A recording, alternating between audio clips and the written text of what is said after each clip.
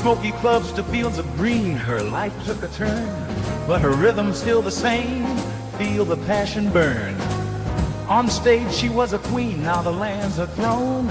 Every note she sang now echoes in seeds she's sown. Her journey's just begun, a new chapter in her song. Watch her dance with the seasons, right where she belongs. She was a jazz and blues singer, making her way around the world. The journey stopped, but the song did not. So what's going on with you, girl?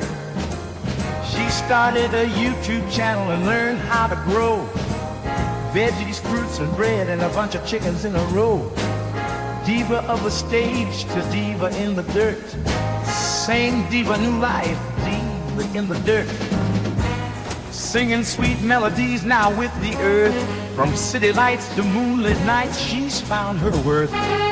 With every seed she plants, a new story grows. From the mic to the soil, a rhythm she knows. Diva in the dirt, watch her thrive and gleam. Same passion, new dreams on the homestead scene.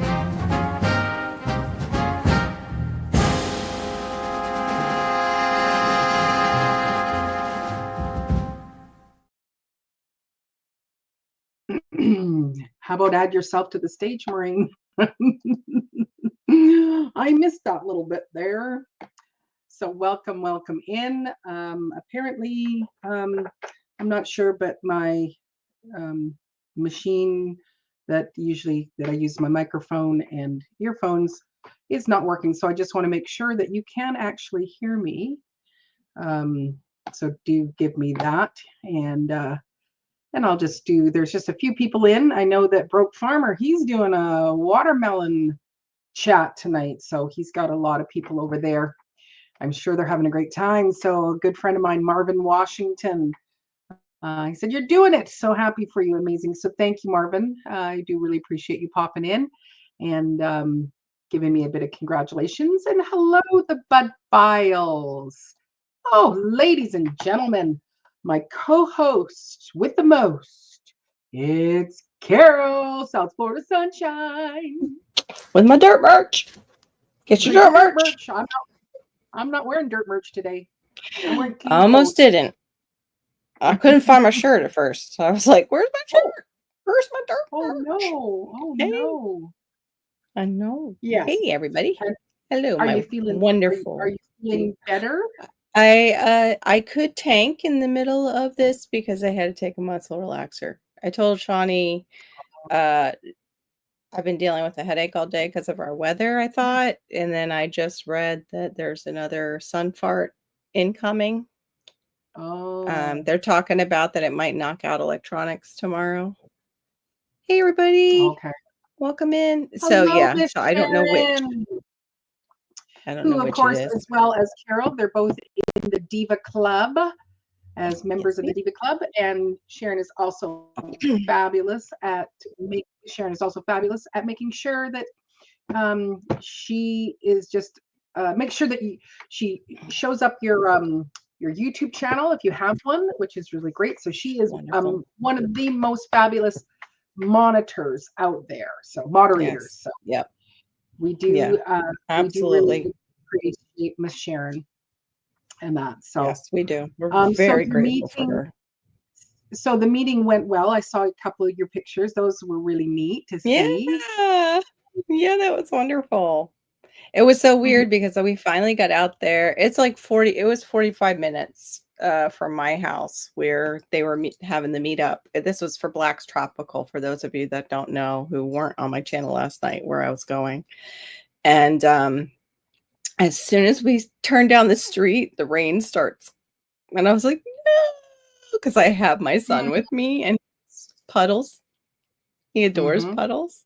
And I was like, no, not rain. So it stopped. Yeah. Hold on one second. Yes, so Ms. Sharon also has put on there, check to see that you are in live chat or all messages. So that's always it's like I've learned well from you, Ms. Sharon, that when I do go to a live, I automatically go, am I in the live chat? or I'm in the, top chat. And so making sure, so just up at the very top of the chat, you'll see on the left-hand side, it says live chat, across from the 3 little diddly dots. So sorry, you missed a lot lately. Well, are you still drowning in the rain? Or is everything okay? That would be my next question. Is everything okay? Yes, I agree. YouTube should have live chat as the default. Yeah. Yeah, Yeah, I yeah, don't know we what did they do miss that. you last night. I did notice it was like, Miss Sharon, she's not hearing Carol, so I hope everything is okay. Mm, Oh, no yeah. rain finally today. Yay. And I will say Good. opposite I of mean, that for me was we had rain this morning and I was saying yay for me. Oh my oh, gosh. her Oh, I'm neck. so sorry.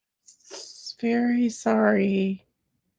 Miss Sharon, they Uh, didn't tell me about my mom when I took her in the hospital and she had compound like fractures all through her spine. They mhm. told me it's Zippo. So if they have any online records, make sure you get into those so you can get a better picture too of what the doctors are writing in her file if you're in charge of that. Because I was disgusted once I did that and found out. And she basically was taking Tylenol. They were giving her Tylenol for it because she couldn't have opiates. Yes. Oh, yeah. Yeah. That's when Oh, wow. my mom was around that age too, where their bones just become frail sometimes. I'm so sorry, Miss Sharon. Mm-hmm. It sounds, yeah, extremely rough. We'll be praying for you. Mm-hmm. Absolutely. Yeah. Yeah. Yeah. I was You grateful do. I found that. Yeah, go Yeah. ahead. You have to be your own advocate in regards to health. Anytime that something you've got to, it's not to look up to get, Mm, to have fear and stuff. It's just like, whether there's no, alternatives, just, right. what they're doing good enough. I Mhm. know that healthcare workers are so taxed, and so there could be some Yes, things missed and things like that. So right. makes a Well, lot and of they do sense. their So, rounds very early in the morning before a lot of people can even get into the hospital to be with their loved ones. So they're just like in and out, and you can't ask them questions while they're doing the rounds because you're not there. It's mhm, usually before visiting hours even start. The doctors are mhm. doing that. So that was what was happening. I was missing the round. Oh, so you're Mm, it, I bet. Mm. yeah, she Oh, said it's pretty bless much just you. me. Aw. And you Which have is your awesome that mom, she has somebody. So right? But Miss it's Sharon, great that she do you has. still? I think she has her mom too. Do you still have Mm, mom that you're caring for too, Miss Sharon? We'll be praying for you because it's a lot to be a double caregiver if you're doing double caregiving. mhm, Oh, I'm so sorry to hear that. mhm. Yeah. Yeah, I All right. agree. I've got It's to bring you up on YouTube. I'm like running behind because of this migraining thing. uh, Uh, oh, I did get when I visited Sherry and Bobby today because Redmond's like they have a thing with Redmond salt. Um, they have this stuff called Relight, and it's supposed to be healthier than some of the other alternatives for putting in your water. Like definitely better than any Gatorade if you guys are on Gatorade. And I have just a half a thing of it's called hold on, I think it's the mango of all things, which is funny.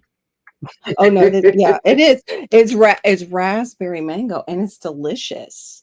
And mm. yeah, it's called Relight Energy. Oh crap, it's called Relight Energy. I didn't see the energy. Oh no. Oh dear. I'll be up till yeah. I'll be celebrating Jesus without sleep. Yeah, so she said, no, Mom is at her house now, but I still check on her. Yeah, that's a lot. yeah, it does sound good. Which, you know, the Gatorades and things like that, those are really not good. You're better off to make your own Right. by putting molasses Yes. and salt in. But so to have something that's made like that, that probably is something that's very good. Aw, there's Yeah, I my have to. mom. Hey, Mama Washington. Yes, hello, Mom. Best. Good to see you. I think there was like 11.50 in the market today, and 5 eggs. I usually tell my mom what, you know, at the end of the day, but depending on how late I go on tonight's live, I might not be able to tell her. So we always have the checklist of how many eggs, what sold in the market, Oh. how much bread. So I thought, I'll make sure I tell Mom now, because by tomorrow night's call, I'll forget. Right. So there could be another egg out there, but I did bring in 5 a couple of hours ago at that. So That's awesome. anyway, Better than what I'm getting. I might find some iguana eggs somewhere, maybe. I don't know. No. Gross. So I would. Oh, hello, Cheryl Norris. Good to see you. Thank you so much for coming in. So I do want to know, because I know we are going to be talking about the war on slugs. Right. But I do want to know, where are you at in the garden, and for people to give us some details. And so I'll start, because I've got the mic that doesn't work right now. Yeah. Nothing's plugged in. But so where I'm at right now is both gardens, both my home garden and the offsite garden at the farm, are basically fully planted. There's a little, I still need to do this one little herb garden. I need to put in the peppers in here.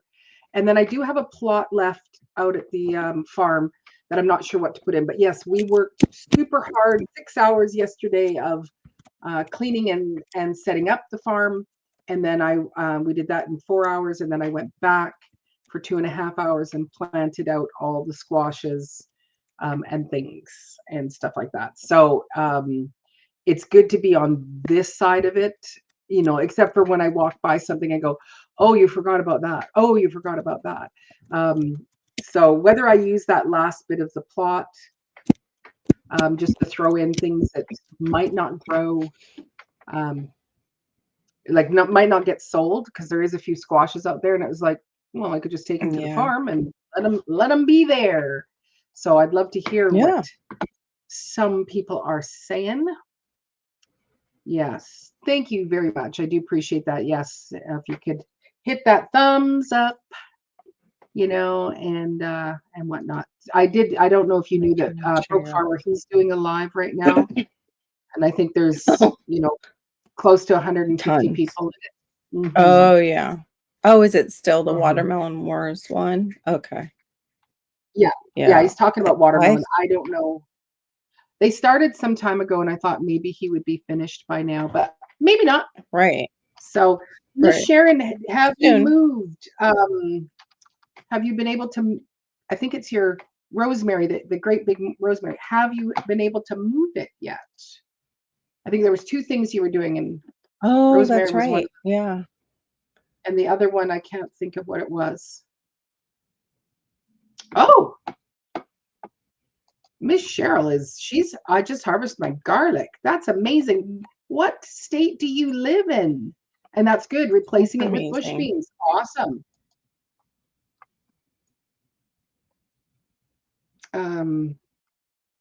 It's weird. I'm trying to share you out and it's not allowing. There we go. Hello, Sorry. Brenda. Good to see you. Welcome in. Welcome in. Brenda. Oh, and hello, Barbara Moet. Thank you so much for coming in. Just gonna see. There we go.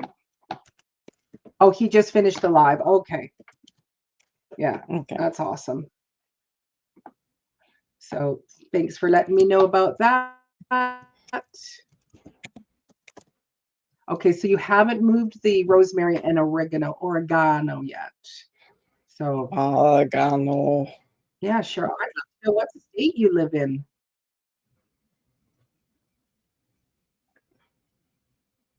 Yes, and also Cheryl. She is also in the Diva Club. I do believe it was a gifted one from a couple of weeks ago. Missouri. Okay. Oh, okay. Okay. You must have amazing garlic because our garlic is not usually ready until July. I can pick some of mine in June. So that's very interesting to me. But yes, doing that succession planting is so good and so important to do. That's awesome. To I'm still looking yeah, for where to even plant garlic. I have to get the soft neck for our area. right. So I don't get any of the, what are they called at the top? Scapes? You're right. What is it? Yeah, Scapes. right? Yeah. Yeah. Yeah. I won't get scapes any. are just starting. Out at the farm, the scapes are just Nice. starting, which is kind of Nice. cool. And yeah, so Cheryl, I do like at home here. Once I pick my garlic, I usually put potatoes into its place. So that's I'm planting them June, July, but they don't show up until October, and they're not huge. But it's like, why not get a second cropping of potatoes? So Yeah. so that's kind of cool. Very cool. And but yeah, so I'd love to hear from any of you that are in the chat just about where are you at in your gardening. I'm looking forward to just having, well, yeah, now I'm on feeding and watering, making sure that they have food and water each week, which I think I'm going to try to have a really good schedule. I got out of that the last 2 years where it was like it was hit and miss, where I would put, Mondays it was, put the poo-poo juice on the front. Tuesdays, poo-poo juice in the back, and it was like just to stay really consistent with that so that there is the nutrition going into the soil. And that way, if there's anything, what I do find with the compost tea is that if there is something attacking your plants, it will help to bring healing to the soil. That is one thing that I have discovered for myself in that. Yeah. So it's not struggling. And when it's struggling, it sends out, I believe, pheromones or something like that. And that attracts the bugs. So that's a great idea. Yeah. So Barbara, yes, I mostly do all my lives on Saturday night. Carol does it on Friday. So I usually join in with hers. But yes, I've been fairly consistent, except for I did take kind of a 2.5 month hiatus there because but no, I still am dealing with some crazy things with the government here, the provincial government. So my neck squash and 4 strawberry watermelons survived the rains. Oh, that's good. Man, oh man, it's just been crazy. So Cheryl and Brenda are very close. Okay. In Missouri. The elephant garlic was large. I should have waited, but I'm making powder out of most of the small ones. I did powder my scapes to keep from losing them. Oh, that's awesome. So, and welcome, Dave Knight. He says, good evening, harvesting zone 6A, Ontario. No 30 Celsius days in May this year. I grew lots of brassicas this year. That's fabulous. That's great. Yeah. We haven't hit any 30s yet, but it was 28. Oh, and your ginger has sprung finally. Which reminds me, you were going to grow Yay. ginger this year, Maureen. Remember? Oops. Mhm. Yes, thank you, Miss Sharon, for always sharing out people's links. It is Mhm. just such a, it's just such a great thing where you just get to feel like you're seen and you're heard. I really do appreciate Yes, that. Hmm. totally. That Yeah, we I don't have just look ginger at that the needs chat to as go in. Oh, sorry. I have ginger that's mm, sprouted. If you leave out, if you can get organic ginger, I've got a clamshell of it from Sprouts, and just ignore it. It will start to sprout on your counter, and then you can just go plant it. And I haven't gotten to the planted part yet. It's just just the sprouting. yeah, and I have a yam that is just sending out a it's probably about 9, I would say 9 feet now. This lovely, I don't know what it, I'm not really sure what it's sending out. I don't know if it's a root or if it's what the leaves would usually sprout off of. It's really bizarre. It's just this big purple thing. I think it is where it usually sprouts the leaves, but because it's inside, it's like it knows and it's like, I'm not going to get any photosynthesis, so I'm just going to send out this really weird thing, Wow, stem. And the that's stem is cute. textured. It's really strange. Yeah, I did bring some of that to Sherry and Bobby today. I gave them some starts for the ubi for the purple yam. So hopefully it'll make it back to Savannah with them.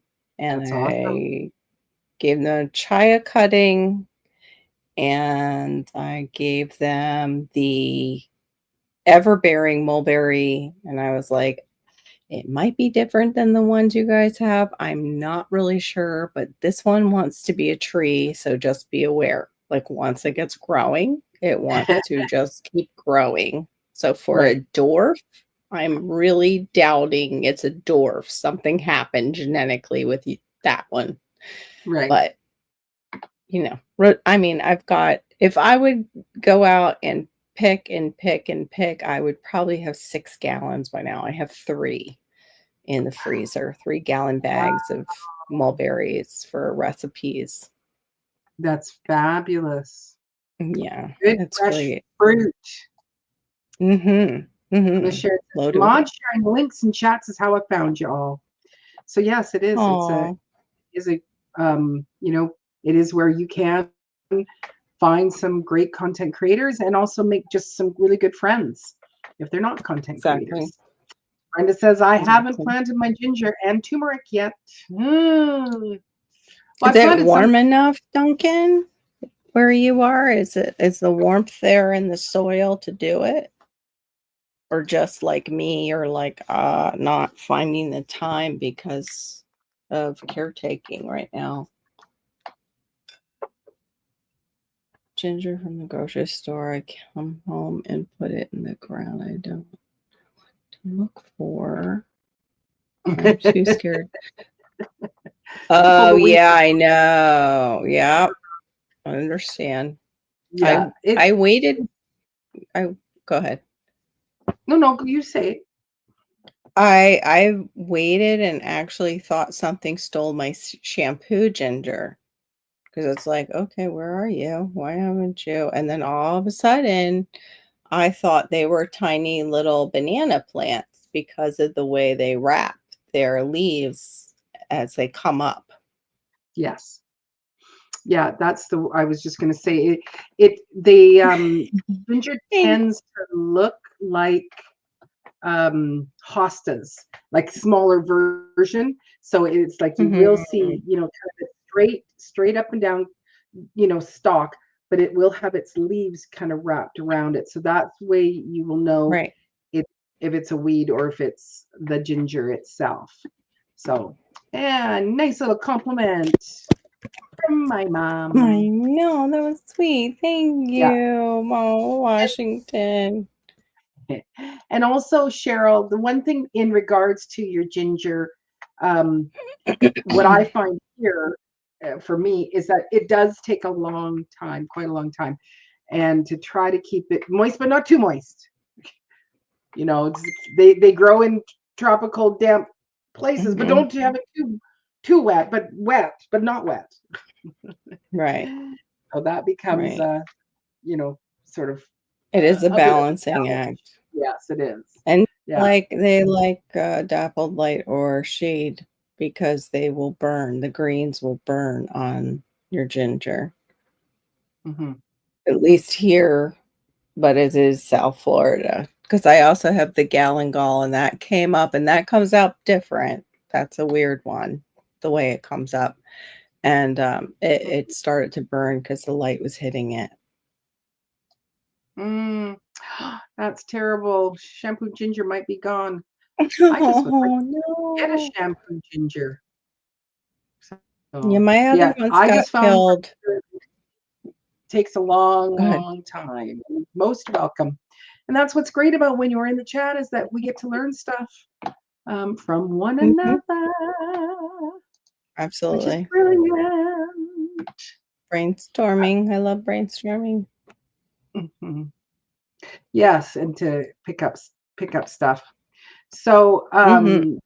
as we were chatting about it last night, you know, it was like, oh, should I do my live on? But I also was talking about some pests, and I down at the farm, because it's a high water table, like there's a little creek that kind of Mhm. runs right by it, and it floods. So it is just like the perfect environment for slugs. And then the perfect environment that I've added to it is I've got those coffee sacks, or I've got garden um, fabric. And so where are those little slugs hiding? All underneath everything. So you rip open something and there they are.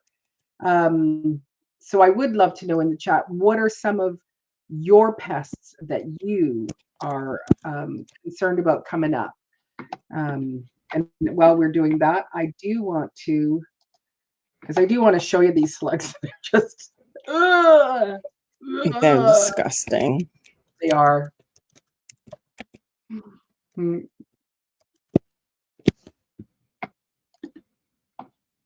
So this first one, I'm going to add it to stage. I think what I will do is I will just make it full, Okay. just so that you guys can sort of see it. So this is a red slug, and I have lots of these, and I think this is a breathing hole thing here on the side of it. And we're talking, there's hundreds and hundreds of these slugs. This red It makes slug. it look like a snake, so things It don't mess it with it. does. It does. It's Mm, so gross. Grayfield slug. I have never seen that one. Uh, the Pacific banana slug. Anybody seen that one? I have not. I haven't seen it. It's the second largest species of terrestrial slug. It's among those you see on the Pacific coast of North America. Okay, that's It can probably reach up. why. That one can reach up to 9.8 inches. Bright yellow to Oh, brown, tan, and white. The tail of this banana no. slug is also covered in black spots. So here's the black Gross. slug. I do have some of these in the lawns. So it's a mollusk by the name of garden slug. Gray, black, Yeah. bluish, all sorts of. They produce a slimy yellow to dark yellow substance. The lifespan of these creatures is up to 12 months, during which they can lay 150 to 205 eggs. Ugh. Oh, it's when you Leopard bugs tongs and salt. or vinegar. That, yeah, or vinegar, Mhm. or beer. So this one, leopard slug. I've never seen this one Mm-mm, um, me either. as well. The black Aryan. Um, A good it's way on to discover your slugs is to put down a thing of a big plank of wood, and they'll Yep. hide underneath it during the day. And then Mhm. you just flip it over and you can see what kind of slug that you're dealing with, or slugs. Yeah. Yeah, so this Eh, one does not like the sunlight at all. And okay. yeah. Now I've seen these ones, the greenhouse slug. This is another one really big. Yeah. That's a very common one. The tawny garden slug. I'm not seeing, or no, I have seen some of these kind. Um, ooh, hedgehog slug. Wonder why it's called that.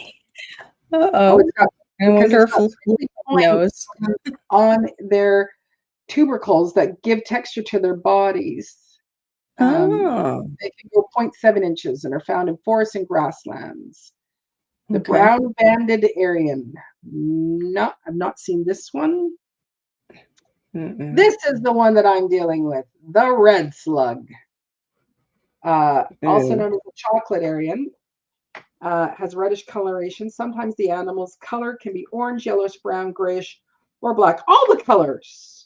And you may come Oh, across the boy. lateral bands on the smaller species. You can spot these creatures living in various natural habitats, such as woodlands, meadows, Maureen's garden, the edges of water bodies, coastal areas, and moorlands. And see, I've got, Hmm. very, very damp. Um, these creatures may venture out during the day, especially when it's raining, which it was raining today. And Disgusting. the tree slug. I haven't seen any of those. Ew. So this is the guy that I am dealing with um, mostly at this point. And let's pop this back up. And it's just absolutely it's amazing how many of them there are. And Right. what I found is that they're eating all my tomatoes. Like yesterday we went, one was on the stalk and you can see, some injuries. So I'm hoping that it I will know. fix it, like that over time it'll Right. heal. Plus there was two Right. just hanging off the leaf. Like they were just, waiting, kind of probably letting themselves down. But we went at first thing in the morning. So it was Yeah. like, okay, it's time for us to go because the sun is up. We need to make our way. Yeah. So I'm not sure. Anybody in the chat, do you have any issues with slugs or any other sort of? Yes, they all look disgusting. Yes. Grubs are And really disgusting. When you dig and you find one of those big fat grubs that, oh, I remember yeah. my first one and I was like, ew, what is that? They're disgusting. Oh, good. Duncan's she's got a video on Yes. planting ginger and turmeric. Note to Mm-hmm. self. So we must go and have a look at that because it's just very good to have a refresher for me. So Yeah. cabbage worms. So one person Yeah. said about planting um almost like trap crops. And they were saying things Mm-hmm. like mustard greens around some of your plants, especially the cabbages, your brassicas, not touching it, but near seems to draw away those kinds of the the cabbage moth. So stink bugs on corn and slugs. I don't know that I've ever had a stink bug that I'm Yeah. aware of, but I think No. Marissa has said that yes, Mom, these are stink bugs. But I was like, I don't know what that looks like yet. So Mm. They're everywhere. I know Virginia gets them really bad. I don't know if Miss Sharon's area gets them too. It seems like they are in the South and like mhm. all over during this time of year. I did see something, Cheryl, where you can make a garlic spray.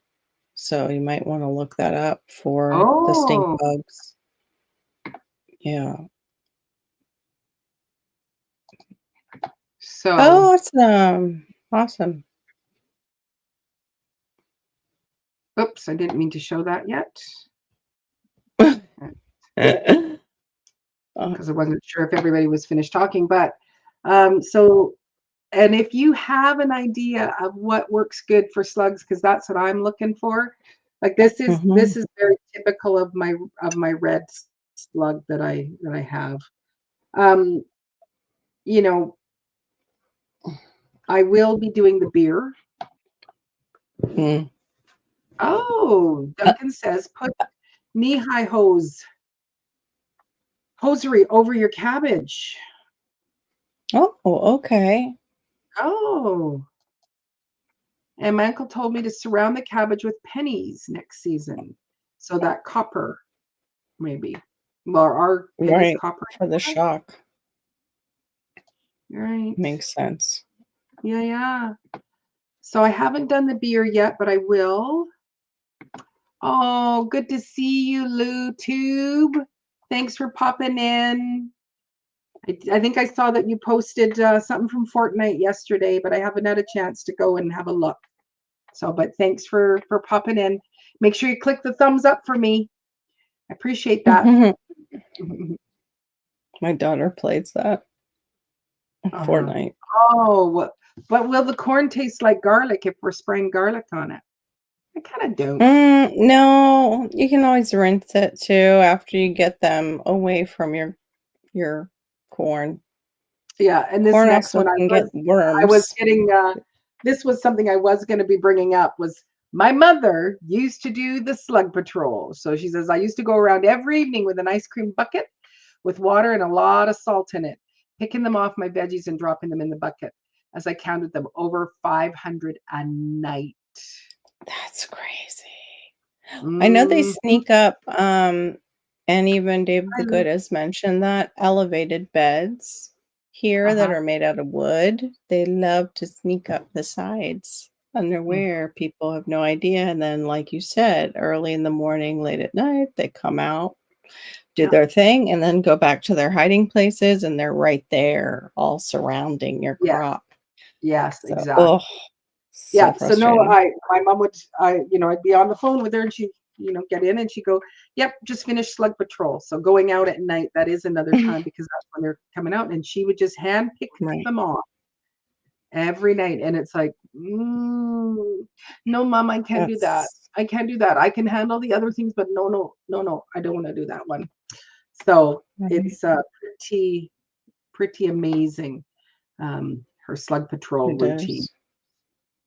There is a So worm too that attacks corn, so I'm not sure if the garlic spray will help with that, but they will go in to the top. That's why sometimes when you husk corn and you notice that there's missing corn kernels at the top, it's usually because they've had the worms. And usually, if it's, a commercial crop that is not pesticide free, they've hit it with pesticide and killed the worms before it goes to market. yeah, I'm not going up that hill in the dark. No, I don't no, blame my you, mom Miss had nice, Sharon. she had a nice flat Yeah, land. But I do know some right. people that come and shine a light, and then like it's just teeming. You can Yeah. see them all. They're like, yeah. I think I did have a Same with hornworms. You go out at night with your blue light, the ultraviolet light, and they have them in flashlight form. I have one of those flashlights. right. But I did it one night and it was like already too late. I looked and my pepper was just devastated. And I was like, you turd. It even had eaten around the hot pepper and just left. It was the wildest thing, left the seeds. It was just seeds attached to the stem with a little bit of pepper flesh around it. And I'm like, Wow. how did you manage that? Like, what the heck? Mm. Yeah, I was So just thinking the that other you've reason got why critters. Sharon is not going out is because she can't outrun a coyote. Gotcha. Good point. Very good Yeah. point. Very good point. Yeah. So yeah, it's not something that you know. Anyway, so Mhm. beer, trying to find those natural ways, but with the amount of slugs and the sizes they are, I think I need a trough, like good size animal trough. Yeah. They say you could I use liked your coffee. idea of burying it too. I liked your idea. Yeah, So then it's like they're not having to go up and over the lip of whatever you've got the beer in. They just kind of, all in. oh, go Yeah, swimming. yeah.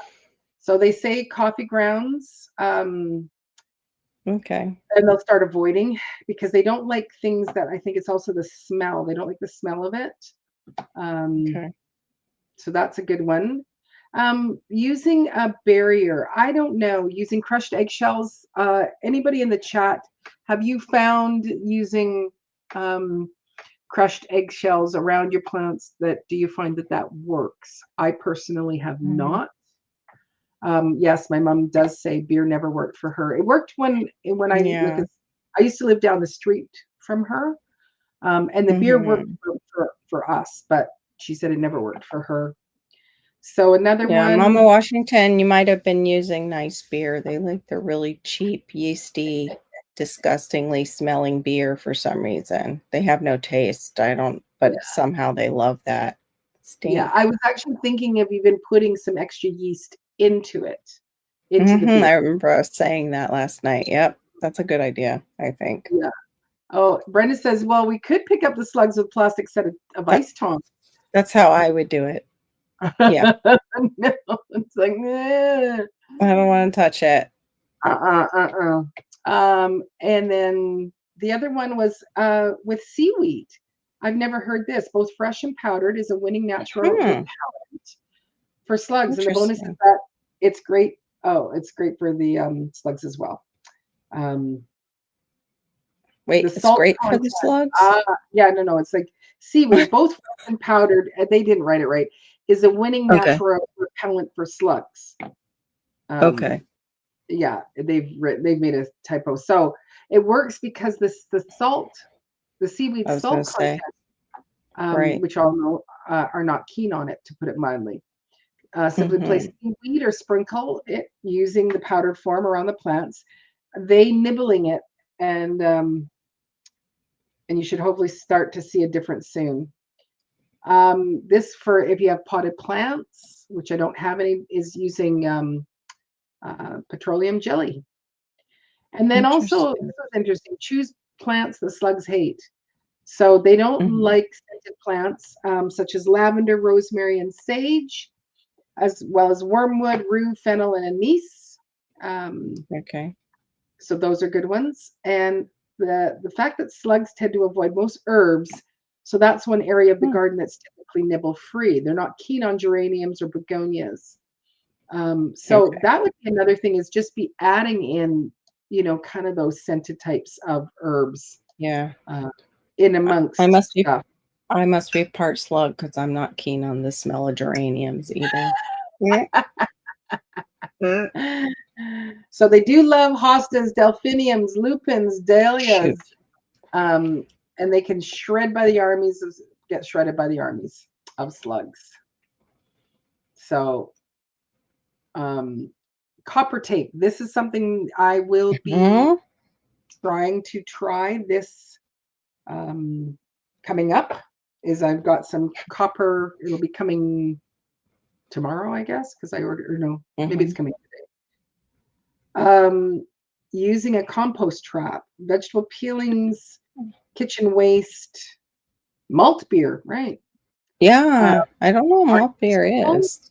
Never malt when it beer. comes to how to compost.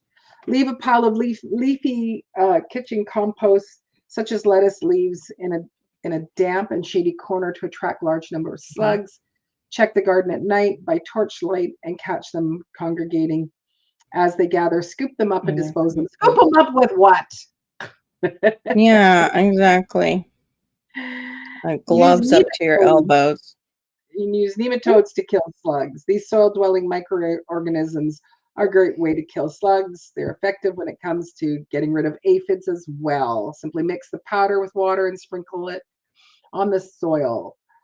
So that's another Slug natural slug killer is ready available from. I've never heard of Slug natural slug killer. Oh, me either. It's probably And not you cheap because the beneficial nematodes are not cheap when I've no, looked for them.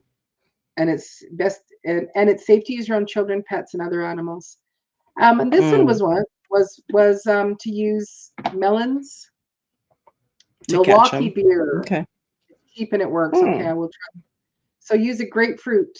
So I'm not sure. Scoop it out. interesting. and they will crawl into it. And I don't know if the fact that Hmm. if they will stay in there. You put salt in the bottom if you cut it like that, maybe. Like Ooh, they'll go towards the center and maybe melt. right. That's a good idea, Miss Sharon. You should take cuttings and just make a whole little barrier fence around your good stuff. Uh, Hey, oh, Howie. we both Good did it. forest permit. Oh, you did it again. Okay, go ahead. You get it. Hands off. My hand is Okay, off. there we go. Hi, Good Howie. evening. Hi, Hi, neighbor. Howie. Welcome in. And then get rid of slugs by encouraging wildlife in your garden. Really? Oh, Why? Why do I want this little creature in my garden? oh, I would love a little hedgehog in my garden. They're so cute. Yeah. They're Well, much what else better is it looking than doing? possums. They're This cuter is than a true story. possums. Yeah. Yeah. So it's like how I could get some hedgehogs. And they say number 13, kill slugs by sprinkling salt. And they go, if Mhm. all else fails, it might be time to bring out the salt. Although salt quickly kills slugs, you need to avoid sprinkling it around too liberally, as plants are also Right, adversely affected by the excess of salt and will not right. fare well if it lands on them. So same with my vinegar, I do have to watch because I have to be careful that I'm not, killing my plants as well. Mhm. So that Right. yeah, so but the other thing that I'm trying, and I went out today to the farm because I got the pellets, and they're called Mhm. wool pellets, and Mhm. it's a byproduct of whatever's left over from the wool. Like Right. they've sheared their wool, and so this they used to just throw it out, and somebody ingeniously figured out how to Mhm. compress it, make it into pellets, so it's easy to send, and then by adding water, they poof up a little bit. So I used almost the whole bag, which is unfortunate. I probably Went should by have. quick. Yes, I Yeah. should have been more strategic. Um, and I have watched some videos of slugs coming up and going, yeah, no, no, and they usually avoid it. So we'll Right. see what happens over this next week if I start seeing some great growth to my tomatoes out there, or if I see them continuing to be um, So that's your trap crop, Howie? You're so peaceful and sweet, but what happens when they multiply and then they come back for your stuff? You just keep moving them? Like, you got a condo in that, watered hedge? Little slug Mm. condo.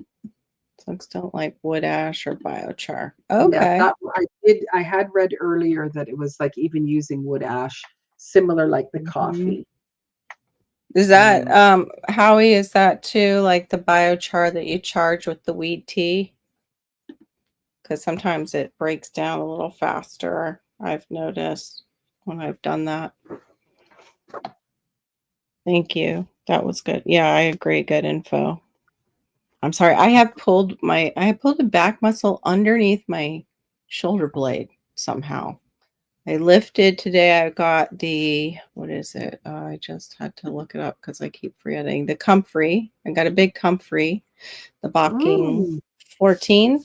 Yeah, they had it out where we were meeting at that nursery. And then she has medicinals, and it was like a 2 for 25. I mean, the pot is huge. So it was about like this big, this wide, full of soil. And then, of course, it just rained. So it was solid, heavy. And I got Tulsi. She had some Tulsi already growing because it's too late for me to drop seeds for the Tulsi. And I right. was like, I really wanted to try it. And Uh-huh. yeah, but yeah, Marissa I lifted loves, it. Mm, what? Go ahead. Marissa loves the holy basil, like putting it into tea, Hmm. like doing Yeah. doing the tulsi with just even some mint. Hmm. Just really, really, really delicious, like especially for after, like right after dinner. So it's got Hmm. and we tend to do it like we'll let it get to room temperature, not just have it hot. So Yeah. mhm. So Howie says, I live amongst the slugs and never have a problem as I put wood ash all around the very edge of the food forest for migrating slugs. Oh, okay. Okay. So if they Right. leave their domain, they'll come upon the wood ash barrier. That makes sense. Yeah, I'm just Yeah. about killing them. I'm sorry. Ladies and gentlemen, please put your hands together for Shawnee Grove. She's growing. Yay! Yes, Hello, growing. everyone. Happy Saturday Our night. yes, Happy yes. Saturday night. Yes. You too. Our try SAUYEY host. night. That's it. Our trace host. We're trying to figure that out. If there's 2, it's co. If it's 3, Yeah, what it is said that? third co-host was how I looked at it Third last night. co-host? A And I Yeah, think we can okay. call it whatever we want. That's right. We can make up a word Tri-host. if we want to. It's YouTube. We can make up Hey, words. hey, And I can Michelle. be a Triple nurse. wrap. How are you Everybody feeling say after hi, all your Shawnee. planting? This right here is trying to blow up. Yeah. So I I took have feverfew lemongrass tea. I took 2 different medications and a tincture and some cream. And I'm hydrating. It's me. I'm doing the hydrating, but I took a muscle relaxer because it got so bad. So I I'm got like, the sunshine on me. It was 83 today. I don't know what Lovely. went wrong nice. because I took it easy, I think. Mm-hmm. All I did was plant gladiolas, water 5 gardens, and help build a deck. So we took it easy Hardly today. anything. Yeah, And being around my totally. children. What's wrong with you? Oh, and I Yeah, went to a and car show. wrangling. Mm-hmm. Oh, wow. Yeah, that's a lot. Howie says you won't kill them. You won't win by killing them. You will win when you are smarter than a slug. I'm excited to see all your fun experiments with the Mm-hmm. slug control on the plant eating drama. Mhm. Yeah. Right. Mm-hmm. Yeah. Oh, Well, the interesting thing was as I drove, as like I'm on a dirt road Mhm. once I get down towards the yeah. farm, and I go and I park. I get out of the truck, and I've got fairly good sized wheels. At the Mm-hmm. top, at the top is one of those red slugs on the wheel, like on the tire. On the wheel, and it On the survived? You're squishing It it? wasn't I don't know how it got on, like he's not on the top. He's kind of just like on the side. He's just Oh, sitting, on the and I was like, side. how on earth? Like I just drove down, I came in, and Right. now you're here on my tire. Wow. They want to make their way back to your house. I was They're like, they're are you getting trying to hitch a smarter. ride? Is that what you're doing? You're just like Mhm. hanging on for dear life with your little Yeah. chips. I hear Yep. about slugs in the Pacific Northwest. I hear about slugs in the UK. Right. I do not have that pest here. I mean, I think they're the size of my pinky nail if I find a slug, right? Wow. Mm. It's just fascinating to hear the creatures that you guys have to deal with. Mm-hmm. I think I'll leave that to you, food forest permaculture. That I'm not a just the tech. texture lover for Yeah, that. I Yeah, was just thinking. It went right to texture, and texture. yeah. Mm-hmm. Well, we did see the picture of the salt of not the salted, but the banana. I think it is the banana Are slug. you dipping it in chocolate too, Right. Howie? I mean, what? Right. You can come down and get my lovely hornworms that are on my plumera, Howie. They're quite large. A couple of them meal. You got a little meal there. I did see the green cabbage moth caterpillar today, and Uh-oh. my cabbages aren't growing, so we're gonna have to plant them in the fall and try again. So it's not like there's any food for it in the garden, anyways. I don't think that it's gonna like, but I did squish it. Mm. Or you could I do want to just leave know. them. I squished one. Yeah, no. Oh, you mean the cabbages? Yeah, Or just the leave them. Like Diva went out that one year, and that was just, I think, this past growing season, right? And you had like that tri cabbage that just did this weird It grew me a new thing. cabbage. Mm-hmm. I left it over the winter, and it grew me a new cabbage. Got new Yeah. baby. I got like wow. from one plant, got 3 new baby cabbages. Isn't that And they were big wild? size. Never seen Question, that Howie, before. is this a Pacific banana slug? Is this the slug that you are talking about that you said is very delicious? I would like to know that. Yeah, that's funny. He'll leave them for the person who named Plumera. Yeah, Charles Plume. That fitting. Plumeria Mhm. or Frangipani, Fragipani, depending on how you say it. It's one of the trees they make the leis out of in Hawaii. Hmm. It's a Very really good. beautiful tree and very multiple colors that it comes in.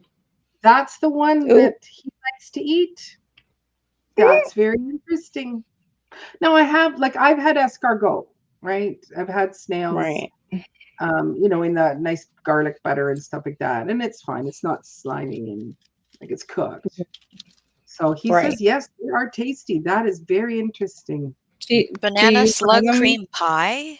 What? No. Ew, Yes. ew.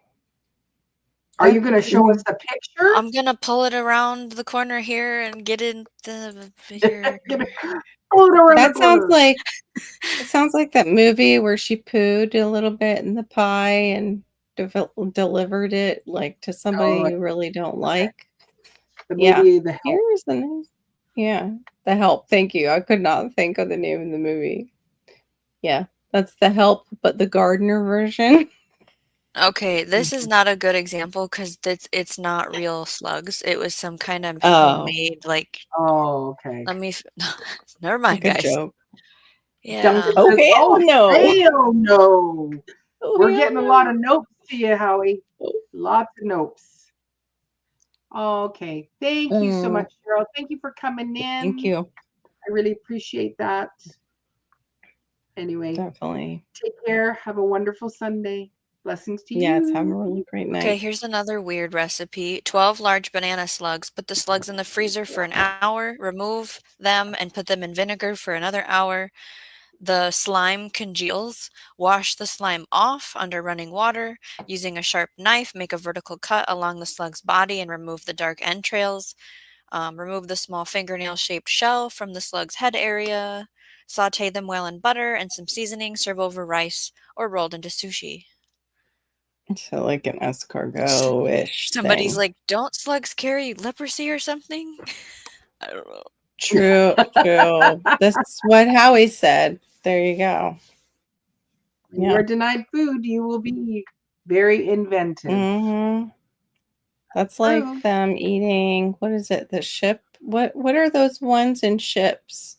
They're like this long. I don't know if it's a slug or a snail, Oh, that but it's thing. like parasitic Thing. in Well, wood ships. Yeah, they can't. Yeah, they're in wood, and people eat What them. is it And they're called? huge. You could deep fry the slug like. Hey, storm.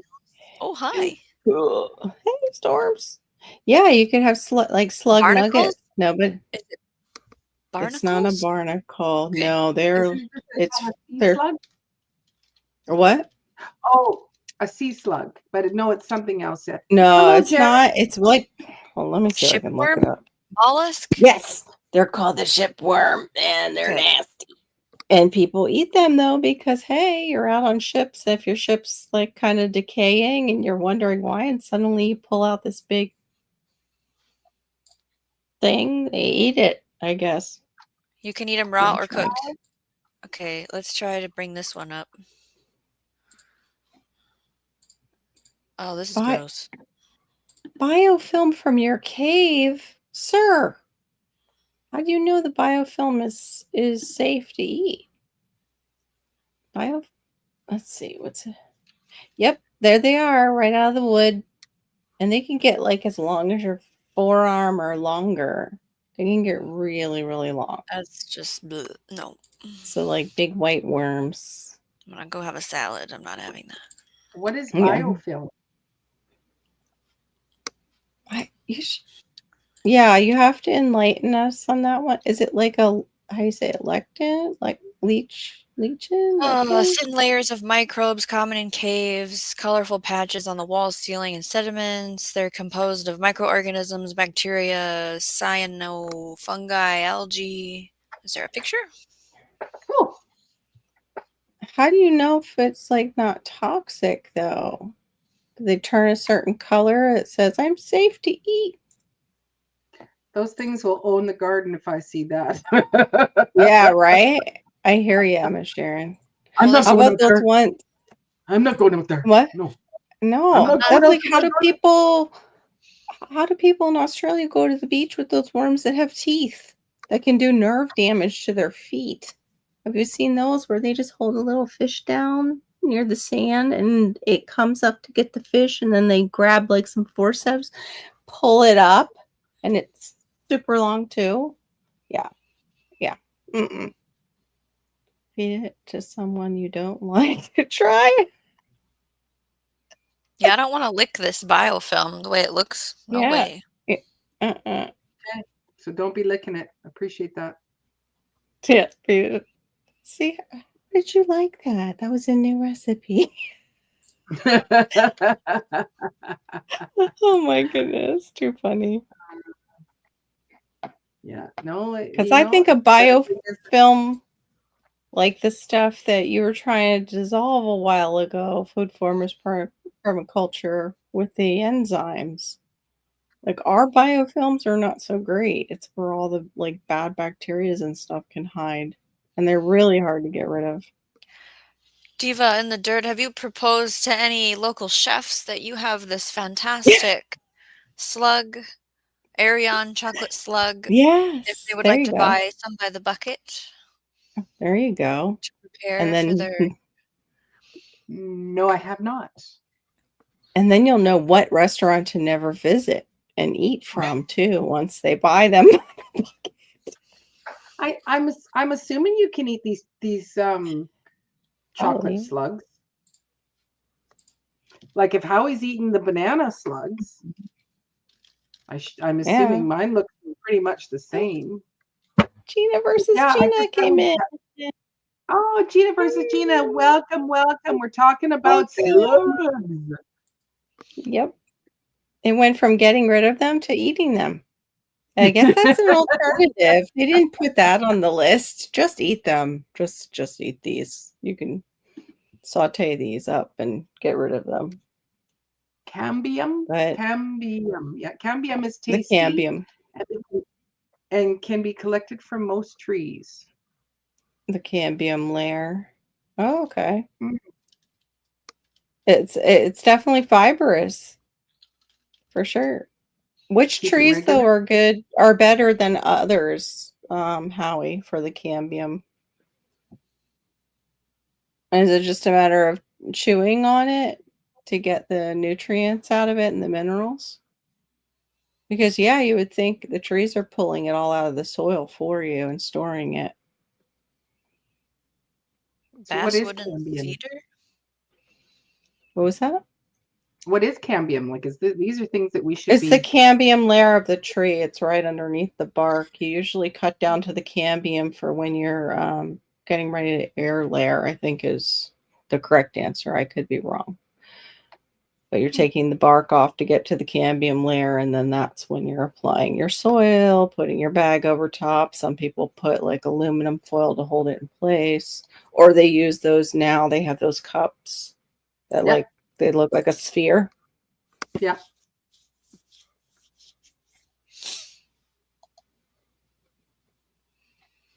There you So go. you've got The the cambium bark, layer.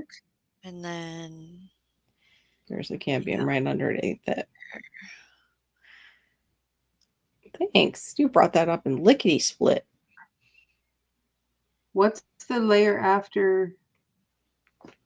Uh, what's the first yellow layer, Cambium. like after the bark? live bark. So bark, Okay. live bark, Yeah. green Okay. is cambium. Oh, okay. Mm-hmm. Yeah. And then dead. That's also how you go ahead, Shani. Go ahead. Nope, nothing. That's how you too, like if you get cuttings and you're not seeing your cutting do anything, you can scratch down to the cambium layer. If it's green, it's still alive. You wait longer. If it's not green, usually the cutting is dead. So yeah, Oh, so lots of yeah, nutrients. in it. Oh, Right, okay. 'cause I know, like when you talk about that, it's like, oh yes, as a kid, a willow tree or whatever, there would be the green part. Mm-hmm. Yeah, and you have to go through that to like if you're tapping it for sap. Mhm. Janet, that's too funny. And she's in Florida. Before fish, she'll eat some tree bark. Oh my goodness. Well, this is right below the tree bark, so it's probably a little safer than the outside layer. Maybe a little bit more, moist. So we can live off the cambium. That's interesting to note. That is. Very important things to know. Yeah, I have to look into that. That's really interesting. Mhm. Is that food forest permaculture? Is that what they use too for the sticks for doing their cleaning your teeth? Is it the cambium layer? Because I've seen them do that, where they use the sticks for teeth cleaning in a lot of cultures, and it supposedly has properties in it that are like antibacterial and antifungal. Well, apparently that cambium layer contains carbohydrates, dietary fiber, vitamin C, and minerals. Mm-hmm. Hmm. All How from he the said, soil. Yeah. you can live off of it. Okay. He says to boil it so it'll be easier to digest. Oh, sorry. Yeah, they help break down that's a lot of fiber. Mm-hmm. Wonder if it would be a really good weight loss program. Right? I'm just gonna go out and eat the cambium layers of the trees. It's my new diet.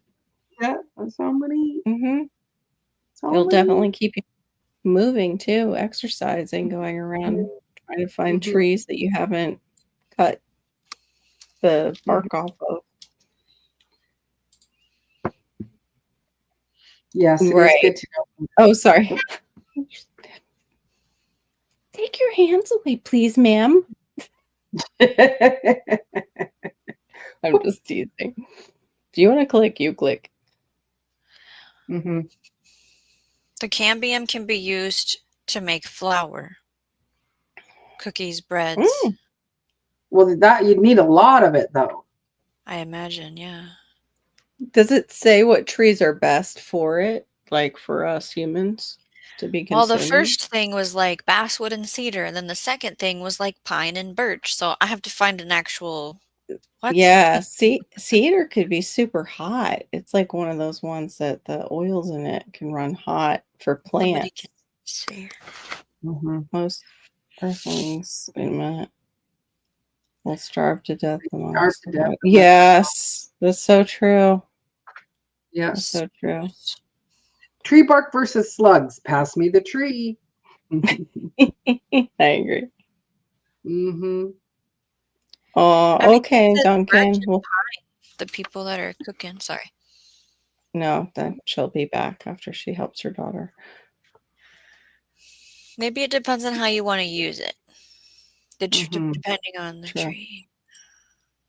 Right. Yep, me too, Miss Janet. I'm allergic to oak. I'm not as severely allergic to the live oak down here, but as we go further up north with the true oak with the lovely leaves, those are not good for me. Oh, I thought this Yeah, they said. will starve. Yeah. Oh my goodness. Never mind. What? I thought it said cambium jerky. And I was like, yes, but it says Cambodian beef jerky. And I Oh. Hmm. got excited. Yeah, I like beef jerky too. Yeah, food forest. That's why I did, I brought the ubi sprouts to Sherry and Bobby because that's one thing I want to share because it's definitely something that not a lot of people have, and once you have it, pretty much it just keeps repeating. I'd like to try and send it to Maureen, but I'm not sure how to do it because it's a softer thing than a seed. To send you one of those. I had given them one that had sprouted, but it was so tiny that I'm like, let me put another bulb. That's a bulbil, but that's what's sprouting in my house. It's like the thing is like 6 to 9 feet long, the leader coming off of it. But I still need to find a place in the ground. The problem is where it goes in the ground, it comes back up in the ground if it really takes off that first year and it forms those bulbils on the vines, it will drop them. And then next year you will see where it dropped them because suddenly you've got little viney leaves coming up. But it's free food. What are bulbills? The bowbills are what hang off you can eat them like David the Good says you can eat them kind of like a potato, use them like a potato. I'm not sure if you have to skin the bowbills like you do with the actual root, and that actual root is the one that can get as big as like a human head. He has Remind me the what white plant we're talking now. about, Carol. It's the yam, the Discoria alata, the African yam, not yam sweet potato, but it does vine Right. kind of like sweet potato, Right. like everywhere. But you want it vining up because that the bulbils, if you let them go across the ground, they will drop those in the ground and you will have it everywhere in your yard. At least if you're in a warm climate like I am. Right. And they're subtropical. It's subtropical on the coast in Savannah. That's how they're black's tropical. Yeah, that floored me when they're like, "We're in the subtropics." I'm like, "You are?" And I remember Wow. looking it up years ago. And I'm like, "I'll be darned, Savannah is in the subtropics." Was it? This is why I started on the plantain when my cousin cuts the grass. Then bugs and slugs. Yeah. Yep. Eat some plantain instead. Mm-hmm. Right. Yeah, and you can eat too, like what some people call the ditch lilies. You can eat the day lilies as long as they're the correct family, which I cannot recall right now. And the same thing with Arcana lilies. Here on Vancouver Island. The Wapato water potato is my fave and can be found in muskrat lodges. So just lodge them with your toes in the lake or swamp. Yeah, I can't. We have something called the water chestnut, but it's not like the typical water chestnut here, Howie. But you will not catch me going near lakes and bodies of water here too much anymore.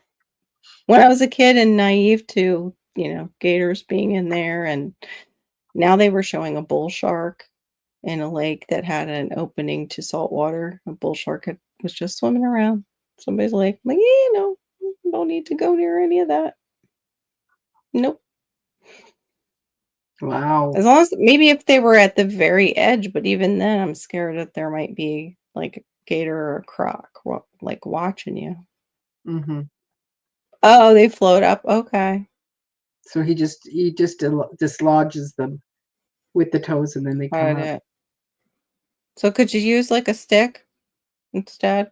I guess you have to feel them though with your toes. Is that what you're saying? You know how they feel, and then boop, you pop it, and it just floats up.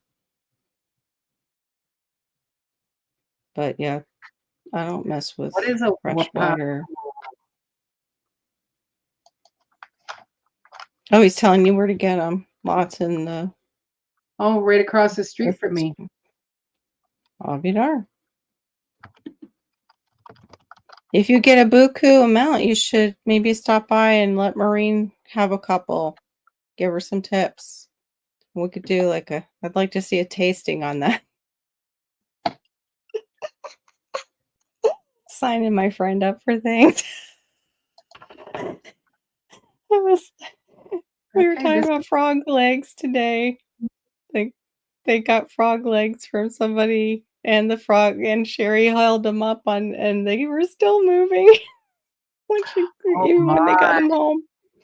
Yeah, that would freak me out. Oh, So okay. They do look like a. So let's look at this one here. Oh yeah. Look at that. They look kind of almost a remind me bit of my more like, Amarilla. or an Go ahead. onion, like an Or an onion. onion, yeah. Mm-hmm. What are they just flavored like a potato? They're neutral, Howie? I wonder So if I it could looks get like those it's here. a little bit like also known as duck potato. So this is them in the ground or in the water. Because Rithit's Bog is just like, it's just across the street from me here. Okay. It's where I go throw unalived, whoops, share this tab instead. Unalived rodents. Mm. Gotcha. So it does Yeah, we kind of have do like a that. lily pod look to Mhm. that's very fascinating, and it's a really good It thing to know. is. For sure. Wait, is that the Whoopee for same? The Wapato. purple? Is Oh, the that purple might be one? just Hey, Ants, please. Welcome in, Ann. hello, Anne. Good Good morning. morning. I Morning think from this is just a Turkey. potato. I think this is Oh, just a okay. potato. Yeah, it's just vegetable garden watering potatoes. So Oh, because okay. it's yeah, Or random. whoops. I didn't want that. Did I go in here and look at images? I think that's where I found it. Yes. There we are. So I'm assuming it's Wapato for the people. So it's kind of this lily pad type of leaf. It's pretty. Yeah. But they do remind me a little bit of sunchokes with that little end. So Hope they're very not as fascinating. gaseous. Oh, But it's, the flowers kind of, don't they remind you a little bit of our walking lilies or irises that we have? A little bit bigger. They're bigger flowers, but reminds me this of our one, walking irises. Mm-hmm. it kind of reminds me of Yeah. strawberry plants. I think they have more petals of strawberries. Yeah, Don't they they? do. But just at first glance, I'd go, oh, strawberries. Oh, people are It's like selling them. walking lilies. I figured they would be. Oh, it's a perennial. Okay. Here, Shawnee found it, the definition of it, so people know.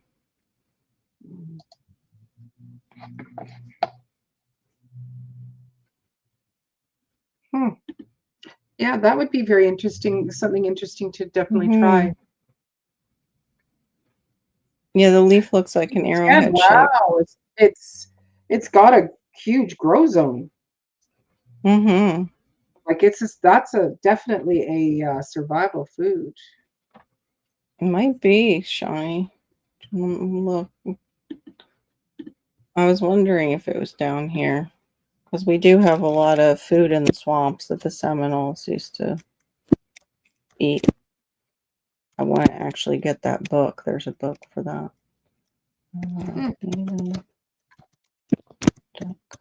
Potato. Florida. Oh my.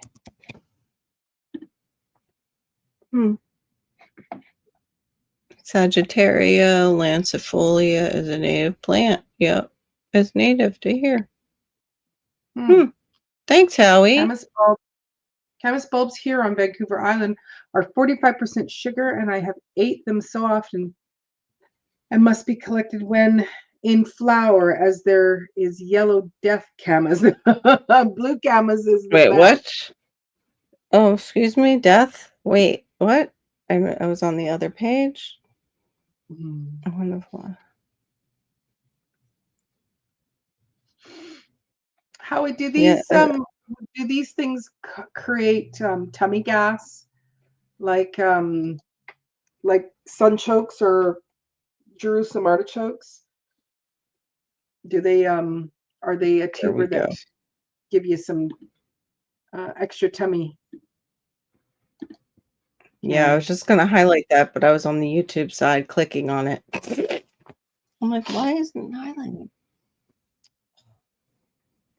Okay, it's important that you're so over in Rithit's Bog here, it like it used to be more of a bog, like there was quite a bit more water, but it's not filling up like it used Yeah, to. I wouldn't. But it's also where the ducks live, so yeah, so they can. Seriously. Howie also said can. Yeah. Need to look it up, Has Janet. anybody eaten Jamaican cirrusy? I read that they're edible, but not sure if I want to. Howie, have you done this one? Hang on, let me see how that's spelled again. Lewis and Clark See. ate 400-year-old camas Yes. bulbs and got gas. Yeah.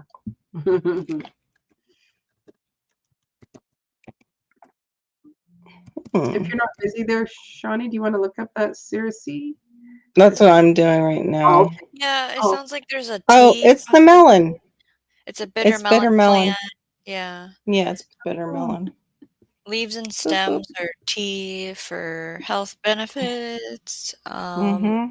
The good. Have you Which had- bitter melon did he grow, Carol? What? Which Say that bitter again? melon? Which bitter melon did David the Good grow? And he I was don't like, "Yeah, I remember. don't care about this one at all."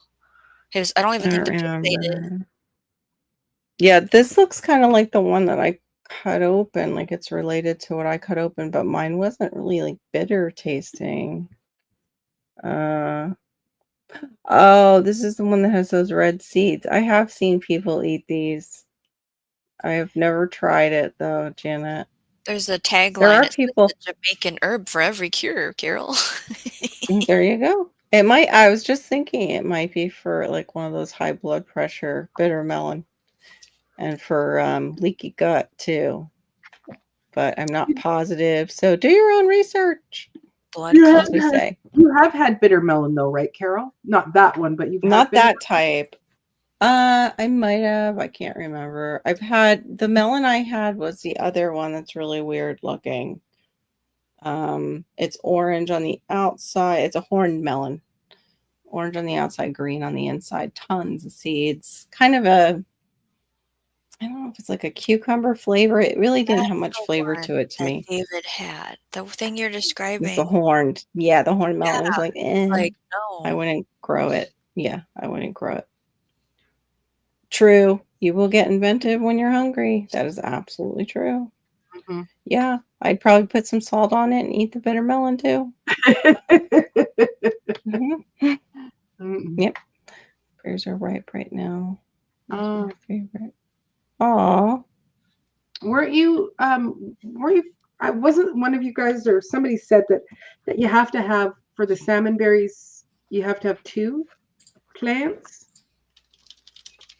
I don't know. Was that the salmon berries or was that another berry we were talking about?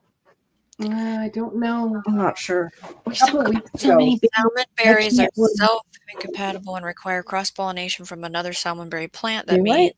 that you need to have different. So Yeah, maybe we were talking about it before. Yeah, I think a couple of weeks ago. I think this is the berry that GT had one day, maybe, and he was like, it was so stinking good. I have a salmonberry plant, so I think I'm not gonna. It's not gonna give me anything. It just needs a friend. Needs a mate. Mm-hmm. Ta-da. Howie says he takes a garbage cans and fills it. I've never had salmonberry. Wow, I haven't either. I wouldn't know what they look like either, even though I have a plant back there that says salmonberry. Yeah. Okay. So here it is: bitter melon or slugs. We're gonna compare. Should we eat tree bark or slugs? Yeah. Fish or slugs? Oh, it's a native to the Pacific Northwest, the salmonberry. Like Alaska has them. Is this the Yeah, one? rubus. Go ahead. Bring it up in the thing, the basement, and then All right. tell me somebody in the chat, is this it? It looks like the one I just found. Which is ripe? Is red ripe or yellow ripe? Right. I think it'll probably be this orange color because it's salmon. Okay. Or it's all of them to really confuse you. Right. Resembling large raspberries and are often enjoyed fresh or used in various culinary applications. Salmonberry is a valuable food source for both humans and wildlife. Its unique characteristics make it distinct and an attractive plant in the region. Mm-hmm. Can I grow this? Not grown. GT heard his name. Probably. There you are. Salmon berries, Hey, GT. GT. Yeah, tell us about your salmonberry experience. Okay, so salmonberry plants are native to Pacific Coast and thrive in hardiness. That's me. Oh, where do I get one? Oh, he said It that's in doesn't. Alaska. Yeah, That it was in doesn't Alaska. show you on the map for it. Hold on. I want to grow Let I me- want a cane of it. Hold Pie cane. Hold on. There we go. This one has a map and it just shows the west coast. It looks like up into GT and Oh, wow. it's not. Yeah, it's not letting me. Hold on. No, hello. What happened? There. It was there we this. This was the map. Wow. Is that it? Yep, you get your own special berry over there. I'm jealous. Can't even grow it in the Yukon. But all of British Columbia. It needs water. Like, yeah, but it's where like, it floods and is wet. Yeah, that's what Howie's saying. It needs water. oh. So the same thing like the duck potato, and I would need to find a. I wonder if you could create though for the duck potato, just do it in a kiddie pool and just create a bottom, like a sandy bottom for the kiddie pool, and This is saying I can get one. I want to know. So this doesn't make sense to me. If you need more than one, then why is this nursery only selling one kind? Like, because that's all they could get their hands on. Maybe I need the nursery that'll sell me both kinds, people. Right? It's also found in Japan, found in East Asia, Japan. It's southward to Washington. It'll grow in Idaho, Oregon, and parts of California, Alaska, and Canada. Neat. And maybe possibly Shawnee's state too, once she gets a hold of them. So it's like, does it need two of the same, Howie? Does it have a different cultivar where you would grow two different salmon berries, or is it just having two salmon berry plants? That's what what I can't figure that out. I don't know if it's in this article. GT, ship me a salmon berry plant. We have it here wild in Whittier, Alaska, which is an hour away. And then he's dancing. Oh, it's usually not cultivated. That might be why it's not. It's usually like a wild plant. She said, "Make it wild here in Minnesota." What? And says, I found myself shouting at you, "Can I grow it here?" a few times before I realized I'm not on panel. I don't think so, Anne. Our zones are too high. If you're close to a zone, well, then again, no, she's zone 9, so she's like me. Yeah. Turkey seems like it would be hotter, though. Always says, when I was a kid, I lived in the wilds like you see in the show Alone. Wow. Yeah, he's told stories before. Fabulous. Fascinating. I think Homestead Aquarius had some of that. Yeah, 9B. Mm-hmm. But it's like, is she 9B? Like how it's 9B West Coast, 9B East Coast, there's variables in the microclimates. Mm. Yeah, I'm thinking it's too hot there, Anne. But you can always try. If you can get a hold of it over there. 1 gallon pot of a salmon berry is $22, which is very cheap for my plant shopping experiences. And I'm really tempted. I don't know who these people are, though. I hate ordering from a nursery I don't know. I know we need instead of greenhouses, we need chill houses for the stuff we want to grow. That's not like going to take our heat. Meanwhile, GT's up there growing like tropicals. I saw his video on his shampoo ginger starting to come up. Oh, awesome! Yeah, the little sprouts. Yep. I think I saw the notification for it. I think I was driving or something like that. So Elk Lake has lots of salmon berries. I'm probably allergic to them, unfortunately, because I can't eat raspberries, but I would pick them. Not in my spent mine. budget. Yeah, it's out of my budget now. I spent it. Oh, sorry. Hi, Barry. Oh my goodness. Oh. I definitely spent it on mangoes and my 2 plants today. And I actually picked up 3 more mangoes that she had that I hadn't seen at the fruit stand, but they're not. One is ready to go, and I already am like, I don't know if I'm going to like this mango because of the smell it's giving off. Because some of them can have like a funky just smell. a spicy, funky. Yeah, they can get a funky smell, but they can have like it's called like a resinous taste to them, which I'm not big on the resinous tasting fruit. But Right. yeah. So I think what I'm going to do, just to interrupt this, and we can go back to it, because I will have to slip shortly here. Okay. Is I wanted to talk about, for those that are content creators, about using this new feature of the clipping. Oh, good. I haven't missed this yet. Okay. I want to learn. And it's fascinating. I just want to see if I have one. Oh, yeah. So I haven't been able to play it. Okay. It is super. It's so easy. Present. Good night, Howie. Good night, Howie. Sweet sleep. So so number one, what I'm really excited about. So right now I'm in content, right? And so this is what came across my desk last night was my culinary and medicinal benefits.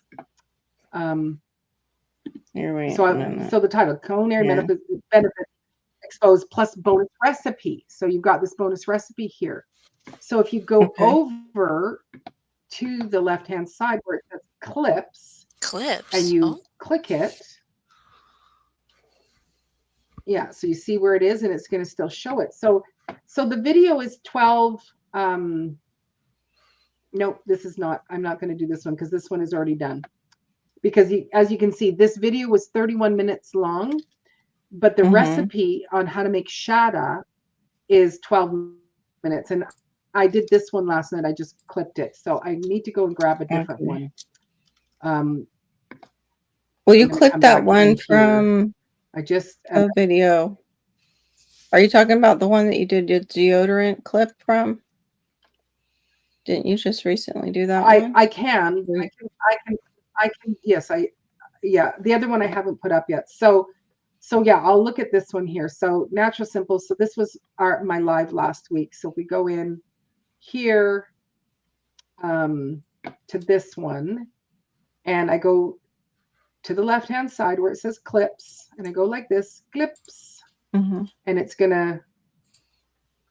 Oh, see, it's showing me the one I've already made. So yeah, I won't let you clip it again. Okay. Grab one, but so for me, no, it'll. Well, I probably could clip it again. I'm just gonna look for another one while we're chatting here, just because I want. Does it automatically edit it in regards to like? I'm sorry. Is it like TikTok where sometimes you can give them stuff and it just automatically edits your TikTok for you, and then you can? Okay. No, not at this point. I think what it might end up doing, it might allow you to cut out portions of it.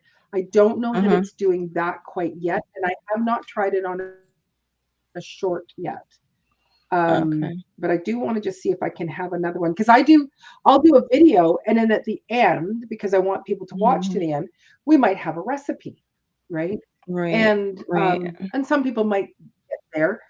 But the great thing is now what I can do is I can grab that recipe, cut it out, and make it its own separate video. That's the part that I'm super stoked about. There was another one where Marissa was helping make mayonnaise. So I think I'm going to see if I can find that one, because I did stuff, and then And then we did Yeah. and then we made mayo. We made a chicken Caesar salad at the end. So I'm Mhm. just going to see if I can Yeah, I was thinking about that yesterday, find. if I could clip it. Is it just for anything like lives and say a video to make short out of? Will it do like regular videos? Or is it only from our lives? No, I'm going to show you right here. So here Okay. is stop buying mayonnaise, make your own in 5 minutes. I don't remember what I Okay. did at the beginning of it, but I'm going to go over to Okay. the, and so then right here I go create video clip, and it's just going to bring it all up. Oh, okay.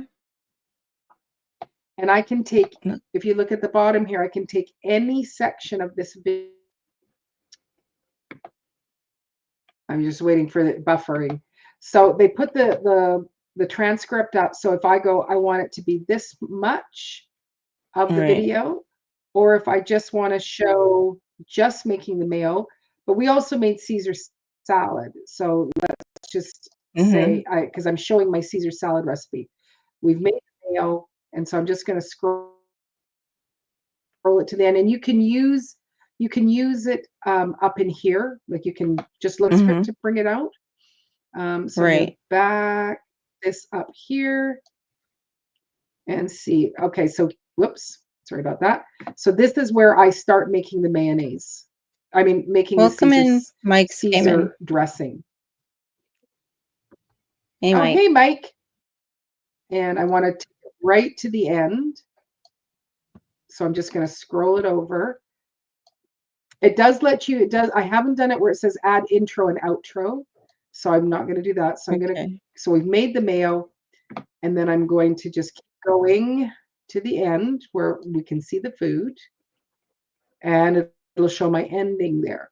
And so what I can do Okay. at this point, then I can check it of where it's going to. Did you know that it's Yeah, I don't want to do that. I don't want that much. I want this as my new start. I don't want that whole bit there. Let me back it up a little bit more. So now Okay. it'll be 5 minutes. So I'm just going to look at the transcript here. So now I've got my mayonnaise. I can actually show you how we make our Caesar salad dressing. So yeah, so I need to just back it up using this one Awesome.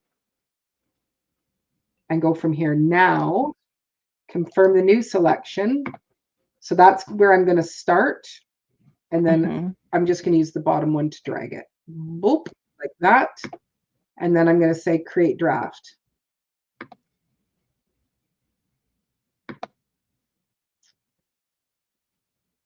And then watch this.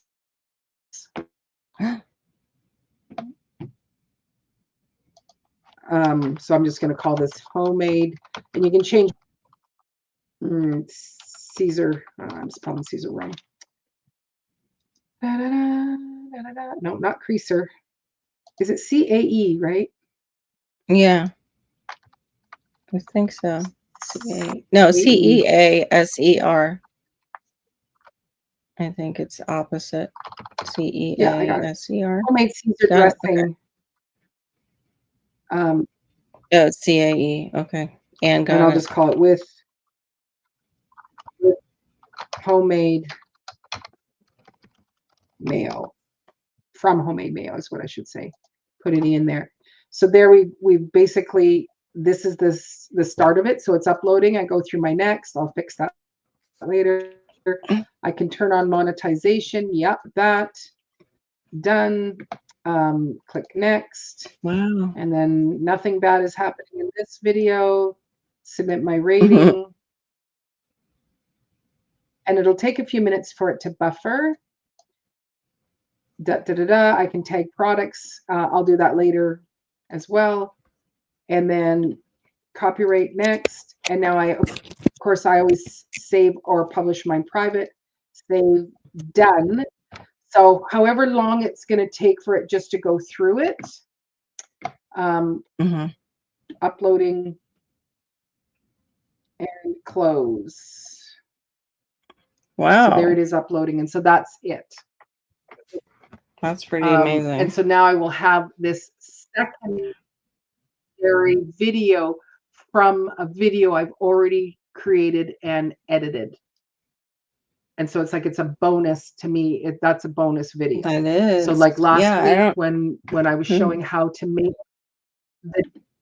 make the deodorant, like we made it at the beginning. I did the deodorant at the beginning of my live. Well, the next day or 2 days later, I went and just clipped that piece because it was a 2 hours or whatever. I just clipped that piece, and you can put an intro and an extra outro on it. And now I've made that as another video from the live. So no, I can't edit. I can't edit out the ums and the ahs and things like that, which is okay. But you can do it on any of your videos that you have posted. Now when I did it the first time, when I went through, it did ask if I wanted, the aspect ratio of like a short, like a 9x4 or 9x5, I think they call it, which I said yes, because you could actually then go and clip out little bits from your live or little bits from a video. So I just look at this as an opportunity. Like right now, I've been super busy to think about filming something. So what was great, because I always like to have a video every single week, a live and a video and a short. So yeah, I did my live. From it, I grabbed I think it's about 7 minutes for me to have the how to make the deodorant. So there was my video, and then I did a short of just some of my plants and stuff like that. So it worked out really great. And I thought I've got a few videos where we do something at the end, and so why not pull it and promote it on its own? Is kind of what I was thinking. So that's basically how you do a clips from any of your videos that you have posted. That's pretty awesome. Thank you. Yeah, you're welcome. Now I will go in and I'll, add a description and add hashtags, and I'll do that later once it's been uploaded. Now, did you just have the thumbnail ready, or you have to go back in and add like it might make a thumbnail from it. Okay. Okay. Yeah. Once I go in, like it's still uploading. Let me just go in and see here. I'm going to go back into my videos because I did the one, like I said, the other one last night. Content. I want to see if it's available. Content. I want to just see if it's so I will show you this here. Let me just go present. You can do it on the phone. It's all the way over at the top too. I don't know if you're going to be able to see it, but that's awesome. At the very end. Yeah, which is great because I don't get back here much. Right. So then here is the video that I did, that I pulled how to make the shatta, which I haven't gone in and I just went how to make a nutrient-rich summer dip. So it has put up it's not a proper thumbnail, but it does have a clip there. And yeah, so I can come in and it can do all the back end work, but it does have a picture. I wouldn't use this one in particular because it's not really, the best looking picture of us. Yeah, I'm not. They always choose those. I always choose the best ones when we're making faces. Yeah, sometimes they've had some. Sometimes they do some good ones. I will say sometimes they do some good ones. So, but yeah, see, so this other one is pending. Like they're just finishing it up, and I can come in and do the back end edits, and then I have another video to post. So it's like it's a 2-for-1. Or even if you have just some good information, some good information at the in one of your videos that you want to just pull that in Mhm. particular. Right. Mm. So stop sharing here. So what am I missing here? Miss Oh, good night, Miss Sharon, Duncan. though, she writes her music with an AI app. Oh, good night, Duncan. Duncan left. I didn't see that either. Sorry about that. Good night, Duncan. Much love. If you could still hear us. Oh.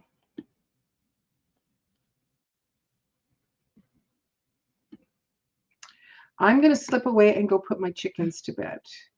So I will leave you Okay. two ladies to man Oh. the show. Should I show how I make clips from long form Mhm. content? Mhm. Okay. Absolutely. But except Do that. for, I'm not here to see it. I know you have to watch the replay. Yeah, you have to hit the replay. Do you want me to I wait? don't want to Mark watch the my own time. replay. Okay, I'll wait and we'll talk about something else. Okay. I'll do it when you come back. She'll cue it up. You just Canva in Oh. the free for use commercial section. Oh, was it one of their songs that they listed and they said it was free for commercial? Okay. Yeah, I've never used any of Canvas. I know one time when I used a song from an app like that I was editing with, they got me too. But then they, you know, I just took it out. I was like, okay, fine, I won't use it, whatever. I don't have time for this crap. I get all my music, which I only use on shorts usually, Mhm. is from YouTube Create app, and then Okay. there's another place where you would have to download the license, and then if YouTube comes at you and they're like, "Hey, you just show them the license you downloaded," I'd have to look up the name of it. I can't remember right now. But I just stay away from music. Welcome in, Hi. coming out of the box. Maureen just stepped away for a second to put the little chick babies away. Right. Chickens. Chickens. Love the way she says that. Growing out of the box, I went and I got to meet the lovely pair of Sherry and Bobby today from Black's Tropical Homestead. They came down like just 45 minutes away from me, so it was kind of cool. And the place that we met up is called Jack's Beanstalk Nursery, which is an amazing nursery.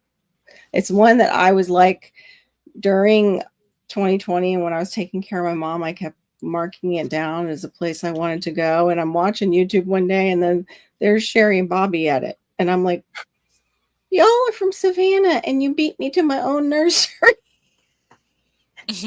But it was kind of funny that they did the meetup there. But it's a wonderful nursery, and they've expanded. Really great one. Yeah, they're really nice, Janet Potter. They were giving us all little samples of Redmond salt and Redmond's electrolyte mix, like little packets, which was sweet of them. As the specific sound I wanted. Oh, okay. Wow, that app usually does really well for you, Anne. I'm surprised. Well, when I use ChatGPT, it's always like, "Can I make this for you in Canva?" And I'm like, "Listen, hey, Chat, you and I have to have a talk about something. You offer these things and then they disappear. I'm never to find them. Is it because I need the paid version of both you and, Canva? Oh, yeah, that's probably so. Okay, then that makes sense. Because it's just like, she offers to make it and then it's like, I don't know where it went into oblivion. I can't find it. So one of Redmond's products that Carol mentioned earlier was Relight. So if you click the link in the thing Yes. in the basement, you can pull it up and I could talk about their line Okay. that they have here. So they have Yeah. energy, Relight energy, and then just Yes. simple hydration, immunity, pre-workout, and one for kids. They Yes. sell salt They from didn't have, yeah, they sell all kinds of stuff, there. anything based in minerals. They have earth It's paste. They have Redmond clay, Mhm. seasonings. So if you've never heard of Redmond's, this Great is what it is. brand. It's mined from an ancient seabed in central Utah. There's lots of minerals. It's pink when I had it. Mhm. I want to get more. Yeah. Yeah. But it is not pink, just pink salt, you guys. They did go out and tour the Utah mines because they were using Celtic for a bit, and I had done some research about different salts and lead content, and unfortunately I loved Celtic salt, but it came up with a high amount of lead in it. And they had actually called the people with Celtic and found out they were importing it through North Carolina.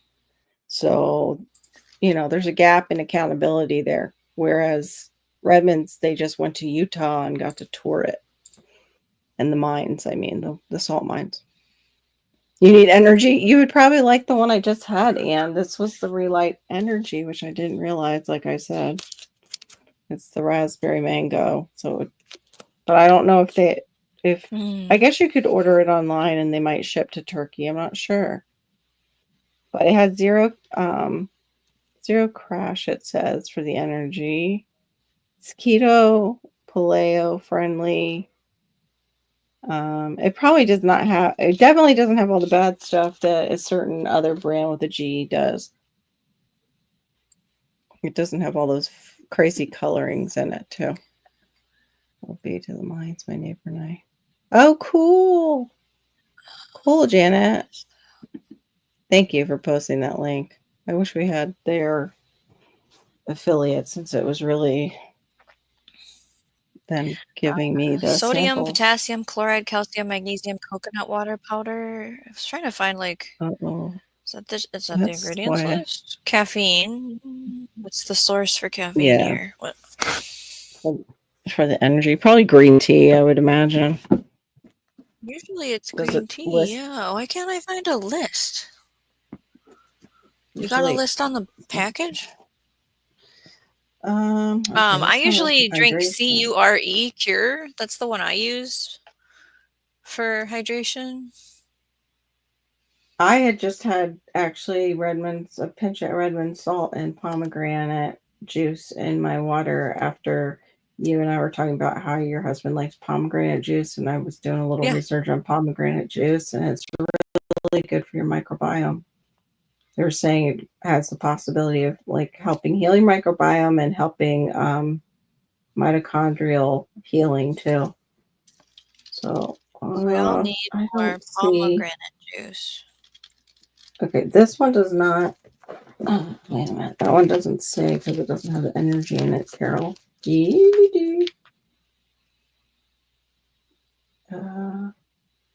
Natural mango. Hold on.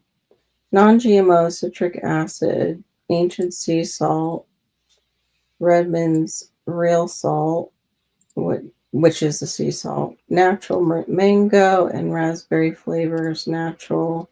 Oh, it has natural flavors in it, which can be a little sketch sometimes. I can't even read this word because it's so tiny. Oh, it's stevia leaf extract, but they use the Latin word. I'm not seeing where they say how they get the caffeine. When I look at so I just typed in, instead of going on their website, I just went back to Google and I said the Redmond's Relight Energy ingredients, and it's saying it's green tea extract and ginseng. Oh, good. Okay. And then it says rhodiola rosea and ashwagandha is in it. They are. Oh no. I was that might be why probably why I needed to poop earlier between the coconut and probably the ashwagandha. Yeah, it does have Panax ginseng. Yes, it has the rhodiola rosea root extract. It does have ashwagandha, but it's listed like last. It's like 10 milligrams. Beetroot extract. It's got your potassium, of course, in it too. Vitamin B6. It's just so tiny, guys. Please forgive me. It's got magnesium, 40 micrograms or milligrams because it's 10%. But yeah, a lot of good stuff in it. The only concern I would have is just that natural flavors. I was leaning back to see it in the light too, by the way. Sorry. That was awkward. People are talking about not liking the pomegranate. I don't like it either, but I like the juice. I drink it usually with Pellegrino water or like a bubbly water. I like it Make with it like a cranberry juice. healthy soda. Yeah, you can mix it with another healthy juice. You know, I never go to buy stuff to make it bubbly. Whatever you just said. No, I should probably keep some. I know I it have yeah. ginger ale Make like maybe a somewhere. That's not the same though mm, as what you did. no, because it'll probably have Okay. sugar. This still is without Mm, the sugar. And okay. sometimes I'll get like an Italian flavored one, but then you have to make sure it's like flavored with fruit juice. I'm trying to think there is one that's in the can that's flavored with fruit juice, but then you go into the can and the can might have some weird stuff because cans sometimes are lined with stuff. Because we were talking Well, about that yeah, before right. Yeah, between the three of us. I Like know. all the toxins. Oh gosh. And then I just heard this whole thing on fragrance today. And I'm like, no. I can't handle And how fragrance it when it's disrupts listed. our whole, Yeah, yeah, go disrupts ahead. our whole endocrine system. Yeah, And since of all the things they found out about it, because the alligators weren't having enough babies anymore and they didn't know why. And then they realized these alligators happened to be swimming in a soup coming off of a factory that I guess does fragrances or something like that. go. And it led the scientists to look into it more. And yeah, it can even affect our up to our pineal gland in the brain. Oh, look, Mike's like, that's his drink of choice too. Yeah, I like mixing pomegranate and cranberry, and I only have juiced like 3 pomegranates at a time. And you're talking about a tree, so I don't know if this would work for you, but I take the seeds and I put it in a bag and I roller pin it, and then I strain it because the juice comes out of the Oh, seeds. okay. Yeah, Mike Mike says says he just puts it in a blend up the blender. seeds, I'm guessing you're talking about, Yeah, and then and then strain strain that. out the little seeds. Because honestly, Anne, I'm like, just go buy some. But you have a Yeah, tree and you're I trying to buy it. use. Yeah, I buy it in the organic glass bottle. I buy the juice, but Yes. I get pomegranate and I'll eat it and I'll eat the seed and all. It's very good for you. But yeah, that's actually a good idea. Especially if you don't have a juicer and you want some pomegranate juice, just put it in the bag. I can't imagine though how much juice would you get? Like in a slow It's not. juicer, it seems like it would just roll right out, just about. Like it Like would for be us, forever on I the you know, screen. how many so what is the jar? It's a glass jar. Yay, it's like Knudsen or whatever. How many pomegranates does it take Yes, to make right. that jar? I feel Exactly. like No, it's no, no. a large number. Tons. Yeah. I How mean, many would it be? I know. Because it like when I go to juice, I can go through a whole produce drawer and then just get maybe one of those big mason jars full of juice, maybe at that. And I'm like, I just gave you all my celery. I gave you some of my lettuce, and that's all I get back. And I have a slow juicer, so it's juicing pretty well. I'll even put it back through. Like if its stuff feels too wet, it came out, I'll shove it back in there. this is saying 6 pomegranates get 4 cups of juice. I can't believe that Oh, based on look who my it experience. is. Please welcome to the stage, GT Visitor. Jr. Hey Hello, there, how He's y'all frozen doing? Alaska. Hi. Hey, GT, How you doing? how you doing?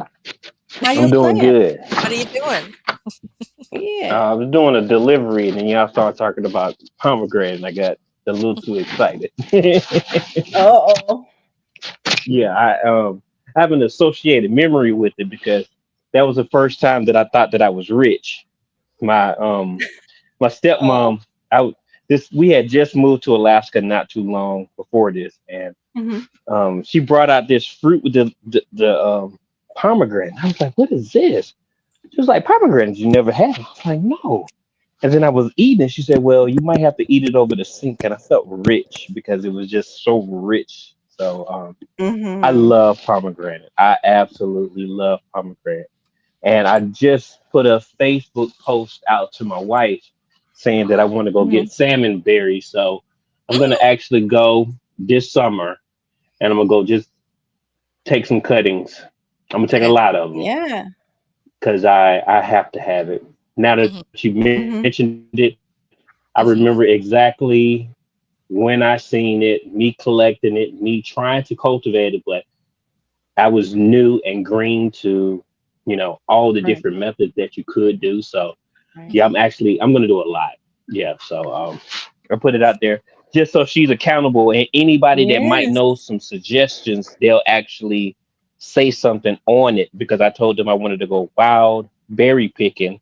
Hmm. Mm-hmm. Cranberry and blueberry grows here wild in the little hills or whatever.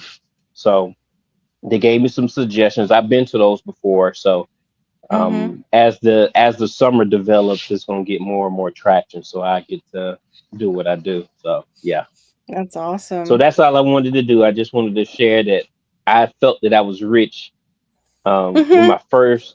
when I first had pomegranate with my stepmom. It was like, oh my goodness. Oh, And every Yeah. time I have a pomegranate, like I go to some of the local places in there, you can buy them in bulk, so I buy them. And then right. I always call her, I always text her because I associate richness with pomegranate because of that Mm. reason. Yeah. But all Uh, right, hey, Ours is the you holiday. are rich. Oh, go ahead. You are rich because pomegranates are very expensive. So if you can Yes. afford to buy a pomegranate, you are very rich. Yeah. but Compared to the this rest is of the world. also Yeah. this is also Oh, my beauty right here. Santa This is my Claus Santa melon. Claus. Yes, I love this mug. So I'll be I eating saw. that this weekend. Yeah. Yep. Yep. Can Yep. you describe that again? What it tastes like? Is it like a more like a the green melon? Cantaloupe. Is it more like that one? It's more like cantaloupe. No. I couldn't remember It's which one it was. I almost bought one at Whole Foods. I'm like, I know GT likes it, but I don't remember if it was like the honeydew or like the cantaloupe, and I wasn't sure, so I didn't want to. I I have I love actually it. got a pomegranate. Got a has What pomegranate you mean? instead. has anybody Mm, grown mango melons? I haven't, they of have, course, no. you got it from Tigsy. Yeah. I haven't grown them. No, I haven't grown 'em. Okay. I have the seeds, but that's it. I've got five. I got four here and one at my farm. So I'm excited to try that to see does it taste like mango? Hmm. Mm. You're definitely going to have a lot of seeds too. So yeah, Oh, yeah, like, it produces a lot of seeds from because when I buy seeds, sometimes I do a little research, just to mhm. figure out a little bit more, and yeah, it's a lot of seeds that come from. It's like the typical cantaloupe. What did I come home for? Oh, I hate that. I hate that feeling. Uh, Oh, this is my life. there's a lot of My seed. wife I'm already always know. like, me too. It's okay, so pretty. it's very seedy like a cantaloupe. The cantaloupes have lots of seeds. Hmm. Yes. Hmm. Yeah, they Yeah. do. I But I planted can't them all I, one I year. can't eat cantaloupe, so I don't know if I'll even be able to eat this Oh one. But I thought if no. Marissa finds that it tastes like mango, she'll be very happy and she'll eat it. Speaking of mango, I'm gonna You can't open have this cake. cantaloupe. Or Oh honeydew Lord, no. Is it because of allergies or is it because of dietary restrictions or something like that? allergies. Oh, I'm sorry. Yeah, people that have Same. allergies like that, it makes me want to pray for them.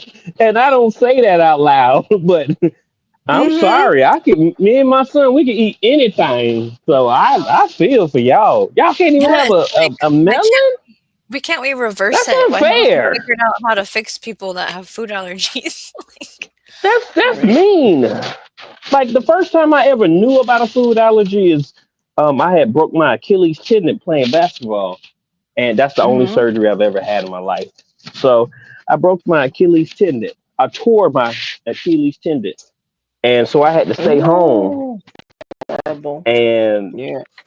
I had cooked because I love to cook. And this was what? This about 20 years ago. Yeah, about 20 years ago. And my the guys at the cable company, what I used to do phone and cable, the cable guys that came all through, it was like 10 of them, and I had cooked salmon because my brother said that some of the fellas might stop by. And then the dude that came to my house, a boxer, And he was asking me questions, and I was like, "Why you asking me about peanuts, man? What's wrong?" He's like, "Oh no, I'm allergic to Right. peanuts." I was like, "What?" That was the first time Oh, ever. they're I'm a 30-year. I was about 28-year-old man, and I've never heard anybody allergic to food. It was like a shocker to me. But right. yeah. All right. Well, And I just peanuts are came up to one say that. very serious. I'm sorry. I just came Go up to ahead. say hello. I'm hello and shared a little. I'm rich, like on the Chappelle show when it comes down to pomegranate. All right, y'all. Y'all have a good one. GTI. Trust the Good process. night, GT. See you later. Thanks Thanks for for popping joining. in. Good night. No, thank you. Thank. So sweet. My first one was Christmas. So I associated with the holidays. We got them on Ah, Christmas. yeah, I'm Yeah, allergic to 1 year. pomegranates as well.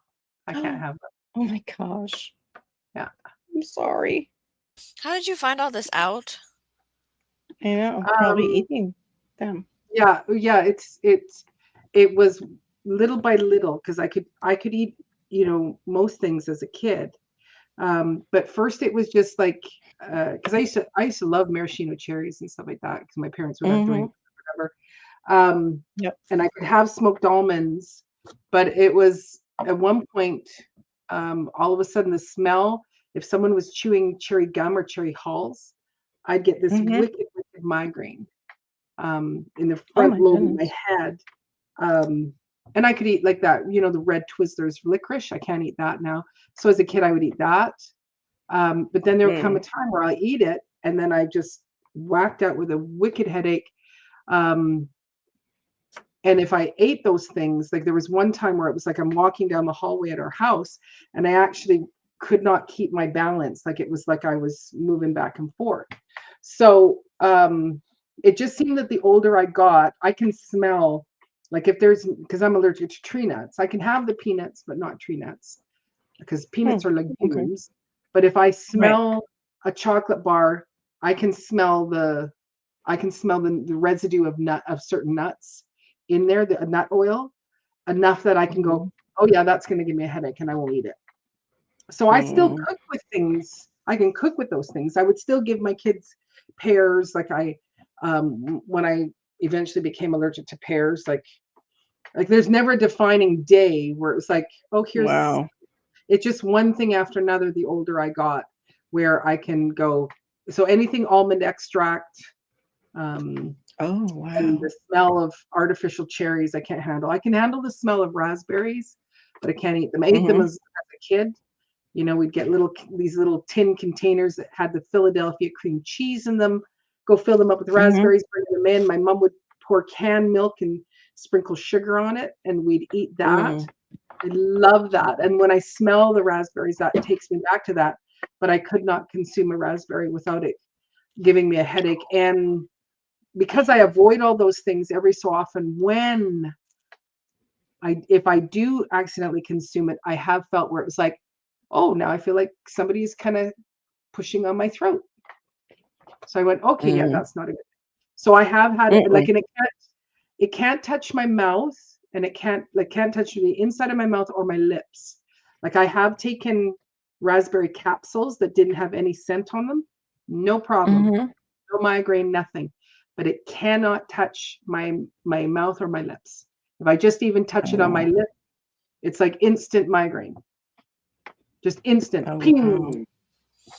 Did you There's see this about sometimes Mike's yeah. wife? I'm It's sorry, Shawnee. that's so scary. Uh, that's so scary. That's pure Yeah, Like you have pure seconds, you anaphylactic. feel like, right? Yeah. Yeah, yeah, that's like you carry an EpiPen kind of allergy. yeah. Bad. I'm so And sorry, so Mike. That's scary. that was probably about 10, 15 years ago is when I had something that went, oh yeah, I'm starting to feel like I'm choking. Like, and so what it was cutting off Mm-hmm. my airways, and I just went, nah. So I have had stuff where I put it Mm. in my mouth, spit it out, and then I do whatever I can to try to get it away from the walls, the lining of my mouth, because that it affects me. So, and would I like to be able to eat those things? Yep. But at the same Mm-hmm. time, because people would go, they'll have a black forest cake. You guys know what that is, right? Yep. Chocolate cake, Yep. cherries, and filling. So people would be eating it, it'd be gorgeous. They go, "Oh, sorry, you can't eat it." And it's like, "Oh, sorry, that looks like death to me." So I'm not sad. It looks beautiful, but I know me eating it, I will be very, very sick. Can't have coffee. I don't mind the smell of coffee, but Mm-hmm. Some of the sweet and sour sauces for like China restaurants and stuff have cherry juice in the sauce. And I had a family member, she could eat certain places of Chinese, and then if she went to the one particularly and had sweet and sour sauce, she'd have like a reaction. And I looked it up and I'm like, it might be the cherry because she said she can't have cherry and other stuff. And I thought, who? I didn't know until I looked that up. Wow. yeah, I've never I been believe one it. for like if it's sweet and sour sauce. All my life, I've never liked having the sweet and sour sauce on it. Like I just didn't like it. I just eat them. I eat them It's one of dry. my favorite parts is the sweet and sour. Yeah, no, they go, "Would you like sauce in that?" Nope, give them. I love them dried. Just little dry boneless porks. That's my favorite way to eat them, even as a kid. But yeah, and even in Korean food, like there is the Asian pear, and I kind of tell myself, that I'm not allergic to Asian pears because I don't want to ever. Right. I don't want to ever get to the place where if I have something with a bulgogi sauce, which does have Asian pear in it, that I won't be able to eat it. So I just go, no, doesn't that? I wonder no, if it's the same family though. It's probably a different don't- family. It probably could be, but I just still tell myself. But Right. yeah, so it's just been over years of time and just more things added on. So I can have citrus, all citruses. I can have mangoes. I can have peaches, apples. I can have kiwis. I can have strawberries, but no other berry. No other berry at all that I'm aware of. Like I've never tried a salmon berry, but I would just assume that all berries are off limits to me, which I ate them all as a kid. You know, I can work with them. I can Right. touch them. I can cook with it, but I cannot eat it. So anyway, I am back. Welcome. And Welcome back. yes, thanks. And it was a bit of a gong show. Like even when just before I left, it was like I thought I'm hearing those chickens, and sure enough, they were all in the corner. So somebody's disturbing. There was chaos in the back, and they were like, "We're not Oh going no. in. There's something No more there. chick- We're afraid." So a few of them I had to hand pick up off of the compost bins because they all go up top, except for Cleo because she can't fly up. And I Right. take them in. But they were like, "No." Even like once most were in, it was like, "I'm still not going.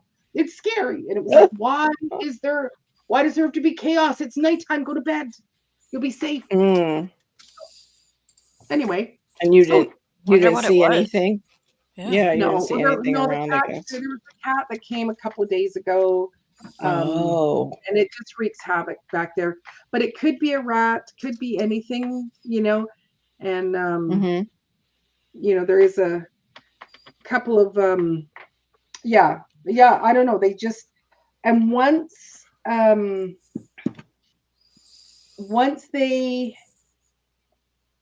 one of them freaks out and alerts another, then it's like pandemonium. We don't know what it is, but it's scary. So everybody's in bed, everybody's safe. Right.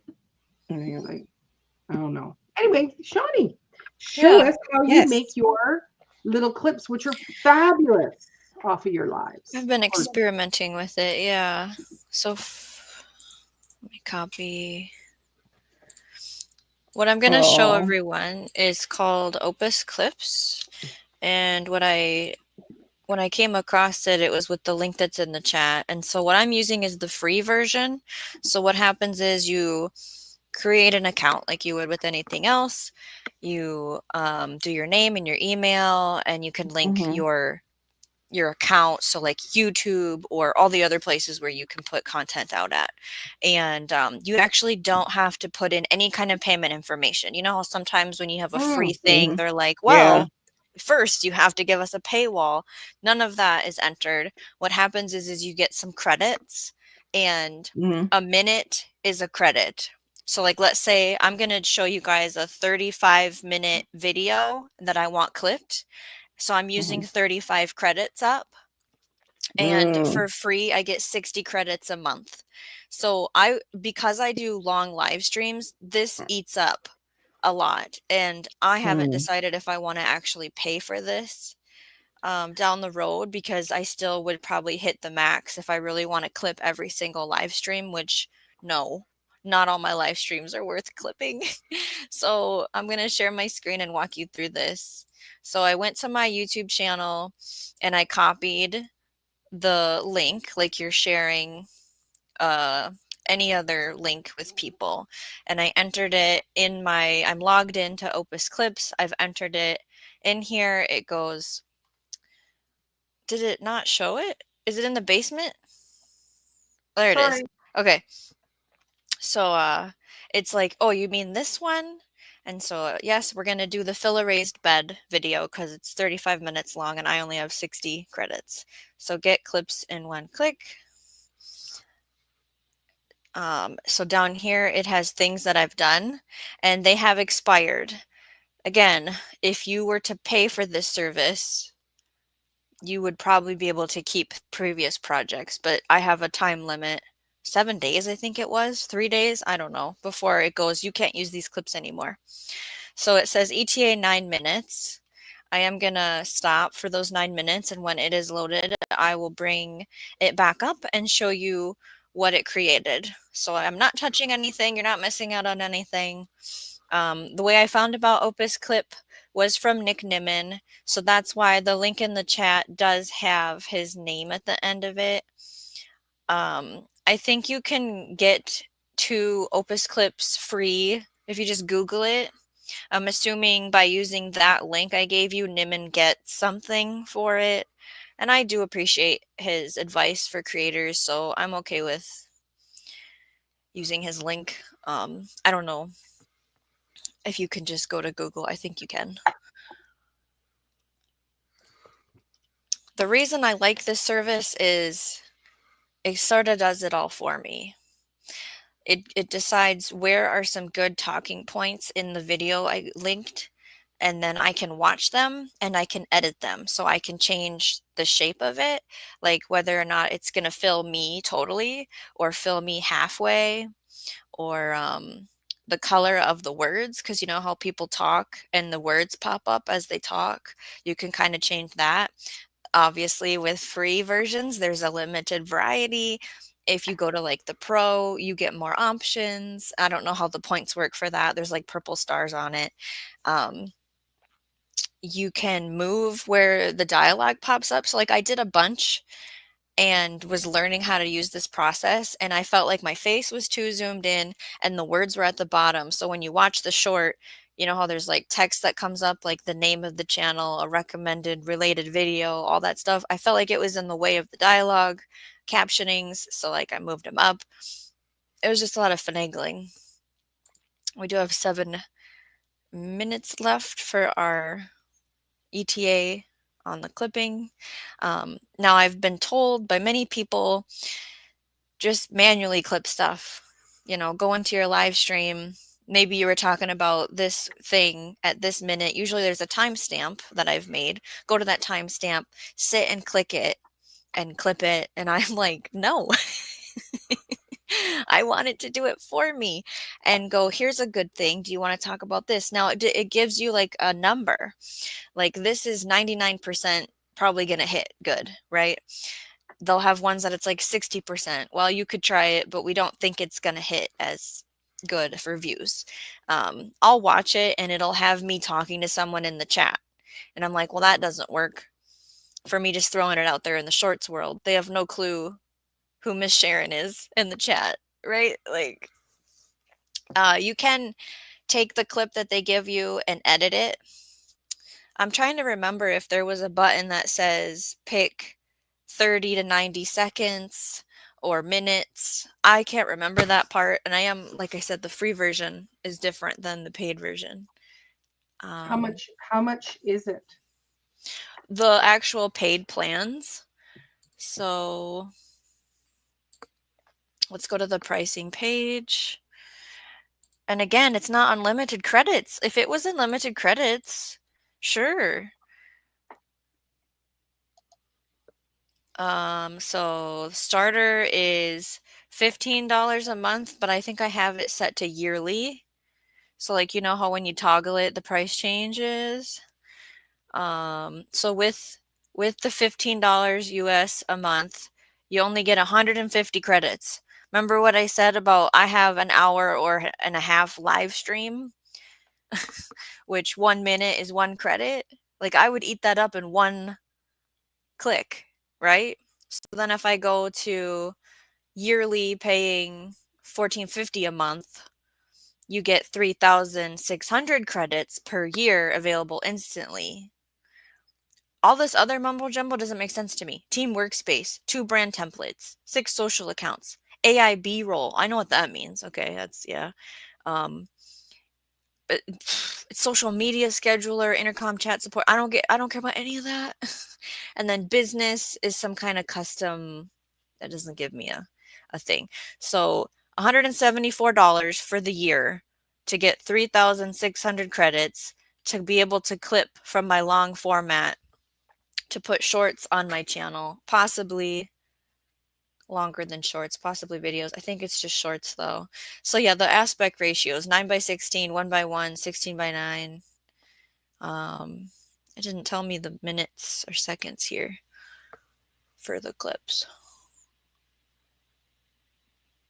Here's the free. Oh, it's 3 days. After 3 days, the clips go away. And then there's a watermark. You guys have seen my shorts possibly. There's a watermark on the free. The Yeah. watermark goes away as soon as you pay. So then I added it up. It's like if I go through an hour live stream once a month, that's 60 credits. What's 60 times 12? Like I was trying to figure out all the math of it. And I have to kind of see, what does this do for my channel? Mhm. We have all talked, I think, here before. Everyone knows who Miss Sharon is. The purpose of a live stream, the purpose of a video, the purpose of a short. It's 3 different viewers, usually, right? Mhm. Yeah, 300 credits a month. I would blow through that if I wanted to really condense every single live stream. But to take a video, maybe you have a 15-minute video and you want a couple clips out of it to direct traffic to it, that's Mhm. useful, right? Mhm. Mhm. Well, I think that's particularly what it's for. I think so. Versus my like big. So if we go back into this account here, bring it up on the screen, it says it's done loading. So it's going to tell me there's 2 days before it expires. Once it comes up, I'll click into it. I haven't touched anything yet.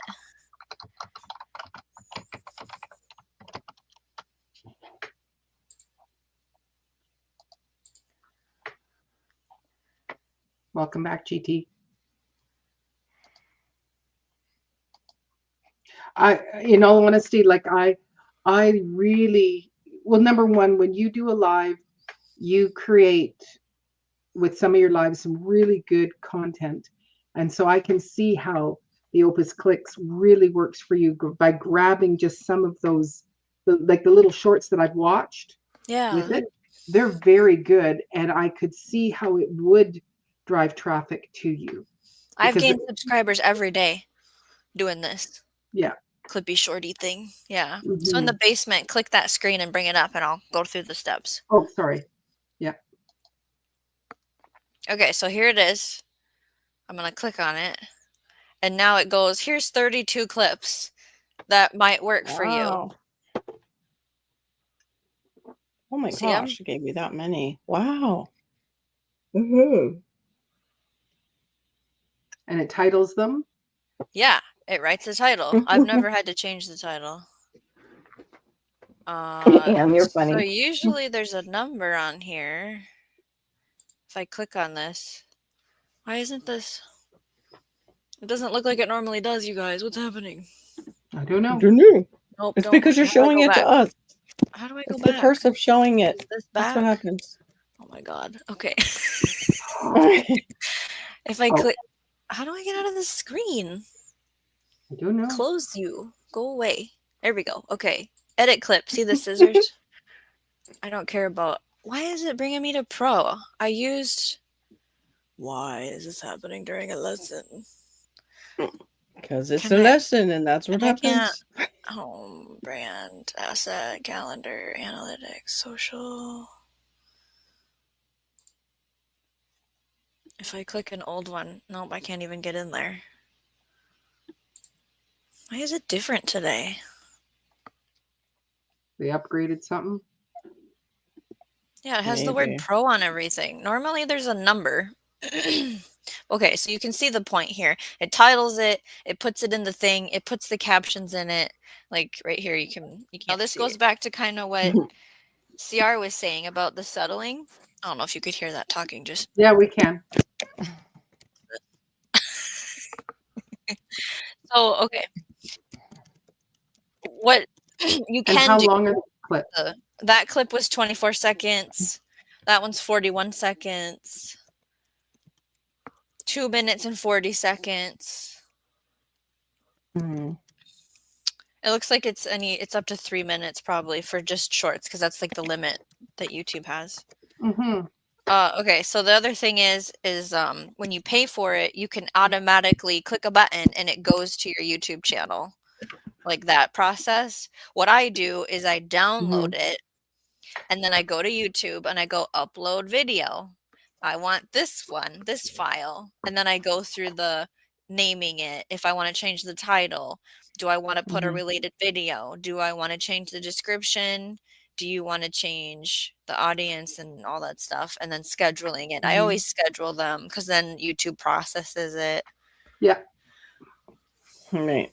So to me, this was really easy. Like I could have just clicked that one that I tried playing and downloaded it and then uploaded it to YouTube and scheduled it. And that took me 9 minutes to make the thing think and then 2 minutes to get that scheduled. And I didn't have to think. I didn't have to go, where in the video do I want this clip? You know, Much 5 love. minutes. Have a great Yeah, night. you're not having to scrub through the whole thing. No. Yeah. Which that is a bit of a bugbear, which I'm okay with, because when I am going with clips in YouTube, I'm just wanting a section.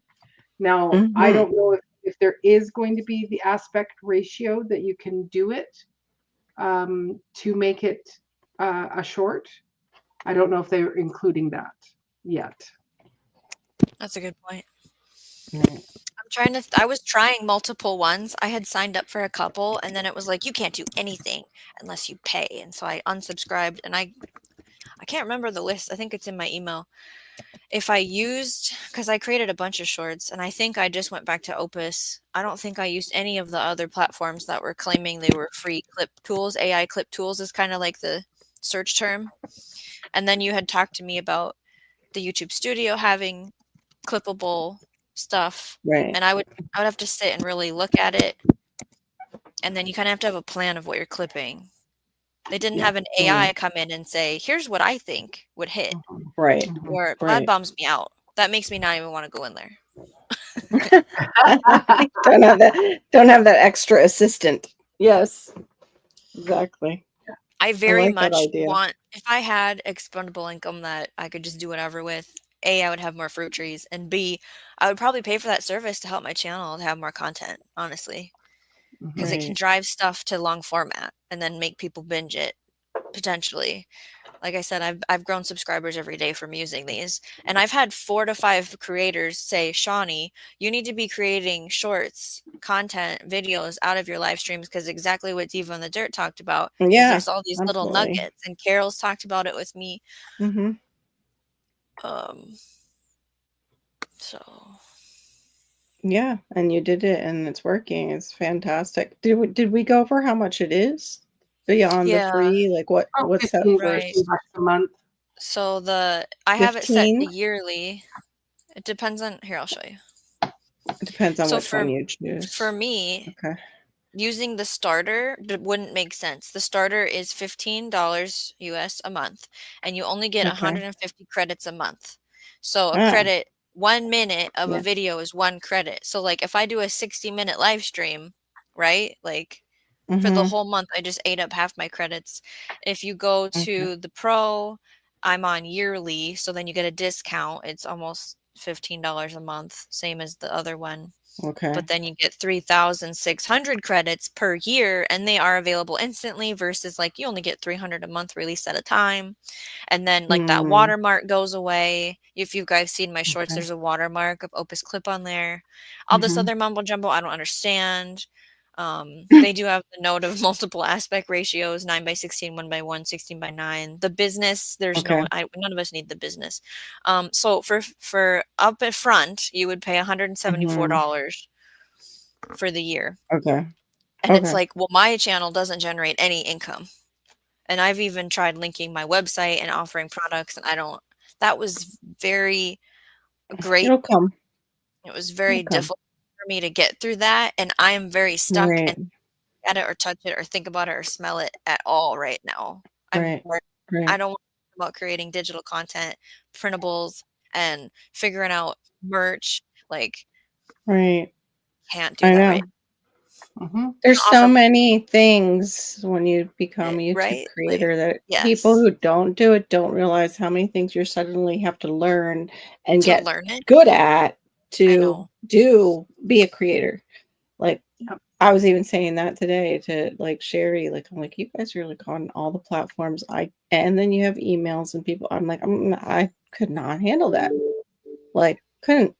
Like they have huge group of people emailing them and, you know, and coming at them and asking them questions all the time. And I'm like, yeah, maybe God knew what he was doing, because if I just like Maureen and I have talked about that before, if my channel just took off right now with everything else, and then they're expecting content.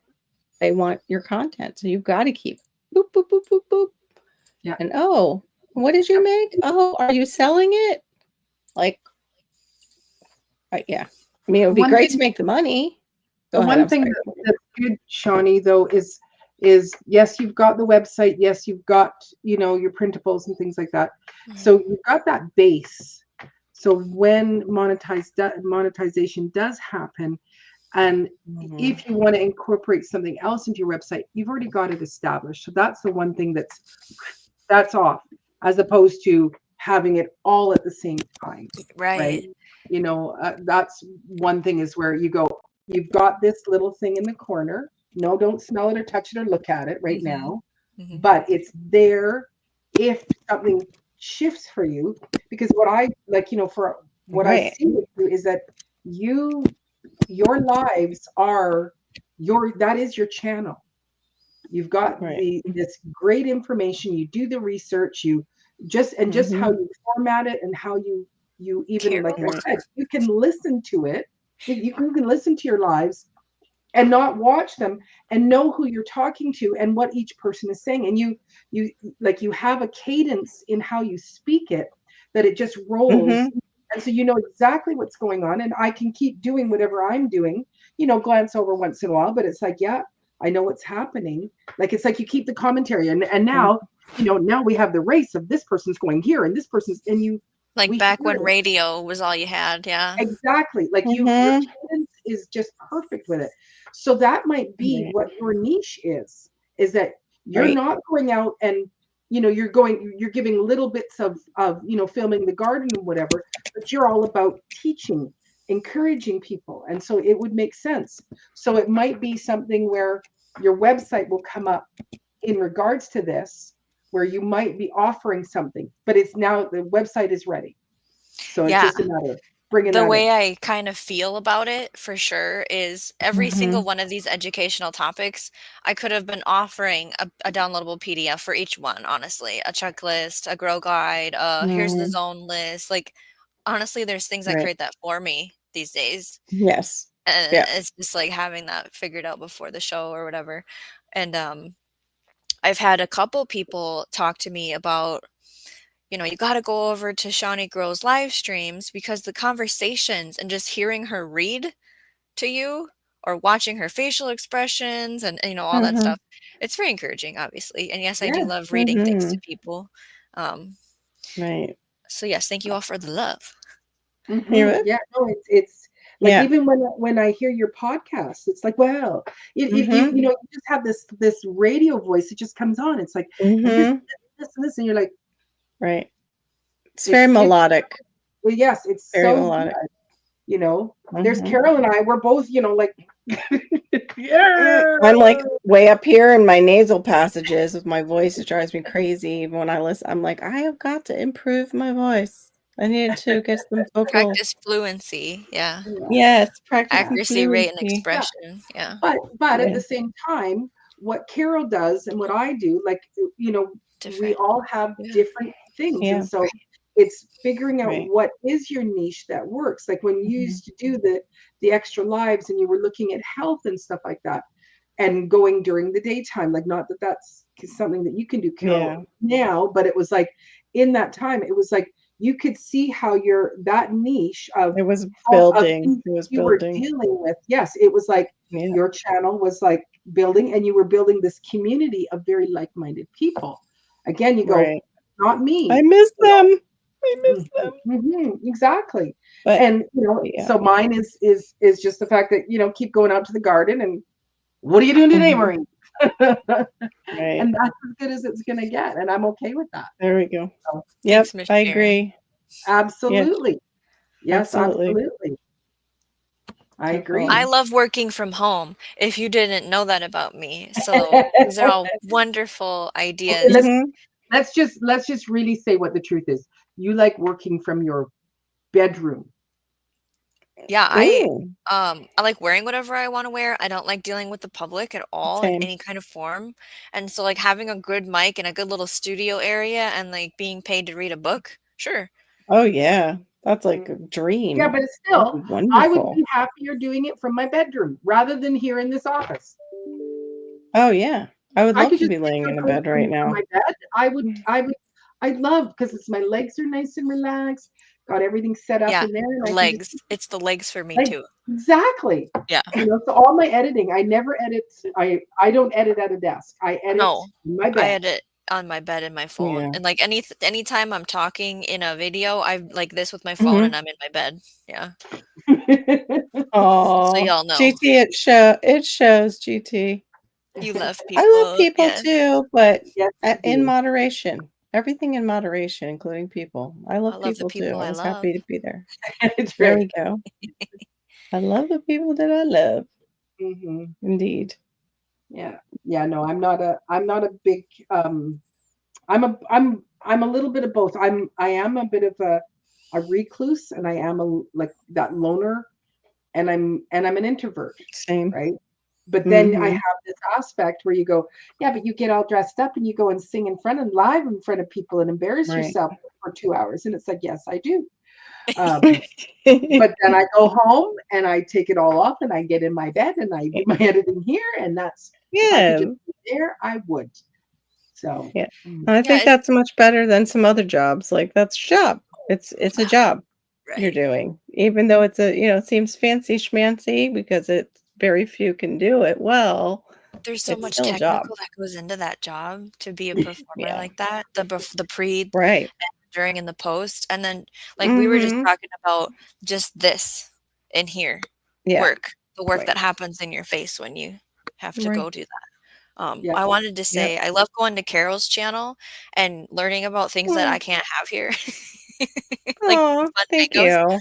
But it like last night we were able to, if you guys haven't seen, we were able to bring up a health concern and go through and deep dive into a food that would probably Mhm. help you, and like what are the Right. details about it? What are the reasons, big words, how the brain works, how Yeah. the body absorbs things. We do that at Carol's channel. I Hmm. love Aw, having that place to go thank do you. that. Hmm. Like just Yeah. today, I was like, Carol, I need your brain. Can you tell me some ideas about something going on with a personal I health was issue? so flattered. I'm like, "Are you sure?" Like, Because I mean, I'm working on 2 cells with this, tell me today. what you know before I deep dive into this. Yeah. That's the second sentence I said to her. I'm like, you can do this on Yeah. your I'm own like, I very know, but well. But where here's would you what I know start? anyway. Yeah. Here's what I But know. but again, even though we're But all we're all like that. a little bit Mm. recluse, there's also that Right. part where you go, I just need to bounce it off of another person that has ears and Mhm. not just the walls in my room and talk to myself. Right. It's that you just want to Right. bounce, you just want a little bit of feedback, and to know that it's Mhm. someone Ex else's brain, Yeah. even if they're going to tell External you this, this, processing. and this, and you go, Yeah. yes, that's exactly what I thought. Or you go, I didn't think about that aspect. Right. Very Yep. interesting. So yeah, it's We do very, that for very each cool. other. We Hmm. definitely do that all for each other. I see that in both Absolutely. of you, and I'm grateful for it.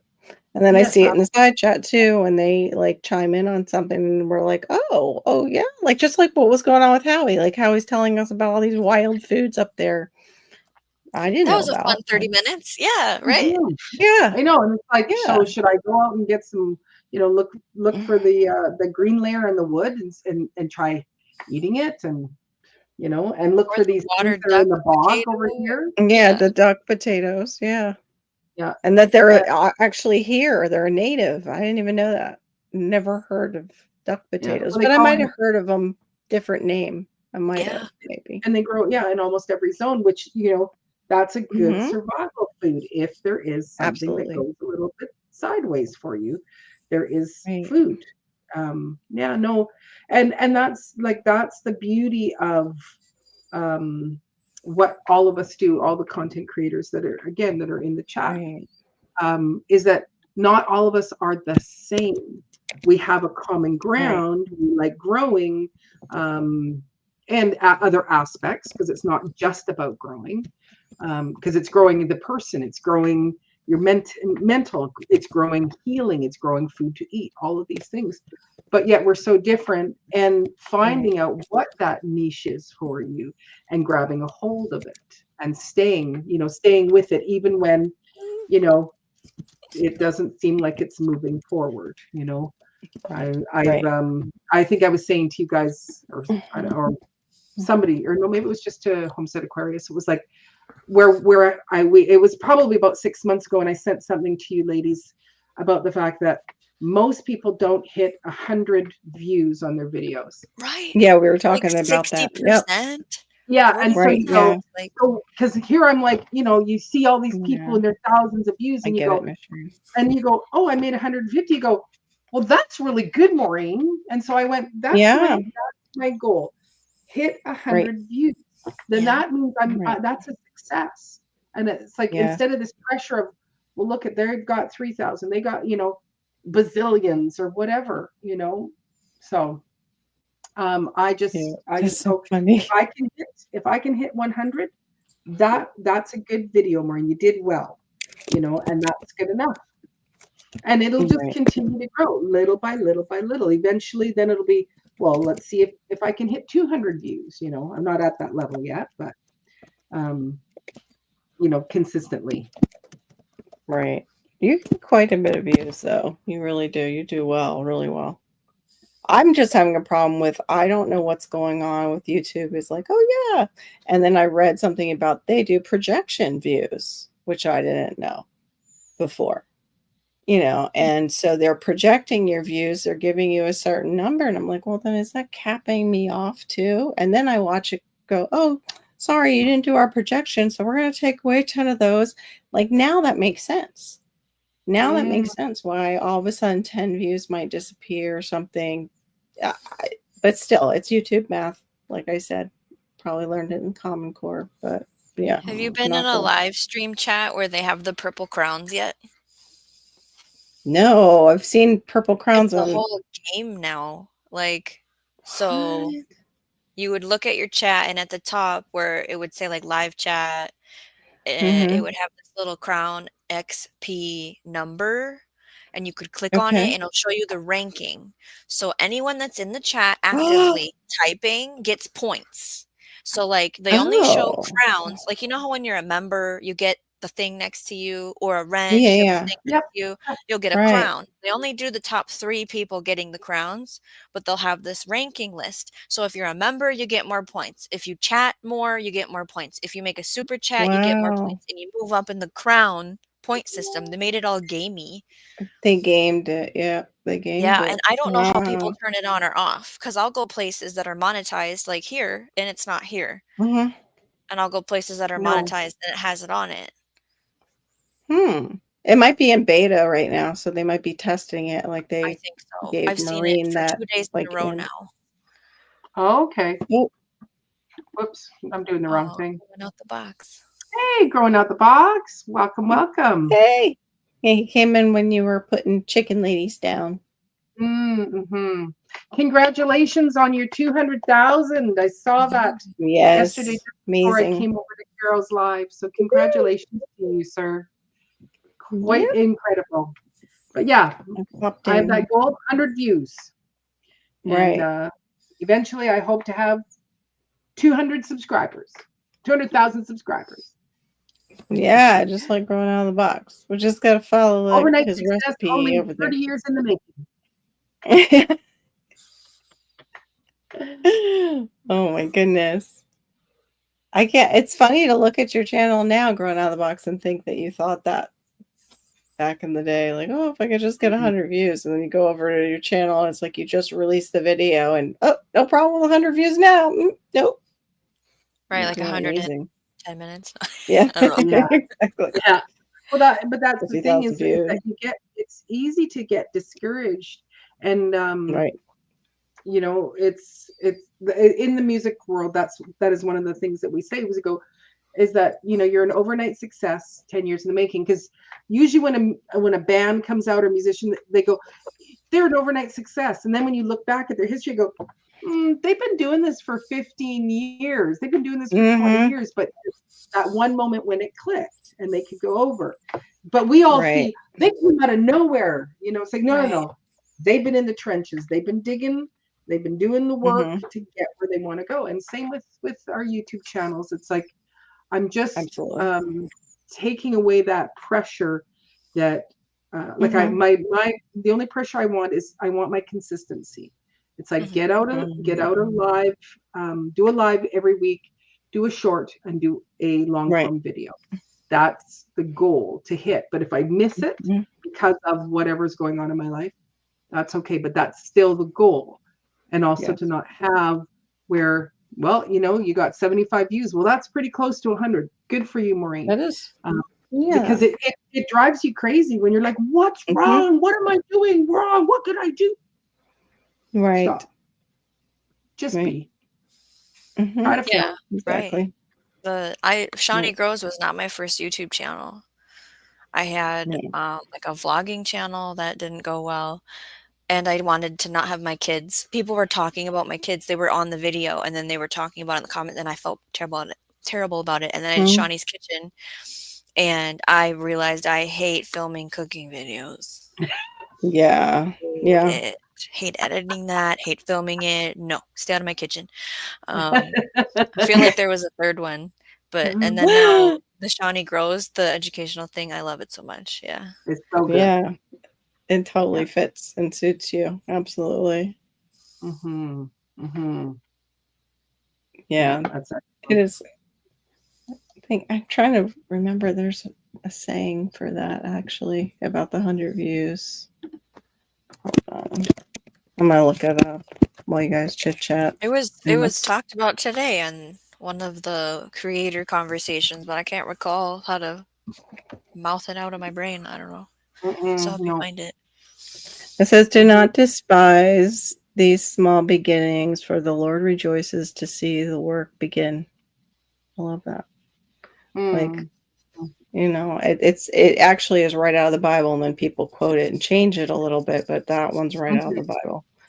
Where it's like, God's just happy that you got started and you're in motion and you're doing this thing, you know, so don't regret that you're at the beginning, because there's going to be middle and eventually an end, but who knows where that is.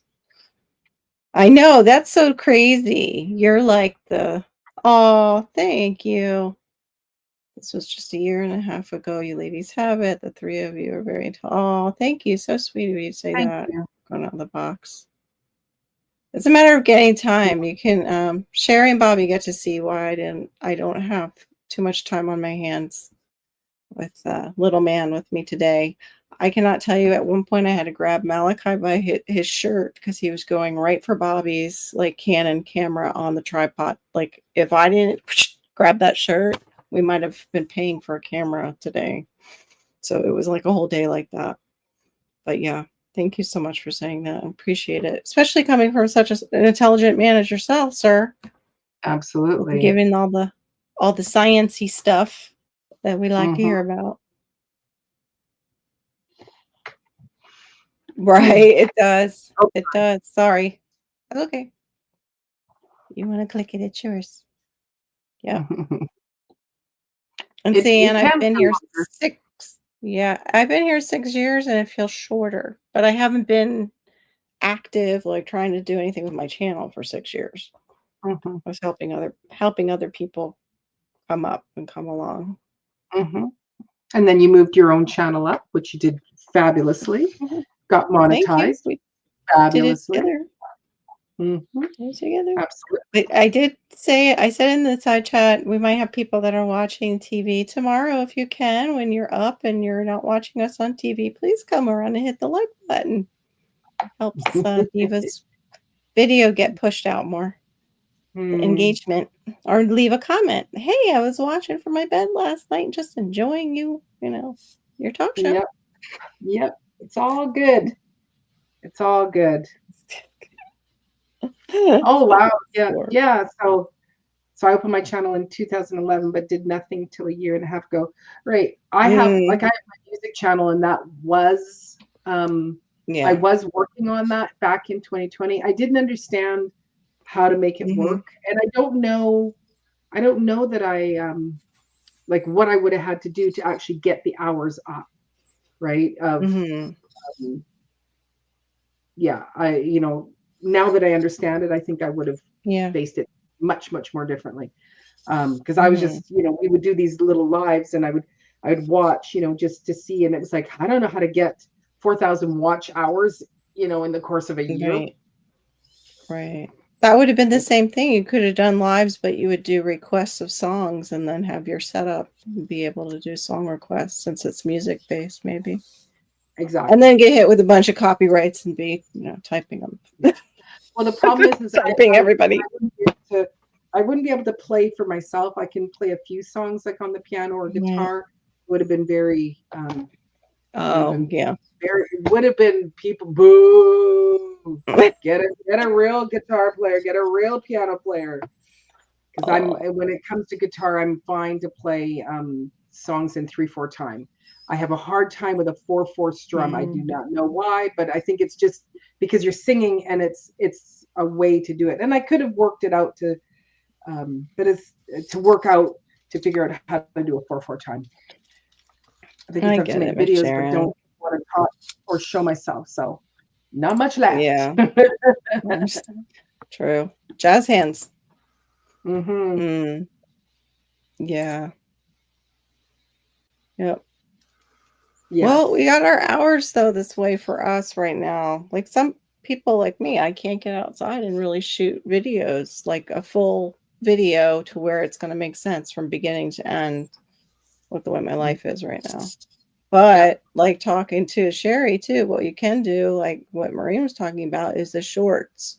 That's where too they're seeing growth because Bobby will take care of I think the long form videos, and Sherry does a lot of the shorts with her in the kitchen, and that is just helping their channel grow exponentially too. So I don't know. I don't know if there's like a magic combination. I know it totally was a magic combination for you. Absolutely, growing out of the box. That's fabulous, Anne. Over halfway you're there. Almost there. Good job, Anne. That's wonderful. Good job, Anne. Because I know, and then there are forever to get that first 1,000 watch hours, and then it's I got the second one. You think it'll be forever, and then it just keeps coming, little by little. At least you're not hopefully working against yourself, Anne. Like you're in that time slot, like you said. I was working against hours. I think you were working against your other hours too, Diva. So we would watch them drop off from the year before. At that certain time, it would go away, and we would watch our hours go kerplunk. Yeah, like a seesaw. Stay consistent. But yeah, my original date was when I used to watch this like raw vegan juicer because I had been juicing. So it says something like 2013. I was a watcher back then, and I didn't even watch that much until later in the 2000s when I could. You're still, yeah, losing a few every now and then. Yeah. Well, it's got to be in that first year, or like within the 365 days. So if it's a video from last year, it no longer counts. Right. My combination is I'm going to compare myself. Okay. My combination is I am going to compare myself to others. My story is better to me for me. I also have to find the joy, and then I post. Yeah. Yeah, he's not. I think he meant to put a not in there. He's not going to compare himself to others. Right. Yeah, shorts. Marrying the two is tricky, but the shorts is an advantage. It can be, and you know, it's a little bit of both. Depends on what your shorts are. Because if you grab a person who is just a shorts watcher, they're not interested in watching your long form. Right. Yeah. You know. Right. You grab it. Yeah. But then, yeah, you're right. So it's like if I do a chicken short, then I love this, and then they come to my channel, they're wanting to see more chicken stuff, right? So it's like if you kind of stay within that niche, you know, where like what you're doing, Shawnee, is that your videos are teaching. So this little clip is all about that. That's what they're coming to the channel for. So it would make sense, you know. Right. So that's the one little tricky bit. But I still like making shorts. I enjoy it. It's quick, it's easy. It's it can be my fun creative side, especially if it is about the chickens or something crazy. Right. Yeah, he did say he meant not. You're right. Oh, Outback was me. I'm not going to compare myself. Jonesy, I think that's you. Is that Jonesy? Hello. Outback Tasmania. Hello, Yep. Hello. I wanted to ask you guys about something, and now, okay, here it is. Has anybody gotten this email? I just wanted to follow up on my last email. Never got the last email, and when I looked through, it's like a blank that she sent me. About RHEI's 35 million investment in the Data Pro solution. The process is simple and hands-off. Anyway, basically offering me money for my channel to help train AI. You won't be licensing your actual videos, only the underlying audio visual. I know. No, I'm not doing it, but this is what's going out. And it's been going out, I guess, for a year because I went to look it up and I found it on Reddit and found other content creators talking about it. Underlying audiovisual data they contain with your catalog. But this is where they get people because it says, for context, licensing 1,000 hours of your existing videos could net up to $100,000. Like, who's not going to contact them for that? Who doesn't know about scams? Like, who isn't thinking scam right away? And anyway, with your catalog, this could mean significant earnings. But it goes to that, like what Grown Out of the Box is saying. Like, Maureen, you have a great catalog of videos. So once people are brought in, you've got all the three audiences. You've got a catalog of shorts, you've got a catalog of lives, you've got a catalog of great videos. So it gives them more to look at and to stay with you. Like, you get it? Like, more reasons to stay with you. But yeah, this was weird. I saw it in my email and I was like, what is that? That's a whole nother level of conversation of YouTube creators, the scam emails you get. Yes. With the SEO. Let me help you. SEO. I had to take my email down. I took it down for a little bit. Yeah. I just keep blocking. So Anne says, yes, I had good reaction to my fun fact short, but didn't really grow with it. That's the other part is that, you know, when you are, like, if you're just a content, not just, but if your focus is, I'm a content creator, not, hey, I'm going to grow food for my family and I'm going to go and I'm going to do this. And like, it's like, we're kind of this, that's not our complete focus. We have these other jobs and people that need to eat and and plants that need to eat and whatever. So it's hard to stay focused on that content creating scheme, like, or not scheme, but theme. Like, I have to build on, the past, build on the next, right? I find that hard for me. Same. So here we go. I disagree. All my shorts are clips from the full-length videos. If your shorts are getting the attention, create your long form content the same. So elongate the short, even. Is that what you mean? Like the subject of the short? Just broaden it. Listen to your story. That's cute. Oh, Yeah. My stars. Yeah. Jonesy. Yeah.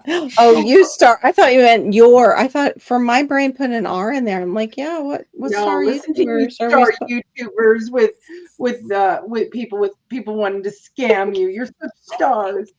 So so that's basically what Shawnee does, is that she is making clips from her phone. Yeah. To draw people to finish watching this information here. Yeah. Which would make sense. And so so that's he's where saying use it for both of you. Use it as a springboard. Sorry. Right. It works for both of them, where it's not like in my videos that I have like some little important aspect where I can in the video pull it and go, yeah, this is going to draw you in. It's like, it's not my not my thing. Right. But I mean, if you're, this is so funny. If you're short on ideas, look to your shorts and their views and which ones are getting more views. And then that's something that you could expand on. I get it. Bingo. Grow every day. Every day in every way. That's Grow every day in every way. Yeah. There it I is. love that line. Right now it's plant something a little bit every day, water it every day. I'm playing this really fun game of, okay, the seeds are in the soil. Check. I watered them when I planted them. Check. We went from 65 to 85. Now I'm panicking that little seed is going to germinate and then die in the heat. And I'm like, no. So I'm like, should I water? I'm going to water. How much should I water? I don't want to water too much. And then I moved the seed and I destroyed its little home it was in the soil. Right. But I don't want it to dry out. So I'm playing that, That's like hover parent anxious over my seeds. Yeah. Yeah, I totally get it. I was showing my son how to make lots of shorts with those fun facts, and when the reaction was so good, I thought it would bring new subscribers, but it didn't. The thing is that where did it go to? That's by what our hashtags are.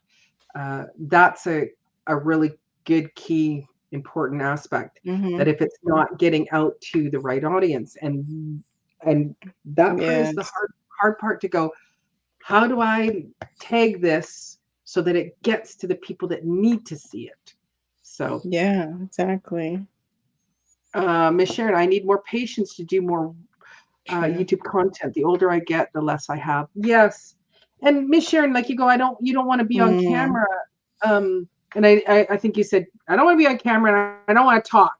It's like, okay, well, you're going to have to do one of them. So one of them that, to do some talking. No, with AI. No, there's AI channels now, Miss Sharon. So you could maybe use that.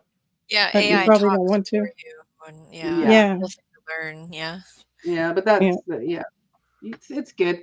So growing out the box, why are we making shorts that don't represent our content? It works against the algorithm. There you go. That is the truth. And I make shorts that probably work against the algorithm for myself. Yeah. Shorts are feels like that. I agree 100%. It feels like it. Yeah. Yeah. Because it's like I do, feels like it. I for me, my shorts, they do represent my content. But my content is not in a small area, I guess. That's how I kind of view my yeah. And I'm okay with it. They need. What did they say about? And Anne says, I would make shorts from clips of long videos. Yeah, that's good. It's Miss Sharon. I'm from the silent movie era. This is great. Long form, Yeah, I feel, is the way then cuts shorts from your original video is the way to go. I agree. If you and I for me, I think if there's something of value there, right? I don't know that I would find a clip in my short, a clip in the long that I would go, this is valuable and this will draw people in. I don't know that I feel Right. that for my personal. I'm all for those of you that are doing this where you can long form and you can pull these clips out and make them, intriguing. It's like, yes, do that. I figured, Miss Sharon, right after I said it out of my mouth. Yep. I figured you wouldn't be the one. Too funny. Yeah. And well, they even say that. I've heard other creators say, oh, I thought that one was going to do really great. That wasn't the one that did great. It was this other one that I slapped together and didn't give, was just hoping, to get something out there that suddenly it blew up. Mm-hmm. It is. It's like putting a coin in a slot machine sometimes with the shorts. Mm-hmm. Yeah. And each, I'm learning little bits and pieces as I go along. And, and if I can find an inspiration on how to pull a short out of my long form, right. I'm happy to do that. I'm liking the fact that I can go through all my videos and it's like if I have something at the end of it, a recipe at the end, it's like, well, I'm going to pull that, clip it, and now I've got a new video. So I'm excited about that. And I think this is a great feature. That brings my brain into a whole thing. So we know that in YouTube Studio, we can go into our content and have the clip option. And what you just said is it helps you. You know how, Maureen, we've talked about writing the way it's going to go. The intro, the hook, the meat, the bonus. So now you're like, I could put stuff always like, hey, I'm going to make this thing or do this thing at the end. So now all the future ones, you're like, I'm always going to be able to clip the last 5 minutes and make it short. Like if we were to think through the content that we were creating for that moment, that's that deeply to always put it there. Yeah. Right. Make it clippable. Now that we know the tool is there. Yeah. Oh, that's not good for you to say all that to me, Sean. Because now I wasn't thinking that way. I was thinking about my past. Yeah, right. And I wasn't thinking about my future. You could set it up, yeah. I can just start making almost like double videos for my future. If it's pertaining to what's going on. Yeah. Yeah. Mm-hmm. Interesting. But I don't want to think like that. I like that it's like, oh, this happened naturally. Let's use it. Yeah, I like that for now, for sure. Yeah. But no, if I am throwing in a recipe at the end, usually when we did, it was to try to pull people to stay longer in the content. So, it's funny. My great grandson said it one day. I said, "What the H are you doing? Get outside and act your age." Right. He was saying, "Hey Google."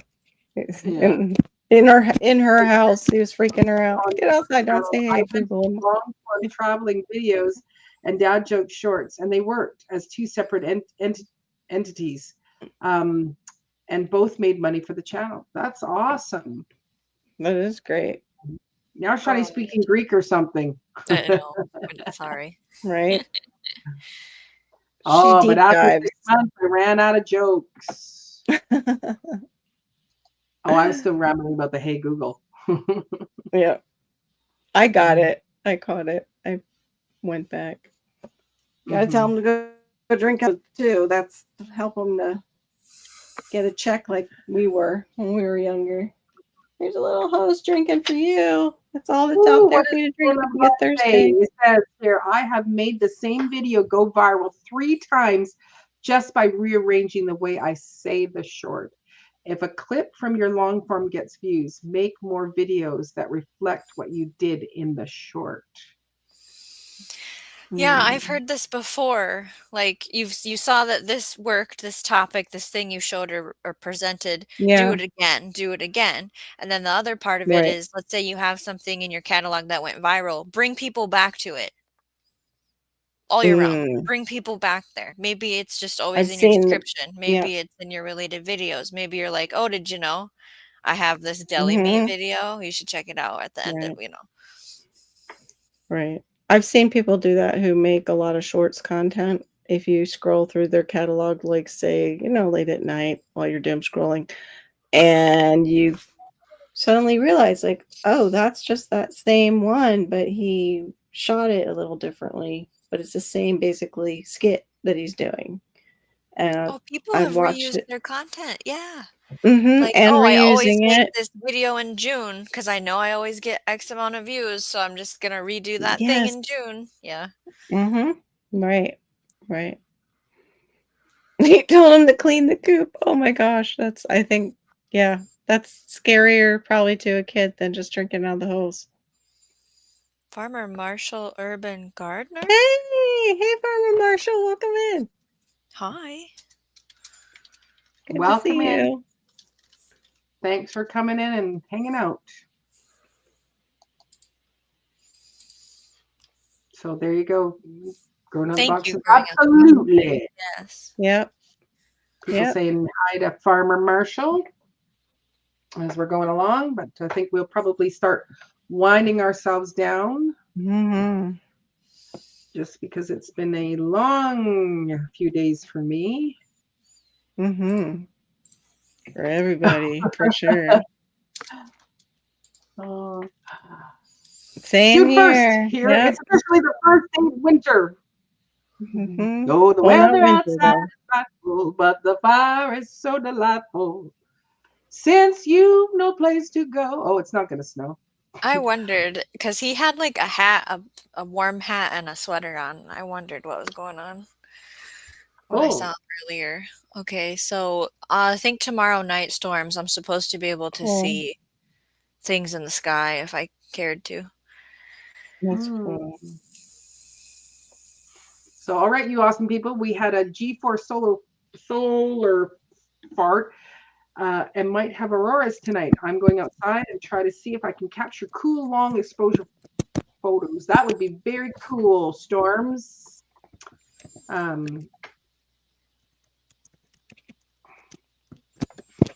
Excellent. Oh, looks like you got a new sub there, Farmer Marshall. Yeah, it's 48 degrees, not too cold. That's like windows open here. It's 63 right now. Nice. That sounds fantastic. Oh, We were all sweating today already. It was little summer today down here. Humidity was sitting on us. Whew. We had beautiful rain all day, which was just perfect after Perfect. Yeah. planting all my plants yesterday. But right Mhm. now, I'm just going to see what ours is. So Yeah, watered everything in nice and everything So for you. I think it's telling me it's 64 here. Oh, no, it's telling me it's 54. I seem to not do the math right. Double it and add 30. That's what I'm supposed to do. Right? What did you say your I think Celsius that's what number you said. is? My Celsius right now at 10 p.m. here is 12. The high was only 16. So it's 53 Fahrenheit.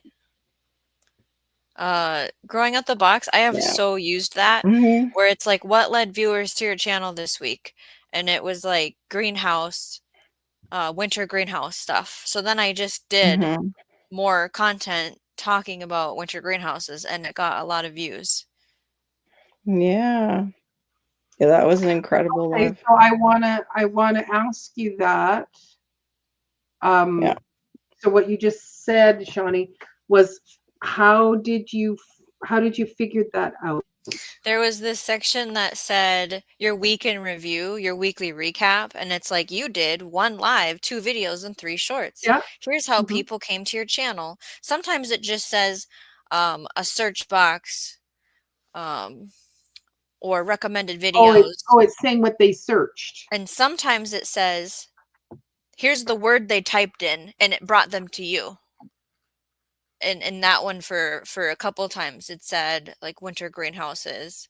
Okay. And then obviously there's that part where it's like what has been binge watched in the last 48 hours. Sometimes it's a video you made 6 months ago, sometimes it's all your recent stuff. Mhm. But I would like to hear what Growing Out the Box would say on how to find in your analytics what content you should be making. So, sir, would you mind coming up? I'd appreciate if you just kind of give us that little tidbit. I did send it to your email, but if it's too difficult for you to get it there, I can put it down. I can put the link. Hey, Aid, welcome, welcome. I Aiden did put it here. in the I could just I'll Hey, just- Abe. I wasn't eating chips What or was anything that? in the I background. had chips 3 times today. Corn chips. It's because I They have were guacamole and I had no chips in the house. So corn chips in they're the house. avocado oil chips, so you know. Yeah, that's somewhat healthy. I've done that. I've done the avocado oil chips. So if you wouldn't mind coming up, Wow. throwing out the box, I'd appreciate it. Oh, maybe in Florida, huh? I could see those. So That's we can pretty ask cool. you that question. I would really appreciate it.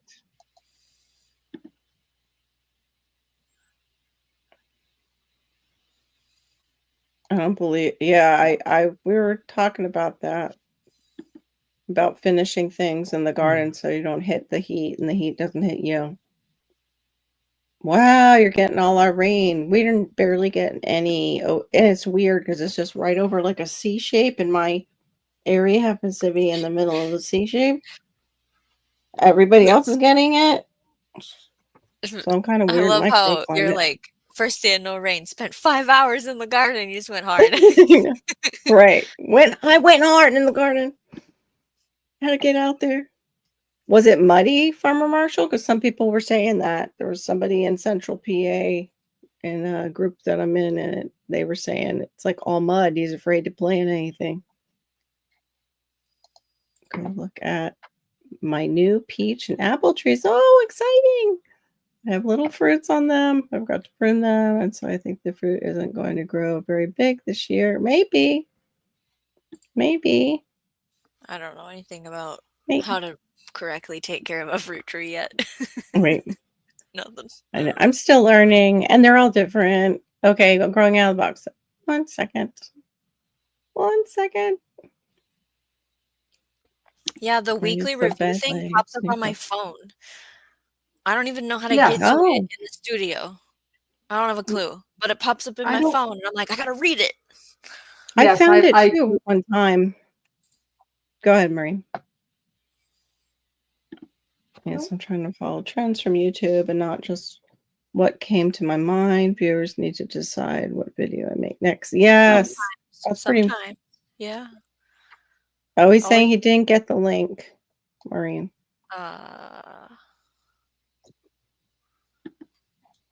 Oh, I'm Okay. always still learning how to find things because I find them and then I forget where I found them.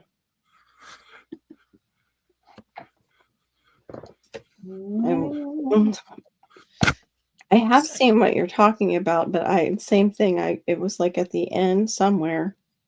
Yeah, I don't know where it is in the studio. I just know how my phone. And it tells- usually only comes like at the end of the week or even the end Yeah, of is the it month. Sunday night I get it or Monday morning or something? Yeah, I don't know. I know. And then there's always a quiz. It'll ask you which one had the most likes or which one, and you have to guess.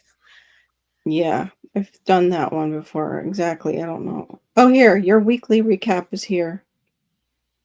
And then it'll show, here's what you got up to last week. Oh, wow, 1 short and 1 live stream. Boy, was I busy. Not. But this is what she's talking about here, where Yes. it'll show you. Yeah, That's and the then thing. it'll be like, this many How viewers- people tuned yeah. into you. Yep. Here's how people found you. Yeah, Shorts what's the feed. list? Okay. YouTube home and notifications. I guess I And didn't then- send it in.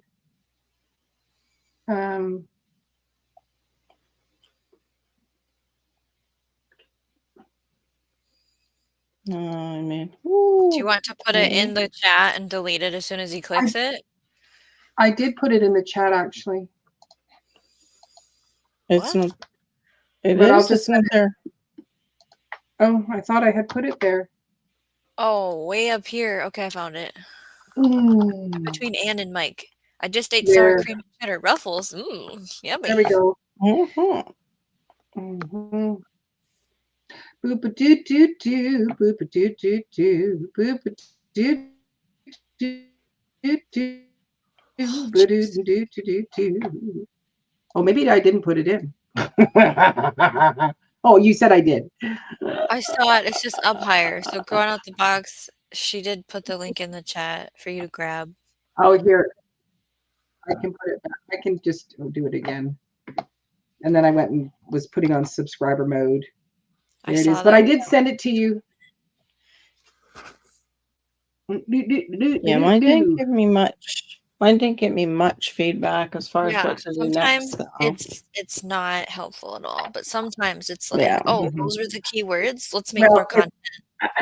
Right. If I followed mine, it would have me just making cold cuts all the time because that's I all that people tell me. Cold Yeah. cuts. Make more cold cuts. Make Yeah. flavored cold cuts. Just keep making cold cuts. Make more cold Spicy cuts. ones. Make the And cold cuts. you have to Oh, make yeah. pepperoni. So that's what I'm talking about. Like my cold cut one. It's like it's on the shorts. It's always hundreds to thousands every month, right? And I get like your little fractions Right. of pennies on it, which is fine. But you see, so if I keep making those videos, then people will still come. They'll come and they'll subscribe and whatever. Now they want those recipes. But that's not what my content is all about. No. That's my problem. Because now I'm making chili beans and now I'm becoming a physiotherapist to a chicken, right? And tending to a chicken. And then now I'm trying out something new in the garden. So I'm a little bit of everything. I have to stand up, so I'm gonna shut this off, but I can still hear you. I feel like I need to do the same. Totally get it. I know my feet I think are numb. Okay, I realized that it's two different buttons. They're right next to each other. How viewers find your videos is next to your weekly recap, and the how viewers find your videos is where some of that stuff Shawnee was talking about. Yeah. And this is in YouTube Studio. Yeah. But how do you find it on a laptop? That's what it would be nice. Oh, let me see. Let me see if I can get it on the laptop. I sent it to info at inquiry at growingoutthebox.com. And then it is in the link. Go into my studio. I got a decent view on my songs prevent short. Don't know what that means, darling. I'm a little bit lost for that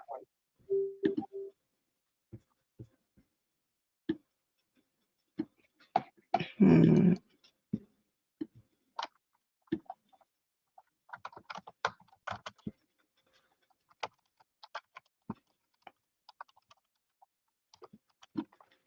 Publish video. Yeah, I'm not finding it yet.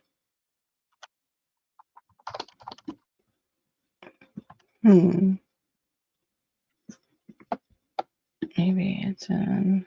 You're not sure why you can't come in as Growing Out the Box. Well, can you click on the link that I put in just in the chat, sir? And maybe don't, because I think if you just click it on, it'll bring you in as you are. There it is again. So I'll throw it up again there. Real time. And close this off. So if you click on that link, sir, will it not bring you in as GOTB?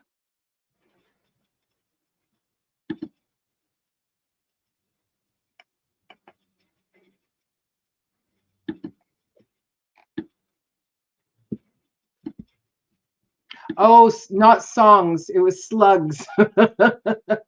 Ooh. I think you meant slug prevention short. Ah, there we go. Yes, you said slugs. Stupid autocorrect. Yes. The Of slugs course it is. it's got 7K views. And copper tape prevents slugs. I'm going to try that. Mm-hmm.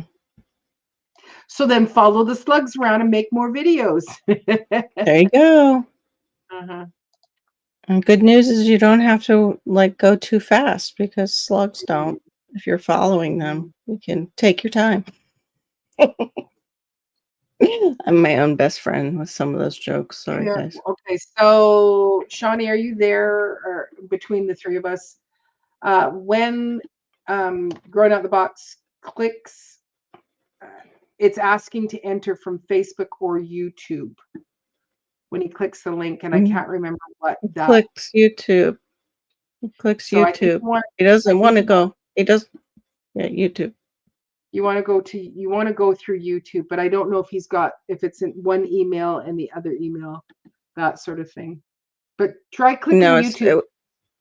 He clicked on the thing and he's got 2 accounts because he's streamed to both and they're asking which one do you want to stream through. He wants to do YouTube because otherwise it'll stream from the Facebook account, which I don't have one. Yeah. Hey, oh no, it's Radio Jonesy. It doesn't have to do with your account, it's his. Hey, Radio Jonesy. Oh no, he's not coming up. Okay. He came up, he went back down. I think he was trying it to go, yes, it does work. Right. Yeah, you would have to go through your it's if you went and used your YouTube account before, that's what you'll use again, Growing Out of the Box when you did your live. No. Radio Jonesy, once again, welcome, sir. Oh, listen, don't turn your phone around. You press buttons, you don't know what you're doing. Yeah, no, the link should work. Just got to click YouTube or Facebook, whichever way your phone's been. There we go. I'll just show you. Look at that. Oh, it's still blooming? Oh, yeah, look at these. That's not how we call winter here. Jeez. Oh, it's freezing. Look at these ones. Freezing. It's not freezing. The yellow on the back, and Yeah, and pink on the front. yeah. Beautiful. Yeah, I've decided to do the gardening channel. That's what the Outback Tasmania channel will be. That's what it is? Oh, okay. Yeah. So I'm going all out in landscaping and playing up here. Mm-hmm. It's a lot of land to. Yeah. Reminds me of Yeah.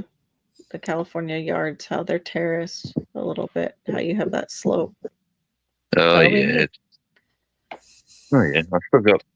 I've still got my little Mike, I just clipped some irises and made a bouquet for the kitchen today. Oh, nice. Not this Nice, kitchen, the Jonesy. kitchen elsewhere, but yeah. What happened to the hopping rodents that are very large there that come after They're you? still here. No, I haven't got rid of them. There was a large one just standing right there about an hour ago. The wallabies. Yeah. Oh Yeah. They're just big hopping rodents or deer, hopping deer. They're basically like having the same. This little fella likes to chase them. Yeah. I love the little haircut. Oh, he's So cold. He's cold. He should be furry. Poor thing. But we got him haircut. Looks so But cute. yeah. No, I don't know. I'm gonna have some fun with this anyway. This is the winter project? Yeah. Okay. Well, we've got couch grass, which is Bermuda grass, and it just doesn't grow with doesn't matter what you do. 4 years of trying to get it to go. It's just a disaster.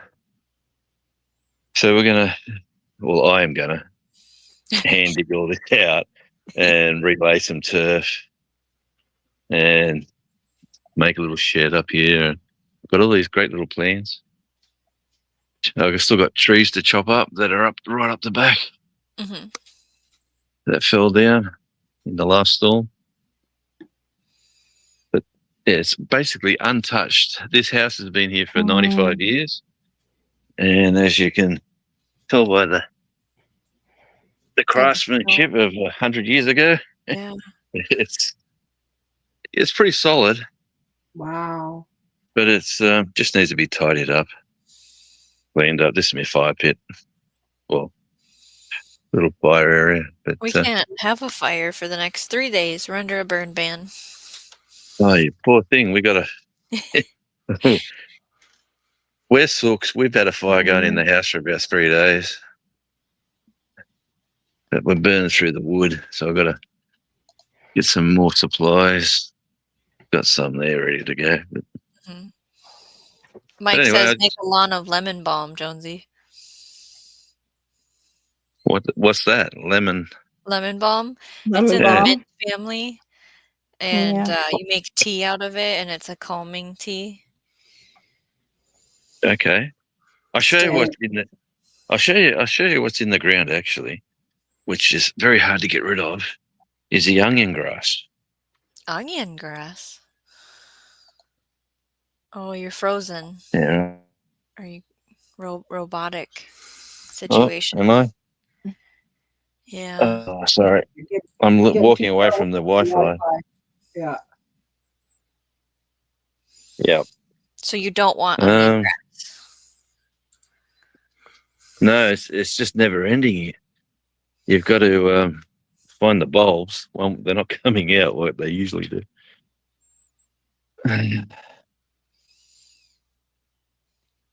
Big bugger. Come on, play nice with me. See how soft the dirt is? I can put my finger right in there. Isn't that a test you can do for your Yeah. soil? Yep. Mhm. Some people like put their all the way up to their elbow. Oh. And I'm like, wow, that's so nice. Oh man, I still can't get any. Anyway, I hate. Here's what I like to tell people, and then you come. Here we go. Here's a clump of it, and just bulbs up. Wow. Can you eat them? People say they do dry them out, and it's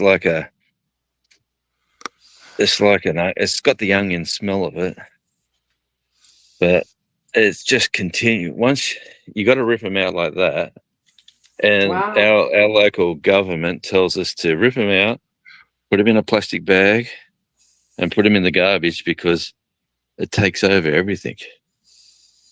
Hmm. But I've got a bunch of it here. I took out a whole bunch in that area, and it hasn't really.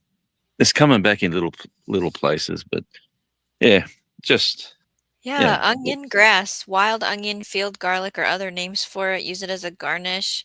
So raw, like chives. You can use the bulbs in soups and pasta or pesto or fritters. Dehydrate, freeze, ferment. Tea, if you want onion tea, who wants onion tea? Is that really a thing? it Herb smells it. butters, ramen, Asian dishes. It very much smells like spring onions. I can't believe the wallabies come around. I thought they didn't like allium stuff. They don't touch this. That's why this is growing, Oh my goodness. and they don't touch. One decided to sit here. Look at that. He sat right there. What I'll do, I'll put that in that pot. Get ready to take that outside later. But yeah, just Tasmania. Look at the sky. Absolutely beautiful. The cleanest air in the world. Google that one. Has Tasmania got the cleanest air in the world? We've talked about that before. Yeah, I know the answer to this. That's why I asked the question. Yeah. What's up with growing Yeah, that's what I was trying to figure out too. out the box? Yeah, I'm trying to see if I have another email for him. Like he clicked the link in the Yeah. chat and what happened? That part I didn't catch. It asked him for Huh? YouTube or Facebook, and usually you choose YouTube. But if he's using an email that is not associated with his YouTube channel, it'll take him to another YouTube that is associated with that email. Because Maybe I have Oh, we different, had that problem yeah, with Crazy Life Homestead. Yeah. yeah, yeah, we Yeah, have so I'm going to just see if I've got another common. email address for him. Yeah, it's a common issue, but he can forward it. That's what I was going to text him. You can forward it to yourself because I've had to do that because Maureen sends it to my other email and I just forwarded it to the one that's Yeah, associated I with my only have YouTube. inquiry at Growing Out the Box. That's the only email Yeah, I think I have for him. yeah, Yeah, for all of you, I forward it to the email that's on this computer because I'm not giving you yeah. that email because it's Oh, private. Rude. I yeah. know. I Why? know. So So I always rude. forward them. Yeah. Yeah, I forward mine, but I don't care. GT, look it up. What rank is Alaska Air? You know, Alaska we got have pretty good air. too much pollution coming from Russia. I don't know. It'll be good over there, you'd imagine. Making it up. He doesn't know anything. Yeah, I wonder, Growing Out the Box, if you have a Gmail account that I need to send it to and not just your inquiry at Growing Out the Box. Yeah. Might have to Yeah. do That's just what a special night with Growing Out of the Box, and he can explain that to maybe You like have a to show special us the guest. videos. Yeah, at some Yeah. point.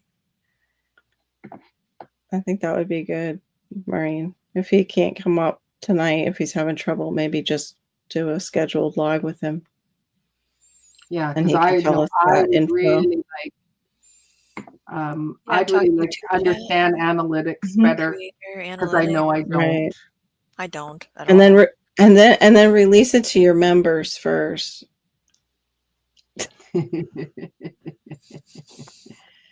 But I mean, that's the way to get Yeah. memberships. Yeah. Speaking of memberships, if you didn't know, Diva in the Dirt offers memberships. You can click the join He's now here. button. Oh, he's here. Did it work? Yay. Oh, Okay, Honey, well, hi, I'll drop- Jonesy. I'll drop Yay. down now, guys. Okay, bye, All right, Jonesy. All right. Bye, thanks, Jonesy. Okay. Welcome, sir. You did it. Yes, yes.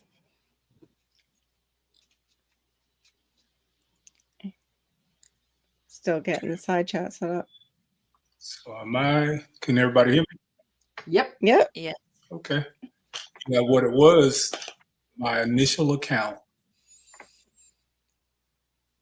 Like a delay. Mute YouTube and only have StreamYard. Yeah, make sure you've Got got both the open. YouTube. Yeah, YouTube. Otherwise, you'll hear muted. yourself twice. Oh, geez, I almost knocked that Give me over. 1 second. Okay. Is that me? Hmm. Because I was getting a delay. I'm getting a crazy delay. And then it's probably you. Something's open or we're coming through. And only watch the StreamYard video, not the YouTube video. So should I Yeah, be 'cause watching from StreamYard or? Yeah, just the StreamYard. Yeah. Yes. And then if you have Yeah. another one open or two, just make sure the sound's off on them. Okay. I think there we go. All right. Better. Y'all know I'm a rookie at this now. We said nothing. We're I got fine. it now. I got it now. Yeah. The more I do it, the better I get, but I got it. Right. Now, what it was, my initial YouTube account is under Right. TR Rehab. So it was asking me okay. to sign in as Growing Out the Box. And of course, Right. I don't Mhm. know all my passcodes. I got like 1,000 I hate that. passcodes. So I had Right. to find the passcode. So we're in there now. Okay. Oh, good. Yay. Yep. So what are we talking about? So, You're talking about the algorithm. I guess Mhm. that's Mhm. yeah. like, how are you? Basically what Shawnee was saying, I read my analytics, and the analytics are going to tell you pretty much exactly what you need to be doing for your next video. I mean, that's pretty much Mhm. how, I built the channel, just reading the algorithm and the peaks in your, Mhm. you'll have like a matter of fact, it does say, what is it?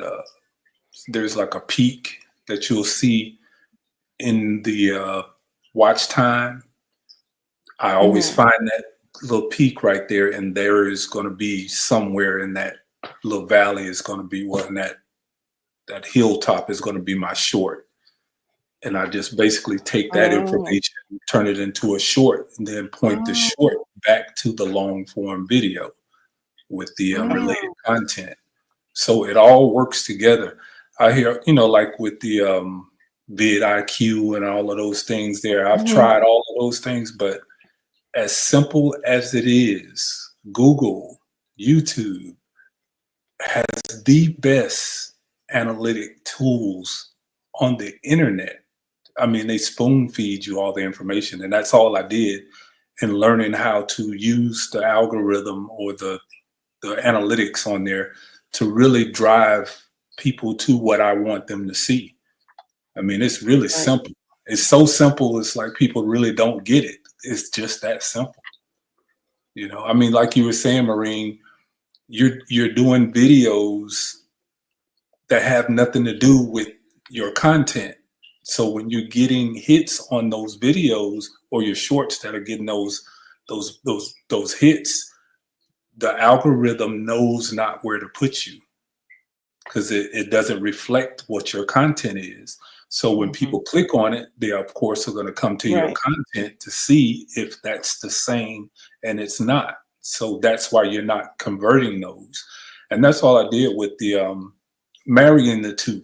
A lot of people say Mm. shorts hurt your content, and I would argue them down. And I got Mm. and it just doesn't work here on YouTube. I'm doing it on all the social media platforms. It's the exact same formula on all the social media platforms, but it's absolutely easier on Instagram and Facebook.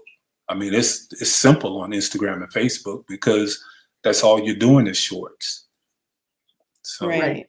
you know, um, I mean, again, the analytics point you to exactly where you need to be. And even on your upload dates, I really don't do the upload dates because it'll show you that graph that tells you when your viewers are mostly online. I don't do that. But I notice one thing: if you are not consistent in whatever it is Mhm. that you're doing, you will be penalized.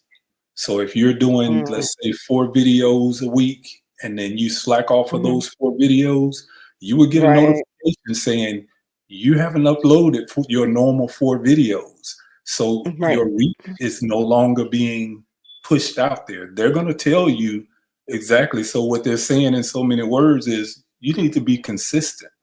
If you're going to do four Mm. videos a week, do 4 videos a week. Don't do 3 videos or 2 videos because you're not going to get the same push. The encouragement is always to keep people on the platform. I Right. mean, it really Yes. is that simple. Yeah. Yeah, they put that right on your front page. So for Yes. those of us like me who can't stay consistent, it's like, hey, your views are only this many this month. And it'll even put like a little red mark or a green mark next to So, it. And it's like, so when oh. people ask the question, I'm like, YouTube has the best tools. The best Mm. tools. You take the vidIQ, you can scratch it. I get a 55 on my rating on the vidIQ when I put all my my stats in and Yep. my tags and all that. I get a 55. You know what? Brush that off because Right. as long as like certain things like my title, first of all, my title has to reflect whatever it is that I'm seeing. So even if I have to change my title from the actual time that I did the video, I'll do a Google search of the title. And then I'll do the relevance of the title, search how long has that been searched or how frequent that search has been in the last 46 seconds. And it'll tell you. Mm. And it'll tell you if you got 3 million people are searching for this particular title, and you can do it even verbatim, like exactly whatever it is that you're writing for your title. and that That's gives all you right a into Google? Was that all that's into Google. Google? You just Yeah. wow. You Are just, you doing the Google Trends at all? Where I've heard people talk no, about you Google just Trends? type it Okay. into Google. Just type whatever your title is going to be into a Google search, and Oh, then at okay. the top of Google, you're going to see where it says, "Are you searching verbatim? Are you searching Right. for the year?" It'll break it down for each, however close you want to do it. And I always do, let's say for the last 46 seconds, I want to know who's searching for this the last 46 seconds. And then it'll even break it down and tell you what countries are searching for that. Wow. So it's simple. I mean, you just gotta read, you know what I mean? And like I watch Right. you ladies because I admire the way that y'all can just flip the internet open like Shani, and she'll just start reading, and it just seems natural. You know what I mean? It's like I Right. know you're Right. reading, but I can watch that because I can get that information just by it just seems natural to you. For me, it's forced. If I'm having to read, I'm probably going to sound like I'm reading. Yes. So Right. that's one of the Okay. reasons why I watch you ladies. You know, I come in, I'm studying you, to be honest. So trying to get better at doing what it is that you all do naturally. So Oh, thank you. and that's why I watch, and I watch everybody for a different reason. So it's not Right. pretty much like the algorithm. It pointed me to you all for a reason. And I use those tools, that, I mean, it's the reason why they shared. I don't know who was Maureen. I think it was you, Maureen, that I found first. And then, of course, Cheryl, and then recently Shauna.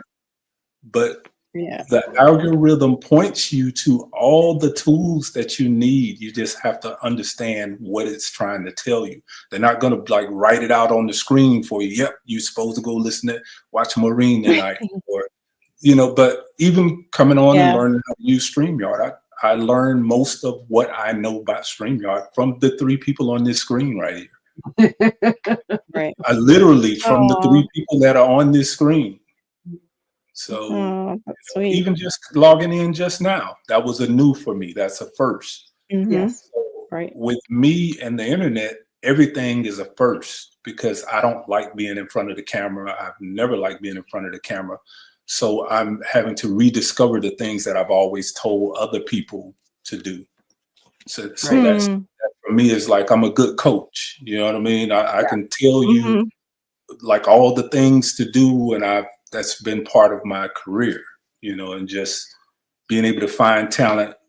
And that's why I'm saying to you, I mean, I can't say it, is I don't want to sound braggadocious, you know what I mean? But it's like when I watch you all, the three of you, because I think all three of you have like a unique style that can do extremely well on the internet, but it's just you got to find that window, and when it opens up, go through it and be consistent with it.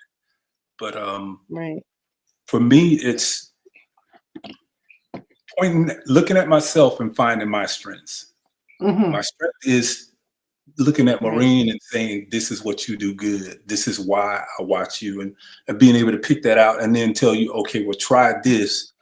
Now I'm having to, as the subject, as the artist, I would say, and Maureen, you can probably relate to that in terms of artist management, because I'm used to being behind the scenes and telling everybody what it is that needs to happen when the lights go up, when the stage moves, just different lighting effects.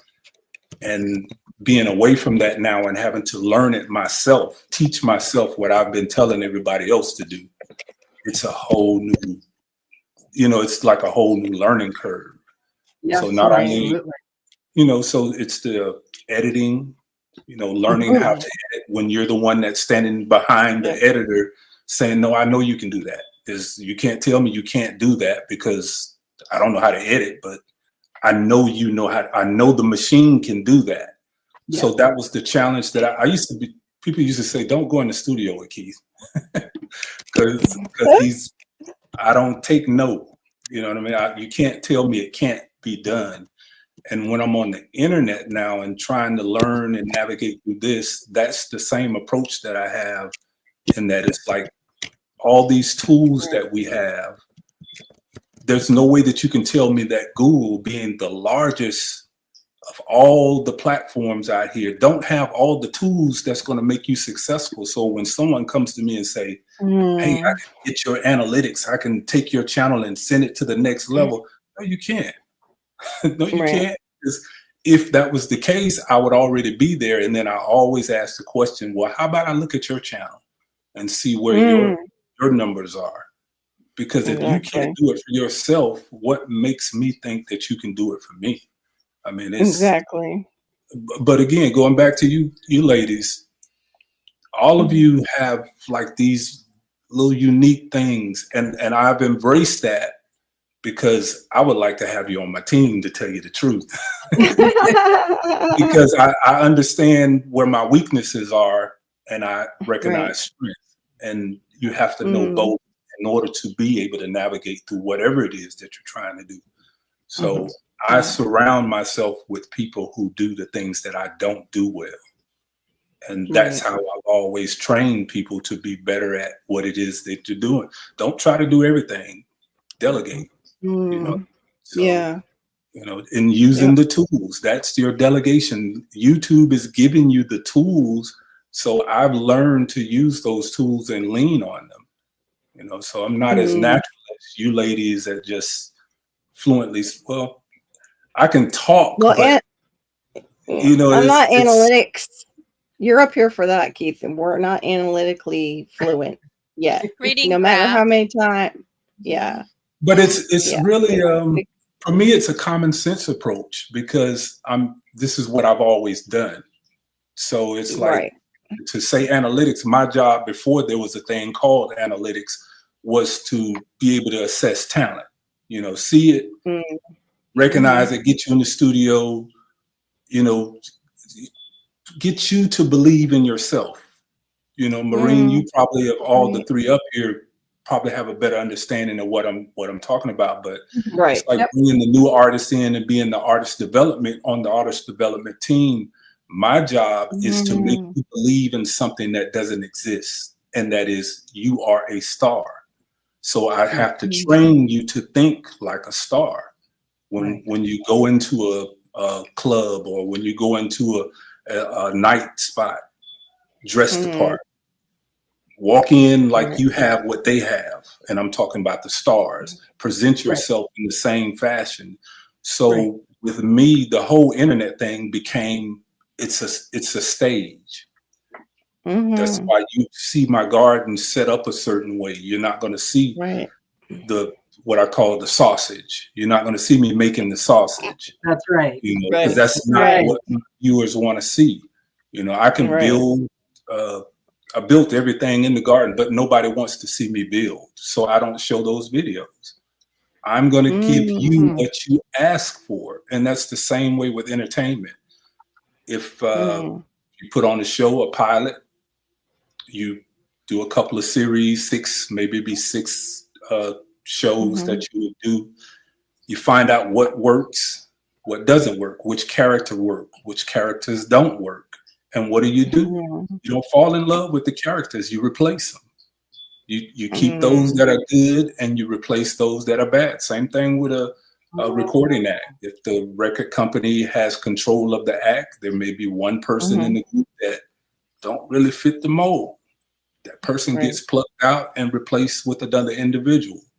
So that's pretty much how I approach this whole internet thing. You know, I tried certain things. I'm not afraid to try it, because if you haven't seen anyone else doing it, that is where you need to be, because it gives you your own lane. And if you break through on it, that's your winning. That's where you're going to win at. And for me, it was the simplicity mixed with textbook. That's what I call it. It's simplicity with a twist of textbook. I'm going to give it to you as simple as I can, but I want to let you leave with that. Oh, wow. I never thought about that. And this is for the gardeners who's been gardening their entire lives, But you say Right. something like eggshells, you know, powdering the eggshell, well, it has a Lyman effect. It's a simple thing for the person who knows, but how many people don't know? That's who I'm focused True. on. I'm focused on the ones Right. that don't know. I'm not interested Right. in those who already know. So for Right. someone to look in and say, well, that was pretty simple. Everybody knows that. No, not everybody. No, That's the obviously problem. not by how many people watching. No. Right. And that is my Yeah. answer all the time. Obviously not. This video has gotten over 15 million views. So there are far more people that don't know than it is that do Right. know. We assume because it's so simple that everyone knows it. Right. That's Right. that's the whole build of the growing out the box, you know, is Mhm. it's just being able to watch and the reactions of people, and then that's your audience. You don't create your audience, you allow them to find you, and then you become that thing that they want you to be. You know, I mean, we all tell you we want to put on a show, we want it to be about Keith. No, I don't want the channel to be about me. People really don't care to see me. That's why the lives don't do well for me. Or I'm not interested. They want to see the plants. They want to see what I'm growing. They want to see what it is I'm talking about while I'm talking about it. So that's why I keep the camera moving. And these are things that I've learned just from, you know, being on stage and being behind and being able to direct and production manager and the illusion of what you don't see. And in entertainment, we say, allow people to see what you want them to see, and they will imagine the rest. And that's what you have to play off of when you're doing this internet thing. You have to play off the imagination and the staging, having the garden. You know, it's no, my garden's not always neat, but you'll never see it not neat. You know, I'm not always dressed and, you know, I'm out there dirty and digging, and some days I'm out there in pajamas, but you'll never see that. You know, because that's not the show. That's not what they come to see. So we get too caught up sometime in what we want to deliver as opposed to what they're asking us for. You know, and that's why I'm saying, pointing back towards your shorts, Maureen, if you are getting reactions from the shorts that are not related to your content, you might need to pay attention to your shorts. They're giving you the answer. Become that. You're already doing it. Become it. Make that a part of your channel. Or just test it out. Don't be afraid to. My position would be, if your channel is not doing well, then nothing you can do can make it not do well. It's already not doing well, so why are you keep doing the same thing that's not doing well? Try different things. Take, even if it's just a snippet of something that rings the bell, you take that, keep it, toss the rest out, mix it in with the other stuff. That was my formula for every artist that I've ever worked with. It's, you do what it is you do. You get on that stage, you perform, you put your show together. If that don't go over well, that's scrap. You know, this is how we make our money. We have to sell the idea. We have to sell the illusion. So when the lights go down, they have to believe that they are there with us. They have to connect to you. And that is what we're doing on this internet. When it becomes too personal and you just want to do it because this is what you do, this is who you are, you kind of miss the mark. This is entertainment. Educational, simplicity with a twist of textbook. But at the end of the day, we as content creators, we are the new layer of entertainment. People don't watch television the way that they used to do. No, YouTube was one of the top ranking replacers of television last year. Absolutely. Absolutely.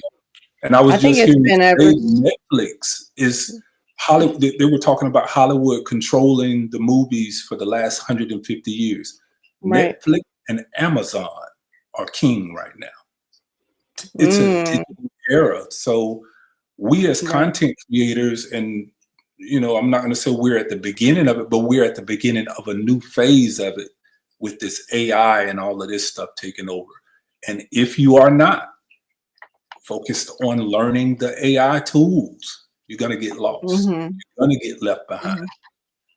Right. I don't, I could give some secrets, but, some things you have to kind of keep close to your chest because, if everybody knew what I knew, then they probably could do exactly what I do. But you have to, and I'm going to say, you have to start with the AI. If you're not using the AI tools, you're not going to make it in this. This thing is going to go to a whole nother level. We have AI friends. We know. Yeah. That was the only reason I could make a channel and have time for it, is because I use AI to help me get it going. Mm-hmm. And the key word is efficiency. Yeah. There's so much that I can do now with the AI to where I'm so used to having a staff, and now it's just me. So the AI is able to, okay, I need to make a presentation. Okay, just do the best you can do, write it up. And then I send it to my AI. Boop, boop, boop, boop, boop. I got a professional presentation put together that I can send to a company that's wanting me to sponsor their product, and I don't need to pay anybody for that. So that's where the growing out the box whole brand starts to take a hold. And when I hear people talking about monetization, you don't need monetization to be successful at this. I was making money on growingoutthebox.com before I even got subscribers, because in the beginning I was putting product in my videos, and everybody was saying, why are you putting product in your videos? No, I mean, you're not getting paid for that. Really?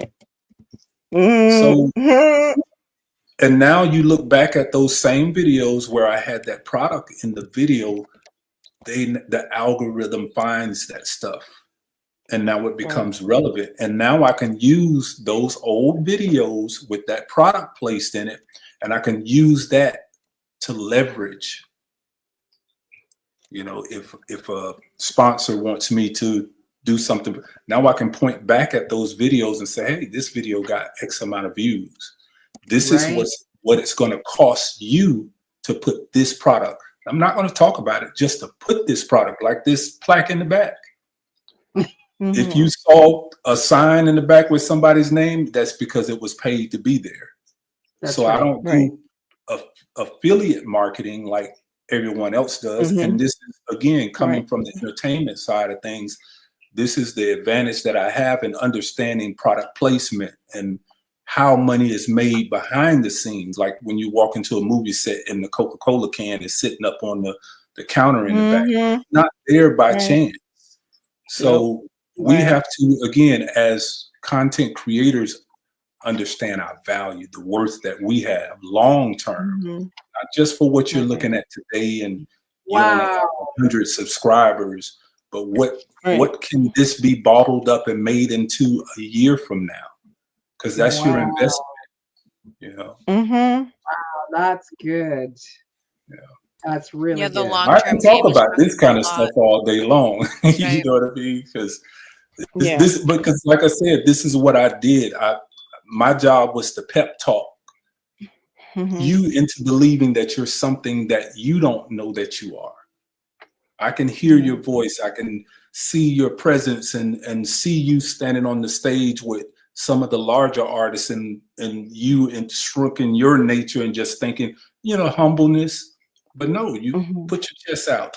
You look just as good as everybody else. You sound just as good. And this is how we're going to create that picture to put you up there. So when you walk in the door, they're going to ask, who is that? That's your presentation. Everything. That's why the lives, again, they don't serve a purpose, for me right now, other than like what I did last night to come in to say thank you to you guys. That's what the live serves me, just as a way to say thank you to the people who support me and then pass that back and then I'm out. Yeah. I have a question though. When you say like we're basically it's entertainment that we're giving and we are entertainers then by default.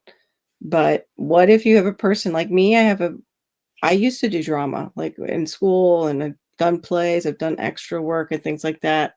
And I liked the authenticity of YouTube. And I never wanted to become like this. I guess you become a product, but I didn't want to become a product that wasn't authentic. But you are. You are a Okay. celebrity. That's what you create with the image. That is the definition of celebrity. You create Right. that. If I'm watching you for whatever reason it is that I watch you, whether it be for Yeah. your quirkiness, you know, it's whatever reason that it is I watch you, that is your celebrity. That is what you have to bottle up and understand.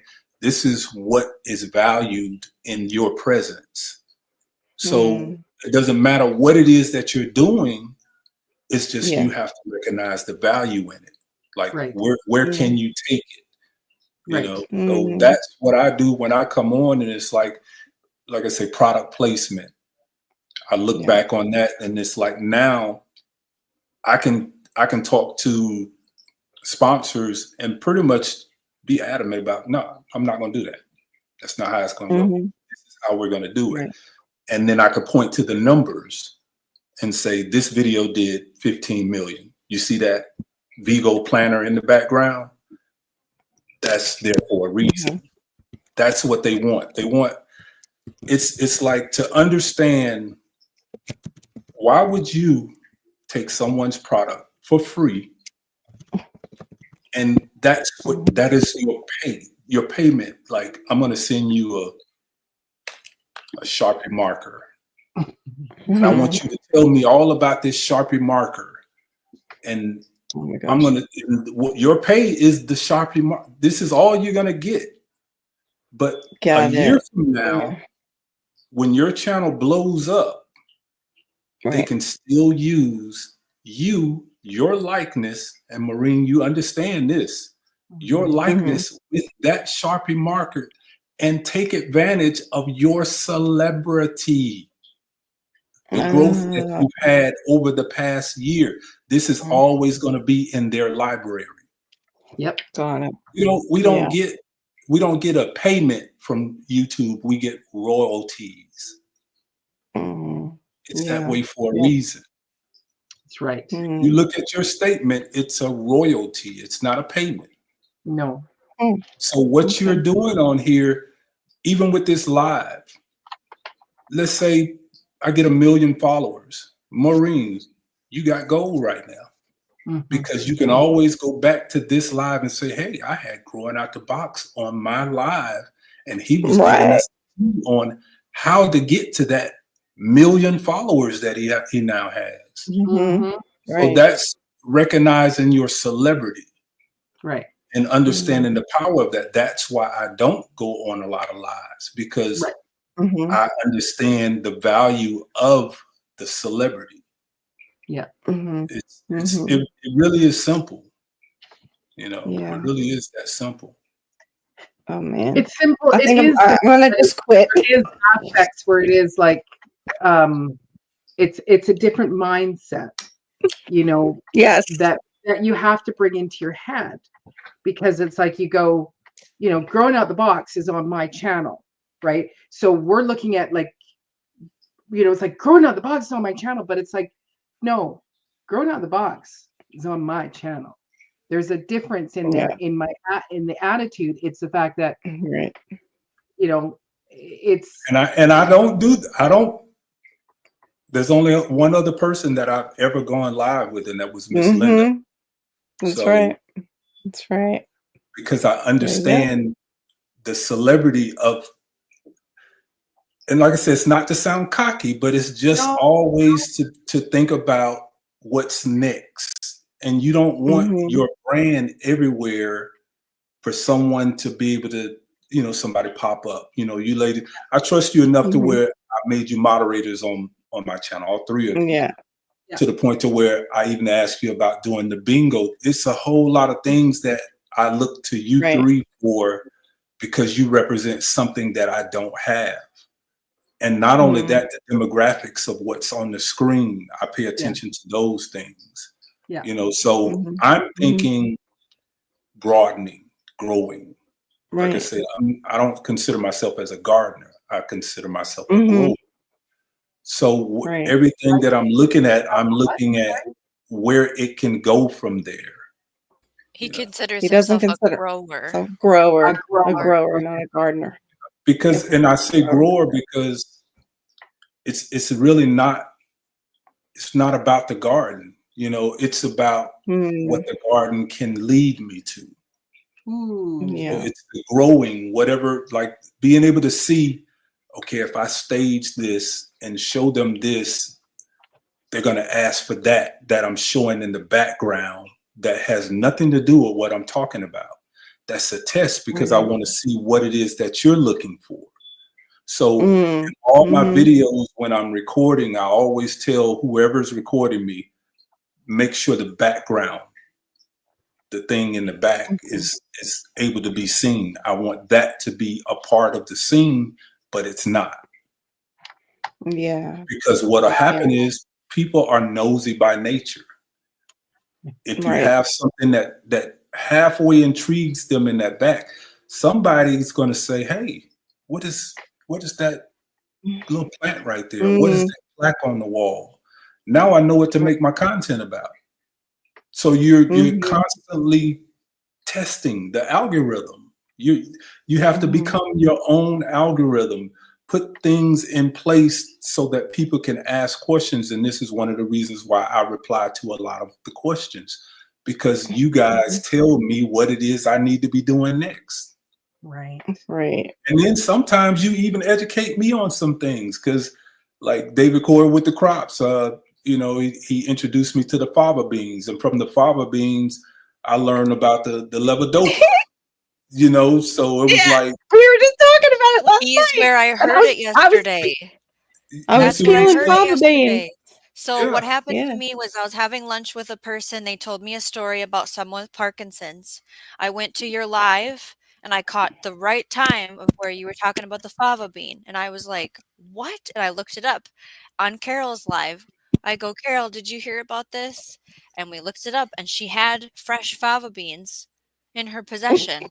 yes. Yes. It all clicked Mhm. together. That's how it Right. works. That's how it Right. works. And that's why I say I'm a grower, not a gardener, because the whole principle behind what it is I'm trying to do is connect with that which does, sometimes it don't even exist.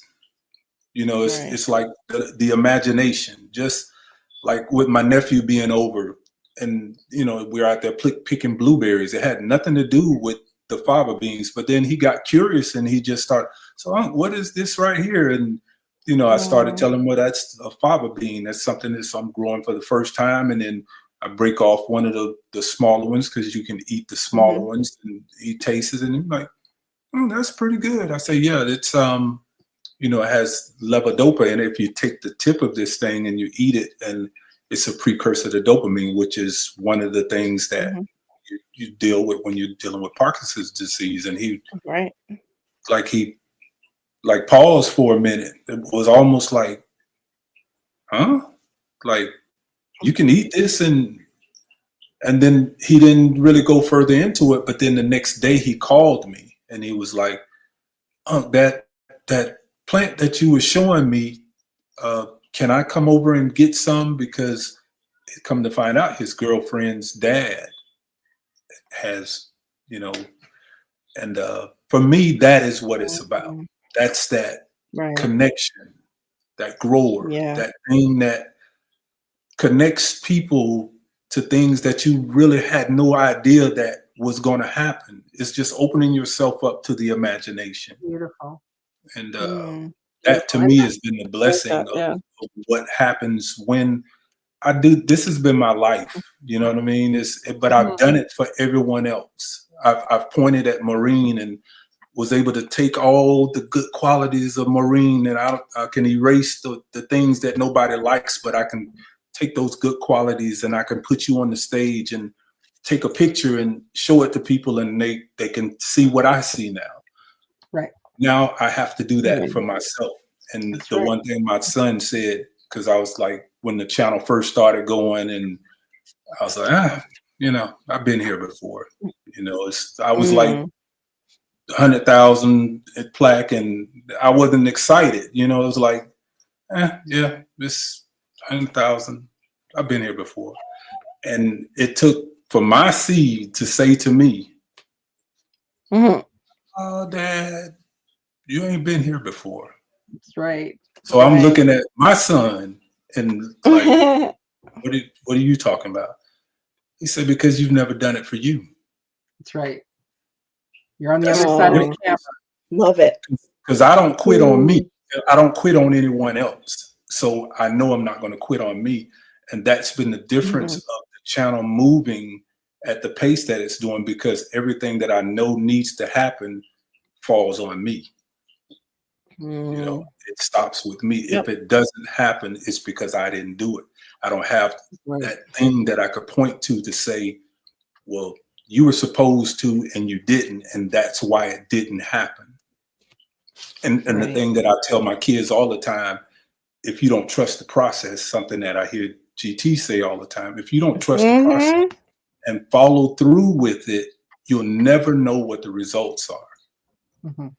And that's just something that I live by in terms of taking this internet thing and making it a part of my daily routine. And the Right. things that I've been out there all day in the garden. Looks like I really haven't done anything, but I've done 1,000. You know what I mean? If the average person Right. walked out there, they looked at it, they'd be like, "What'd you do today?" You know. Mm. But I've been out there literally since 7:30 this morning, and I came in as like dark. But by the time my wife called me, it's like, "You need to come in and eat something," because Mm. okay, I repotted blueberries. I moved them to a certain area in the garden where I wanted to show, because I'm going to do my June garden tour. So all of these things, like the average person walking in, they don't understand what my brain is doing. You know, it's like I'm setting the stage for the next show. And Wow. there's the build up, and then there's the tear down. So you don't understand what it takes to put the show on, because it's just not what you do. You're not interested in the show, but that's what it is. It's a show. So I got all my blueberry bushes that I've up potted.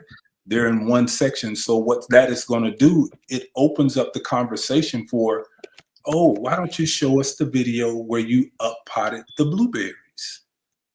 I show them up potted. I tell them I up potted them, but I don't show the Right. video because I want them to ask for it. Mm. Mm. Yeah, it's the It's whole breadcrumb trail thing, there. It is. you know? Yeah. Yeah. Yeah, you just give them a simplicity mixed with a bit of textbook. That's the whole formula, and it is about allowing your viewers, and I say your viewers, to choose what it is they want to see.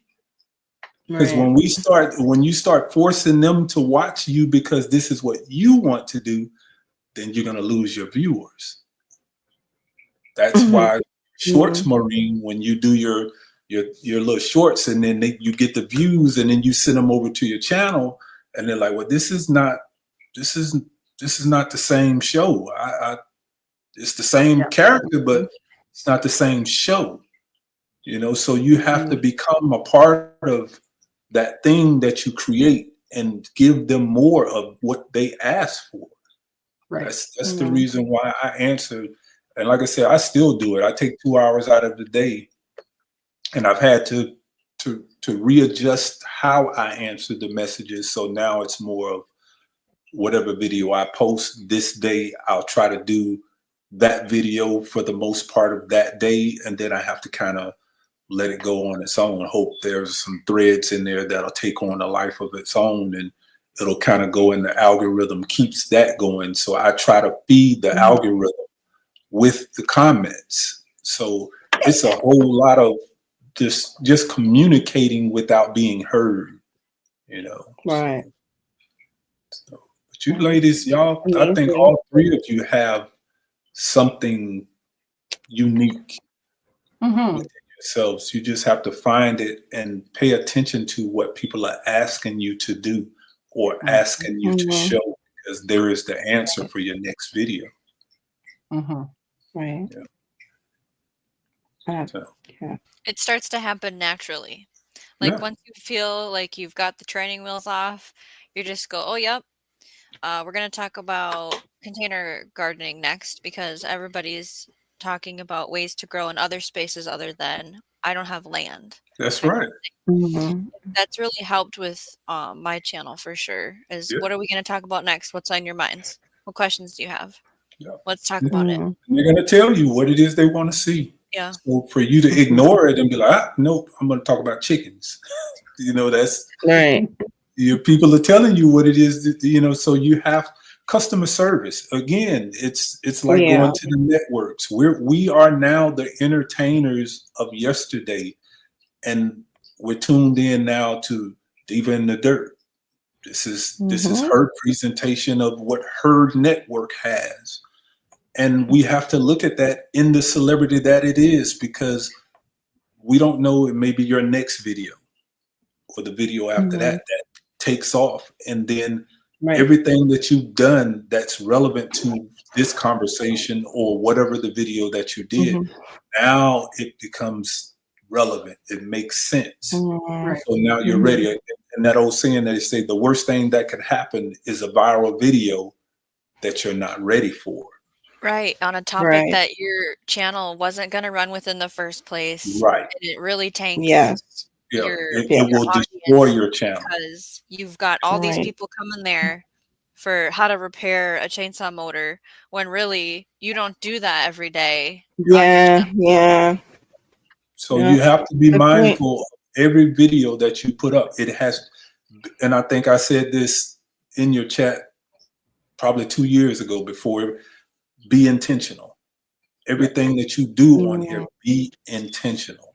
Make sure that this is what you decided to do, not just, I'm gonna just, I heard you say earlier, well, Mhm. sometimes I just go out there and just put something. No, don't do that.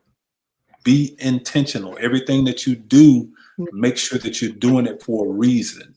Mhm. Like if you're going Right. to do it and you know that you could get potentially some views out of this, then how are you going to take that and make it work to your benefit? So Mhm. be intentional. That is a key to everything that you're doing now. Be intentional. Everything that you do, make sure that you have that next thing that's going to fall behind it. So it just doesn't happen, and then you scrambling trying to figure out what to do now. Mhm. Mhm. Be intentional. Well, I intentionally showed my moringa one day in a short, and that short took off, and I was like, it was an iguana on my tree. I'm like, even if they want to see that, I'm not hopping around and going in and catching iguanas. But you know what? You're down there where you have iguana, so maybe even incorporating that somehow into into it. whatever it is that you're doing. You know what I mean? We have to, like I said, you have to be intentional, and that's why The breadcrumb. my videos are staged, because everything in it, I have an idea of what's next. So if you got, let's say, if I'm showing the garden house, and you're seeing the trellis behind it, which I got a comment in the live, I think it was the last short that I did. Somebody say, "Well, how are you going to show the garden bed, but you don't show that thing behind you?" They wanted to see what that trellis, what the trellis was. So, but what that is you don't get to see the trellis until the cucumbers are on the trellis. So the next time I do a garden tour, you're not seeing the same thing. The trellis is there for a reason. That's the teaser. That is your next episode. Right. You know what I mean? That's the to be continued. Right. So it's like it keeps you coming back, because there's something in there that you saw that you really didn't see, and you're coming back to see it the next time. So no, you don't get a chance to see the trellis this time, because I want you to see the trellis when it's actually in use. So you can really get you really get the gist of what it does, how it does, and then the next question will be, do you have a video on how to build it? It's like Shawnee was just saying, breadcrumbs. You're just laying breadcrumbs. What's up, David Porter with the crops? Just talking about you a little while ago. Yep. I think he was in the bushes and just decided to come out. He does Heard that his name. sometimes. Yeah. No, that's very good. it's really, really great, Keith. I really appreciate Yeah. all that you're saying, and you know, I'm making little notes because it's like I want to go back and rewatch that, because you know, it's like just the little nuggets you're saying. It's like I could have like 15 quotes. Yeah. This is a grown out the box quote. You know, here's another quote of his. You know, it's like, Right. and they're meaty that you want to have in your head to go, remember this. And the Or life on a principles. piece of paper. Yeah, I mean they're life principles. You know what I Yes, mean? yes. And that's why I say I'm Right. not a gardener. I see myself more as a grower, because I try to connect with Right. people in the way that they receive it. You know what I mean? Not the way that I want to deliver it, but the way that they receive it. Right. So you have to find that thing that works for you. Like I can speak to you, Maureen, because entertainment. So I can connect to you in a different way that I may be able to connect with Carol or Shawnee. You know, it's just Right. you find that thing that's personal with them, and you become a part of that, and it's embraced. Mhm. So it carries a little more weight, and it becomes personal, and people Right. can watch you and feel like they're a part of what you're doing, and not just like, oh, I'm just watching the tube, and you Yeah. don't have access. Right. You know what I mean? You're giving access, because that's what it is. Because like, and it's still getting used to.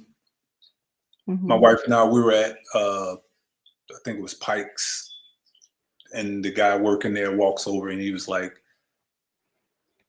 I just watched your video today. And it's like, Great. yeah, exactly. You know what I mean? So Great. we're walking in our celebrity, you know what I mean? And we have to embrace Mhm. that and understand the value that comes along with it.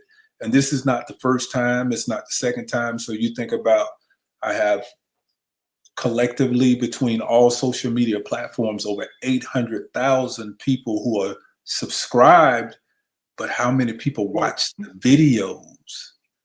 That is, Exactly. you know, that we I don't wanna know how many, you know what I mean? I got one video that's over Yeah. 23 million views. So how many people watched that video, Wow. how many times, and how did that bring them over to one of the 4 platforms that locked into it?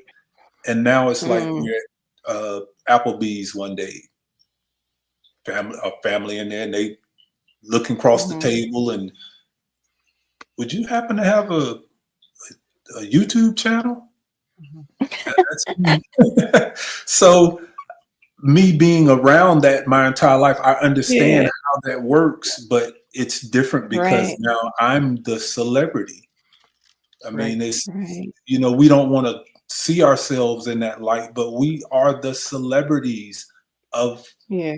today. This is the entertainment Right. that we have to embrace and understand the power that we have moving forward, and the value in what it is that we do.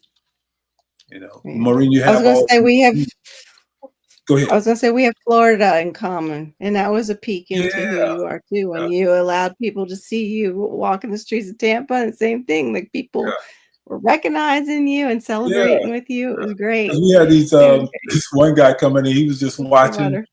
and he, you know, even with the guy Danny, it's like I remember his name. You know what I mean? The guy playing the guitar. Mm-hmm. Precious. That's Yeah. like, That was a for me, moment. that's Yeah. like it's almost like understanding the story. You know, just you see someone like that, and you have to look at, like, the guy was good, but where did he go wrong? Right. You know, because and Right. it's like, you know, and then I'm recording, and then I'm like, you mind me putting you on camera? And he was like, no, go ahead. You know, and then he just really went in, you know what I mean? But that's the type of thing that I do. I find that thing in everybody that you can connect to, Right. and you can carry it with you. You know what I mean? So even if you don't know who Danny is, and it's crazy because names I kind of, but it's like Danny. I remember, I can see him and I can hear him, and I still sing that song in my head, you know, and I don't know if that was an original cut, but I just heard it that one time. But it was his presence, and he wasn't afraid to be his person. Right. Yeah, just standing out there for little definitely. dollars, whatever you could put in the bucket. But he wasn't afraid to be his person for whatever flaws he had, Mm, whatever mistakes that you can see written all over his face. He wasn't afraid to mm, be his person. And that's mm. encouraging to me, you know what I mean? Because here we are living our best lives, so to speak, and this person, you don't even know if he was homeless. Could have been a homeless Right, guy, but he right, wasn't afraid of the moment. He was right. doing whatever he had to do to make the next day happen. So Right. it's just finding the beauty in all of that, and being Yeah. able to take that and translate it into a connection, like having people message me tonight. As a matter of fact, I don't know if it was a female or male, but they were like, my daughter and I watch your videos together, and now my daughter won't let me watch without her, and Oh. it just went into I learned so much by watching your videos, and you're a great teacher, and I was the worst student. I mean, when I say the worst student, Mm-hmm. I was the worst student in the worst kind of way student. I was the worst student. And to hear Mm. people that I went to school with now say, man, if I had a teacher like you, I probably would have passed all Mm-hmm. my classes. Right. Right. I So think I've even said that to you. I would have liked science better if you were teaching me when I was in school. and I was great at making all the, like, if the teacher needed a model for something, like the cell, I could make her a little clay model and label it all for her and stuff. But sitting there and listening to all the vocabulary at that time in my life where it was just coming at you, and it was like that's not my usual vocabulary. I still need the vocabulary, and you're going beyond me. So yeah, you break it down enough to where you just give a little vocabulary and you explain it. And people walk away with, I know what that means now. Oh, I get that. Oh, That's wow. right. Simplicity Yeah. with a twist of textbook. That's all it is. Yeah. That's I love that. there's a such thing as that cliche or your and it's just I've always, just it's part of marketing also, and just Mhm. understanding how to sell certain things. Another kid, Right. the 7-year-old kid that my son is attached to, watches my channel. And we went over Mhm. and we set up the raised beds for him. And I wish I could have did the whole thing, because it was just it was heartwarming. I mean, it was just Right. one of those Right. tear-jerking moments, you know what I mean? Where Yep. this little guy is 7 years old. He wants to be a gardener or the horticulture. He knows all the big words, some of the words that I don't even Yeah. know yet.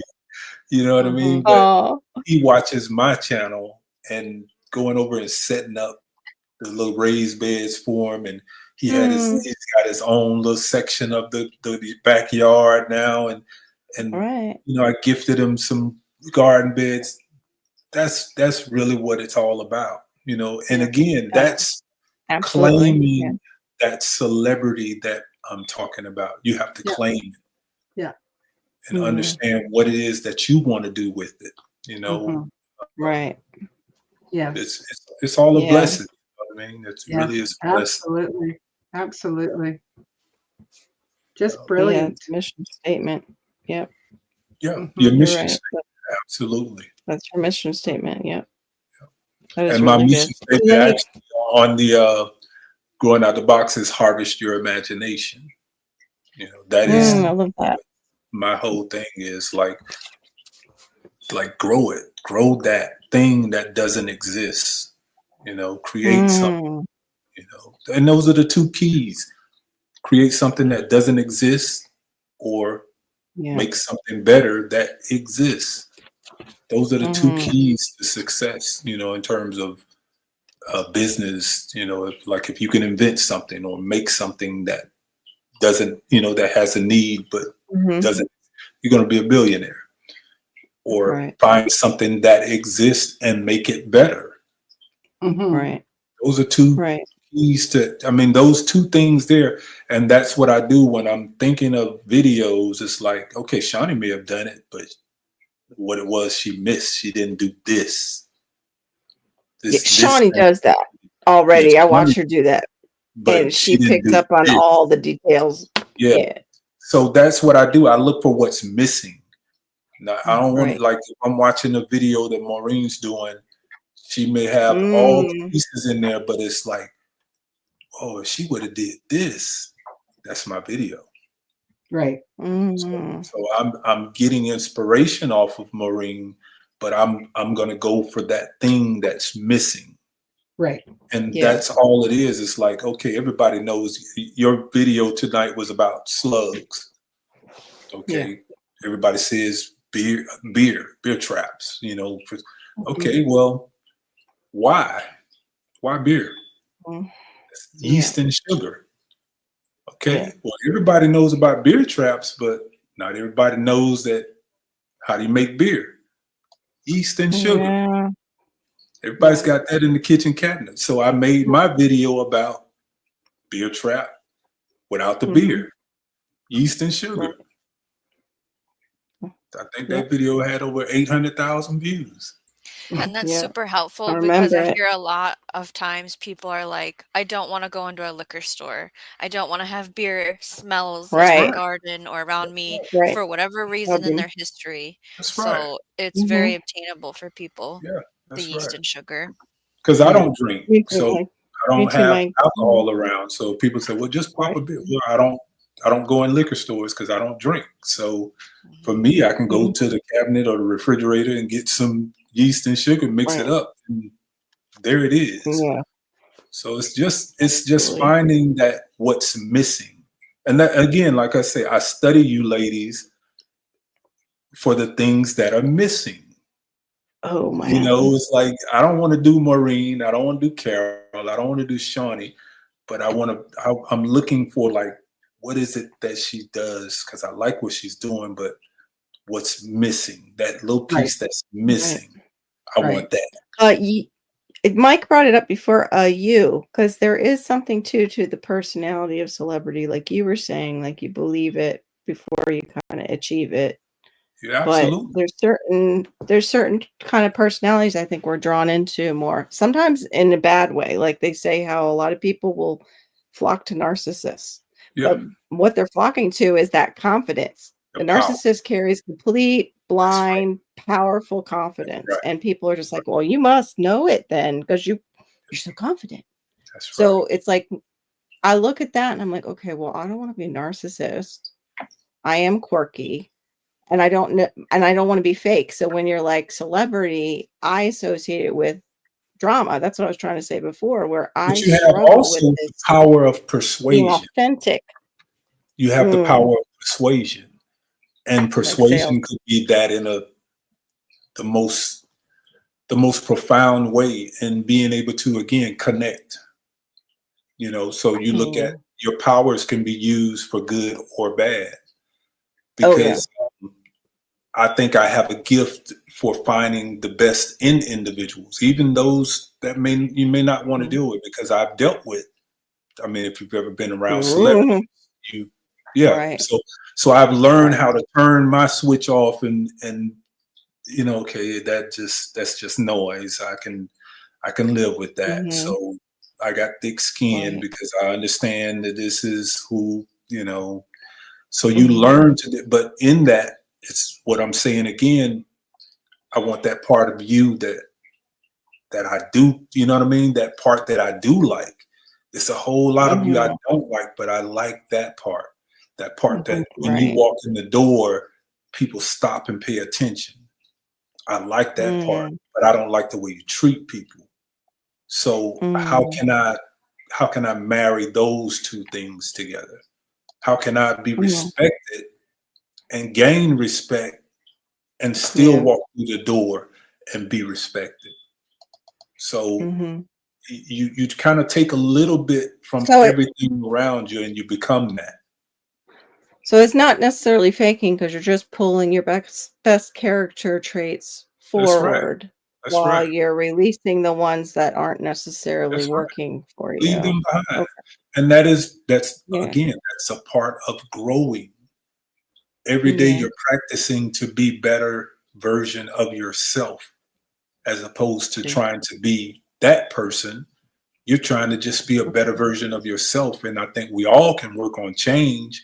So if Yeah. you're practicing the good parts of you more Mhm. often, you become that. Right. And Right. that's that same formula that I would tell the artist is like, okay, if you want to be that person on that stage, you have to walk in that light, because that's how people are going to see it. Mhm. And what happens is you start believing it. That can work both Right. ways, just as you were saying, Carol, because sometimes that turns into an arrogance, more so than not. You know, Right. you walk in the door Right. and people are, oh wow, there's Carol. You know, she's big internet star, and and you can take that and become the Yes. snob with it, or you can embrace it and understand that Mhm. there's a certain way that you can care. How would you want people to treat you if you were the Right. person looking in at the celebrity? Okay, I could take a Mm. little time out of my dinner and just pose for the camera. Yeah, it's burdensome sometimes, but no, it's not. If the character Yeah. is there, you Perfect. know what I mean? Because that's Right. the good side of you, that's sharing yourself with those people who support you. Right. And again, that's Yeah. why I did that live. The live was for the people who support me. The live wasn't for me to gain anything other than, hey, growing out the box, he's a man of his word. Because I remember back when he first started growing, he said he wanted to share a lot of the success that came along with the channel with the people that helped him Mhm. get that success. Yeah. That's what that was. That's my way of saying thank you. You know what I mean? If I can make X amount of dollars over the course of the Yeah. month because of you guys going to my store buying stuff, that's a really small thing for me to share that back to the people who initially supports me. If you can answer a Yeah. question about, like the person answered my first viral video, and my sister was like, well, that's an easy one. Not if you don't Right. watch the channel. So for me, that was like, if somebody knows what my first viral video was, yeah, I support you because you've been rocking with me for a while. So Right. Right. that's just how I Mhm. do. You know what I mean? Everybody do it a little Right. different, but if I had to write the manual on how to plug in, and I think each one of Mhm. you ladies, I say that again, you have your unique way of Mm. grabbing a hold of individuals. Mhm.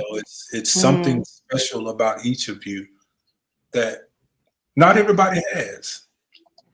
Mm. So you have to learn how to become, again, that better version of yourself. Leave the other stuff behind. It's Absolutely. not faking. It's just, as you do that, the Right. more you do it, you become it. And you Right. Yeah. start walking the walk. You know what I mean? And as you might say, you know them by their works. Yes. That's why. Yeah. I just didn't ever want to have YouTube persona and then somebody meets me in person. They're like, you're not at all like Yeah. YouTube Well, persona. we're not I saying want fake there it. to be And become your best self. Become Mhm. your right. best self. I don't think Right. there's I got it. anything wrong with wanting to be your best self. Now, if you're this Yeah. just terrible person and you're on here Mhm. pretending to be, then I don't know Because about that, but yeah. I don't know if you could sell it. You know what I mean? Because some people Mhm. can sell that. You meet them in Yeah, they person. can. Wow, Mhm. that's but Yeah. so authenticity, people can Yes. That's where I'm at. you can feel that. You know what I mean? Even Yeah. through this internet, Right. you can feel that. Yeah. And Yeah. when Right. people message me, I mean, I've had a lady message me once and she left like a book. I mean, just Mhm. everything that was Was that going on in her life. And I read it, and it was like oh it was, I can't do the things that you do. Your garden is so well put together, and it's just, mm, the average person can't afford to do. So what that did was that let me know, okay, You have to show them some of the things that you do in terms of how you take these basically trash and turn it into something. Now it's time for you to show that part of it. That's the roll-up door cover that's now a strawberry bed planter. That was free. That's Right. the dryer drums that I was just thinking of that one. Yep. Off to the junkyard. Yeah. that you're looking at in the garden, all in its presentation.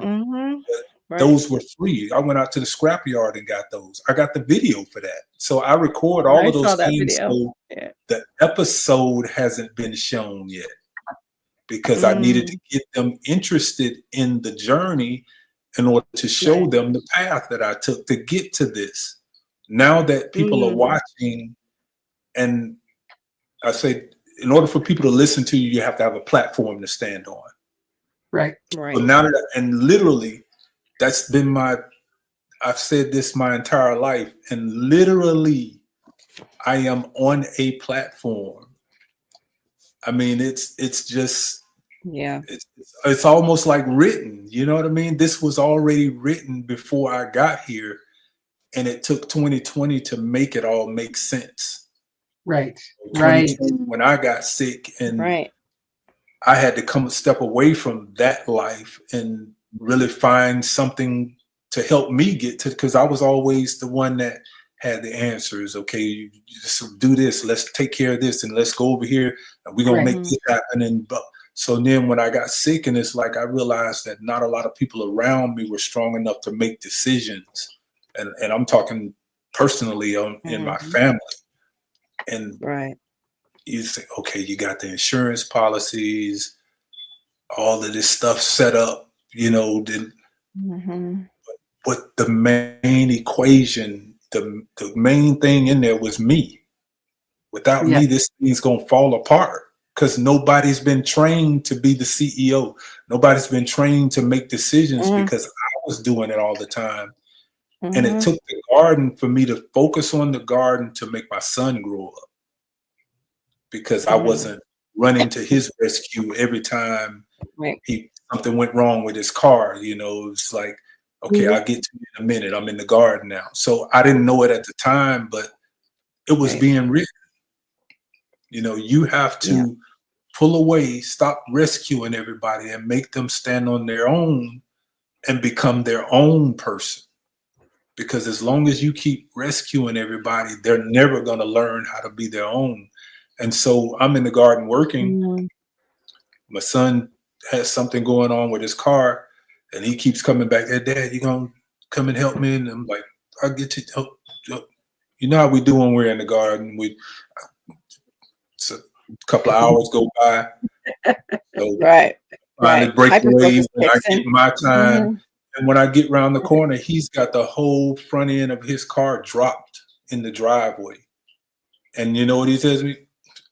I got it. I don't need your help. So he was pissed off. You know what I mean?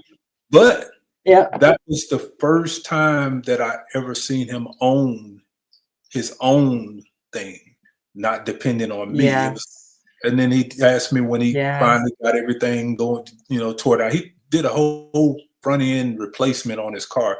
So even though he's watched me do those things and I never thought he was paying attention, he had to be. He didn't have to use the tools. That's why he never asked for the tools, because I would always do it for him.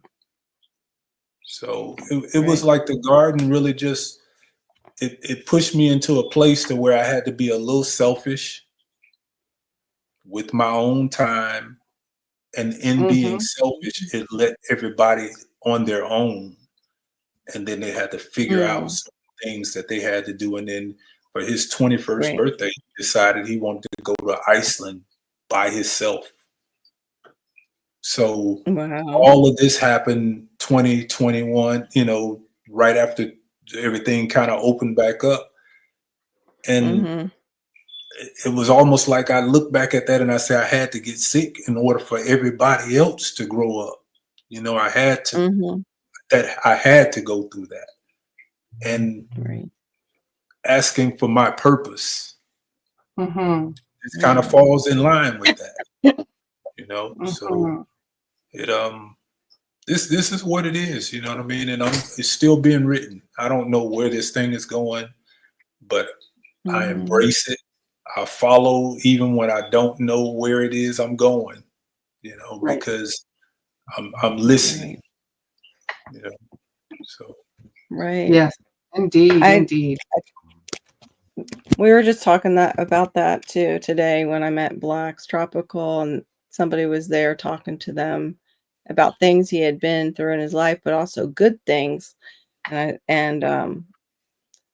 that's like a verse that always comes up over and over again is he created good works for us to walk through them. Like that's we're right. his masterpiece already, and he created these good works. It's just up to us to find that path. And sometimes it's not. Sometimes we're just put on that path, like you said. You just got put in that sickness, Yep. and the other things, and you walked through it in a certain way where the other things fell into place. My daughter Yep. did the same thing when I was caretaking with my mom. She grew up a lot. She's like, Mom, I'm not going to quit school. Yep. Even if grandma passes away, I'm not going to take a day off. I want to finish this. Yep. And I was so proud of her because she's always been, the one that I was so worried about. It was so tenderhearted. Yep. And she did so well. She even gave my mom a facial in her last week of life. Yep. And that's what she was going for, was esthetician. So yeah, I absolutely feel that. I agree That's what with my you. daughter does. Esthetician. Oh yeah, esthetician. Jobs Mhm. aren't here in Florida. If she comes here, just let her know if she ever comes to Florida down this way. Yeah. But she'll have the experience. It's 2 years or more experience just to get in the door now. Yeah. For these kids. You know, Wow. Atlanta's a glamour city, so you know, yeah, Nice. that's what she does. Nice. But yeah, it's all of this ties in. You know, like you said, it's all put in a path, and even being able to share this with you all, it's, Mhm. I wouldn't have came up for anybody else, Maureen. Just know that. Aw. Thank you. Aw. But I see you ladies. Yeah. I see you ladies, Yes. and Mhm. it's a reason why I still come around, and it's something there. Yeah. It's something there. Yeah. Well, we know you we have a beautiful wife, so it's not just because we're cute. So we know that it's more than Well, you know, I do his wife love is I gorgeous. love beautiful things. You know, Beautiful and beautiful people. So yeah, Yeah. we talked about it last night and tonight on Carol's live Mhm. last night and tonight. Just that, we're very unique in whatever our niches are, but there is this really great cohesive connectedness in our friendship, like our friendship here, and then our friendship even behind the scenes offline, just in our conversations with one another. There is a real deep support system, and honest encouragement. Like there's not a competition. It's not Yeah. like well, I wish I could do Right. this, like like Kara, I wish I could do this, Yeah. like Shawnee. There's none and, of and that. I get that. I feel that in just watching how you all connect with each other.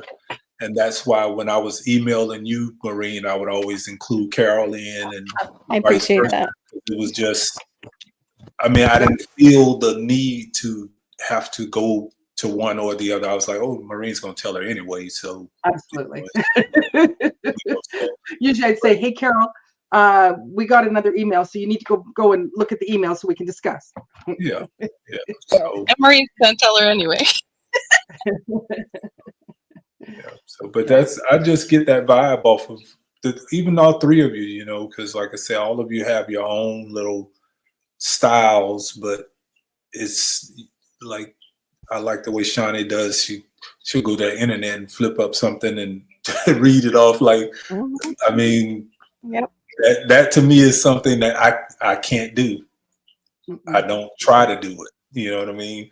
So I admire people that do things that I don't do. Exactly. But Right. I find the little tools that, you know what I mean, that helps me. I'll study you enough to where I'll figure out how to make, like when you did your live, Maureen, and you were reading from, you even said like, you're reading from a script. Right. It sounded really good. It was very well organized. Mm-hmm. I like that. Right. If I were to do lives, that's how I would want to do my lives, structure to where you have, because I got 3 screens right here. And, it's the information. That's why you see me looking over in different directions, and my camera is here. Yes. There's my 2 screen, girls. I'm on a You see what I'm budget. So. saying? So I understand what it is that you all are doing, and being new to the whole live thing. I got this screen over here where I can screen share if I need to pull up, or I can read information over here. So I've watched you enough to be able to say, okay, I know what it is she's doing. So let me try my little version of this, So I'm plucking a little bit of each one of you and using it, in my arsenal of growth that I'm trying to accomplish. Yes. And I don't mind telling people where I get it from. Like even with David Corey, Right. I see so many people do certain things, and I know where they got it from. Right. Is it that difficult to just say, hey, I was doing this and I saw David Corey doing it, and this is where I got. You know what I mean? Right. It's just that simple. For me, it's just second nature because, he's still trying to grow his channel. I watched him do something and I was like, wow, okay, he's growing beans in the wintertime. What kind of bean? And I asked him, what kind of bean is that? I don't know what the fava bean is, but I'm about to grow some fava beans. And of course, I started looking up, the different, health benefits and legumes, then the bacteria that I could use to get it to pull the nitrogen from the air. And it's just all of those things that go into, okay, it's not just the beans that I'm interested in. It's how to make that work in the scheme of what I'm trying to do with the garden.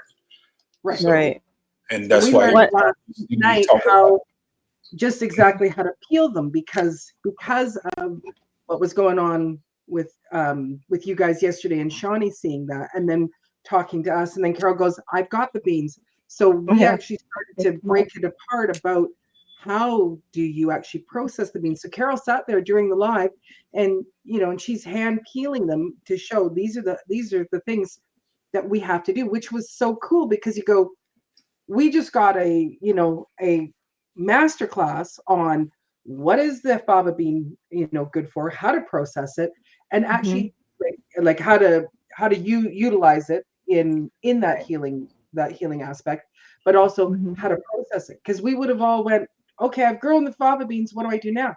Well, we watch Carol, and then it's like, here, see, I've peeled it, here's what it looks like. And so we got like a hands-on great masterclass last night. Oh, thank you. That's over on my channel, South Florida Sunshine, for those of you watching. That's what he's going with the ting. Ding, with the little light shine on the tooth. But yeah, that was really good. And also I found out that even though it's not common, but Dave the Good has grown them, and they're also supposedly good for men's testosterone as the velvet bean. And it's even higher, but it's just not a commonly grown bean that has that L-dopa in it. And so, again, that's looking for that thing that I didn't give you. Oops. So you did my short. Yeah, but there it is. There it is. But that's why I share it, because it's not mine. I got it from somewhere. You know what I mean? It's not like I went and invented a fava bean. So this stuff was there.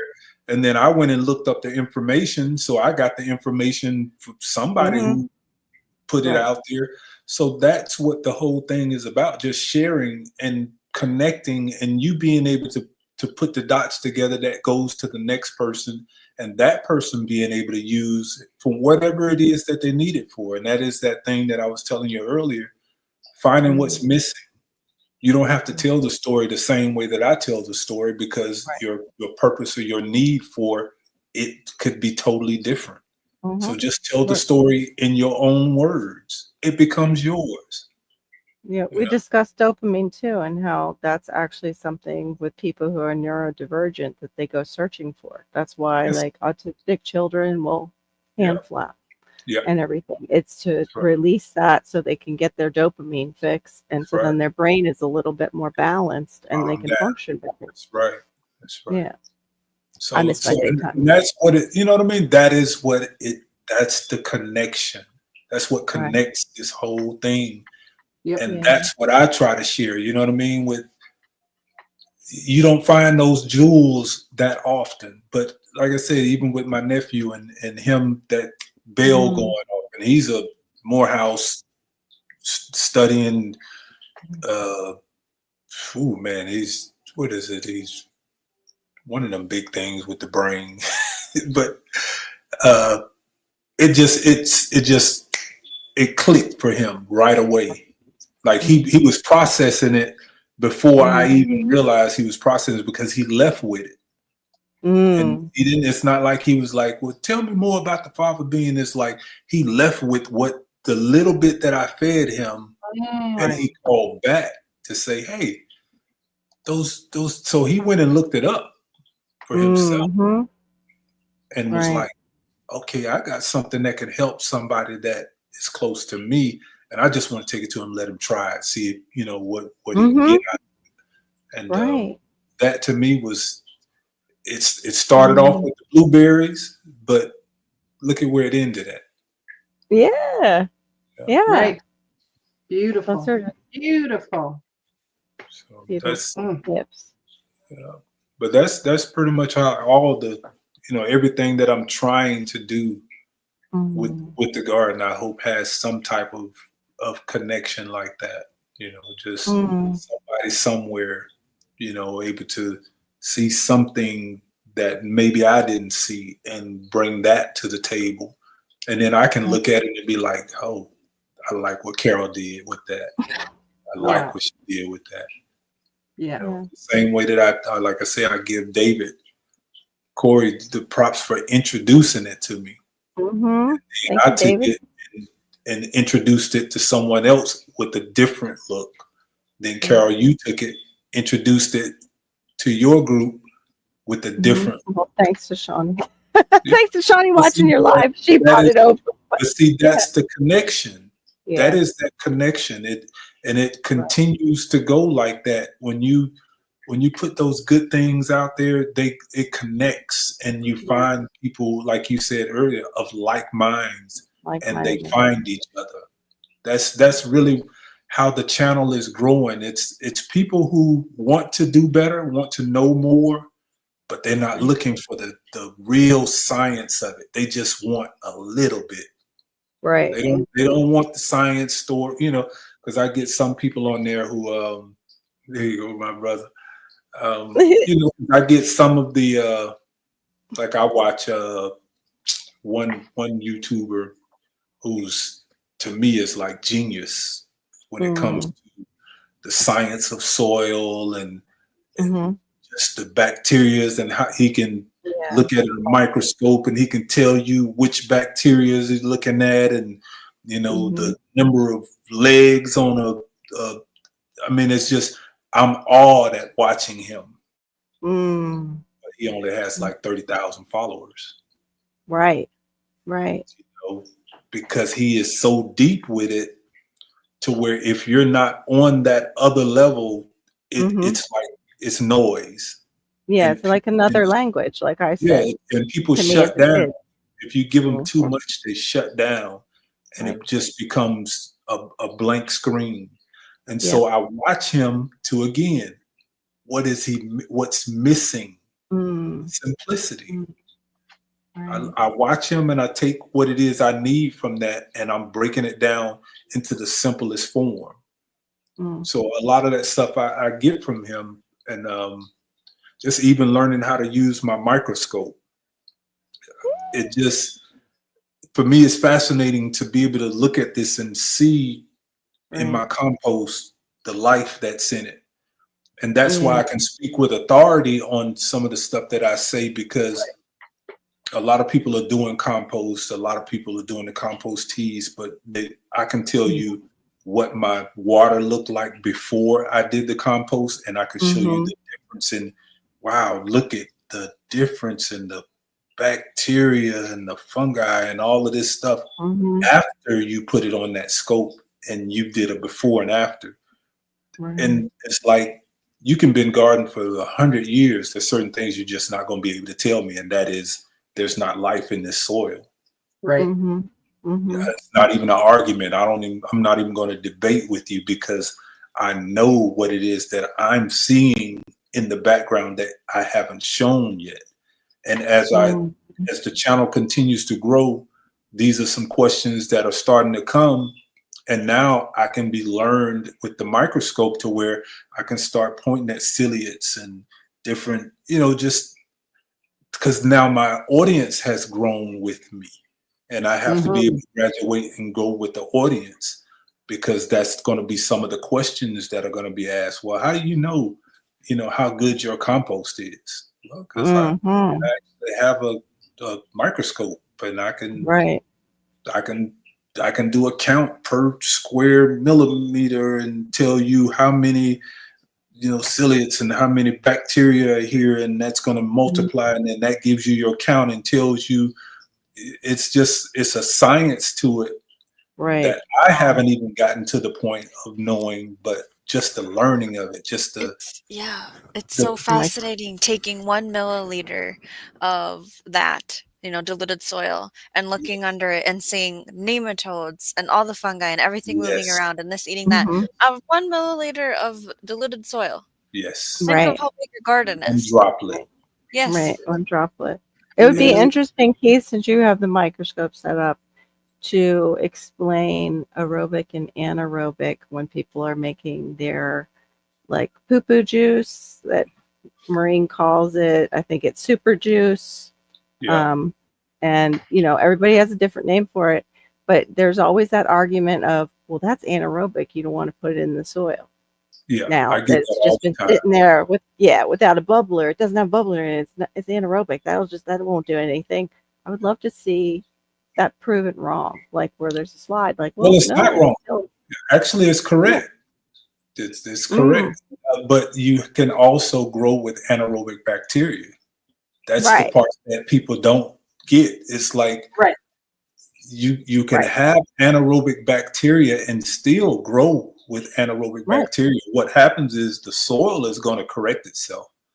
So even if you're feeding that to, that's why you can't do, when people ask me like inside plants, you don't want to do it on the inside, because nature doesn't have a chance to correct itself. Everything inside in a pot is controlled. Only you have access to it. But in the soil, Mother Nature, this bacteria control everything. Without them, we cease to exist.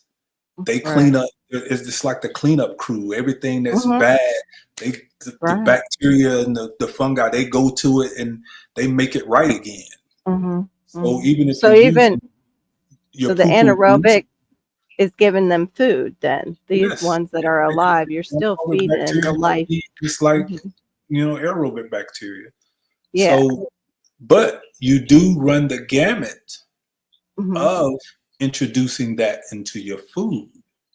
So you have salmonella, you have E. coli. It's a lot, especially when you start talking about the horse manures, the cow manures. Right. If not properly composted, you could be putting yourself into a real bad situation. So, and that's one of the reasons why I only do thermophilic composting. I don't do cold composting, because it's just too many things that can go wrong with the cold composting, because you basically just allowing all those anything. Because like I said, when you go through the thermophilic bacteria, then it goes to a hygienization phase when that heat gets to a certain thing, and it cleans. It's nature's way of cleaning things up.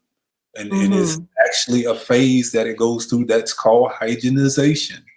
That's what it's called. It cleans it up. It takes most of the, I'm going to say all, but most of the bad bacteria out. If you got an E. coli in the cow manure or the horse manure. And what made me discover that, because we have deer around here, and I was like, oh, I'll get some of the deer poop and put it in. And then I was like, did a little homework, and it was like, no, you don't want to do that. Deer poop has E. coli.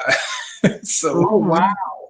so but that's, I mean, it's Most stool. poop does. Most poop is loaded. There you go. with All of that's it what does. goes- yeah, all of it does. But Yeah. deers also have a wasting disease that they could probably be Yeah. shedding too. Yeah. And we, on a level, are also animals. So Yeah. you got to be But careful. but again, it's that thermophilic process that goes through that phase, because you got your like I said, it's called hygienization. That is a phase of composting when it hits that 140, 150 temperature range, and that's where it cleans that compost up. And then it breaks back down. Then the cool bacteria come back in after it heats up, because the hot bacteria can't live down in that range. So it's just, to me, as I learn, it's fascinating. You know what I mean? To where you're Right. looking at, I can take grass and leaves, cardboard, mix those together, and within 5-6 hours, that pile's steaming. And you think, well, how is that possible? That's literally a party. It's literally a party going on. It's multiplying, which means there's some sex happening. There's some they're eating, they're drinking, and you're sweating, and that's the heat that's being generated. And so I look at all of those things like that, and that's how I would explain it. If I were talking about the composting process, and those things resonate. They register with people when you break it down to its simplest form. Like, why is my pile hot? That's because the bacteria are multiplying, and and I see people stick their hands in it. I'm like, I don't think you really know what it is that you're doing right there, because you're talking billions of bacteria. That's one of the worst things that you can do, is putting your hands in it when it's going through that whole composting phase. That is, but nobody knows. Nobody's really telling people how dangerous that is. Wow. Right.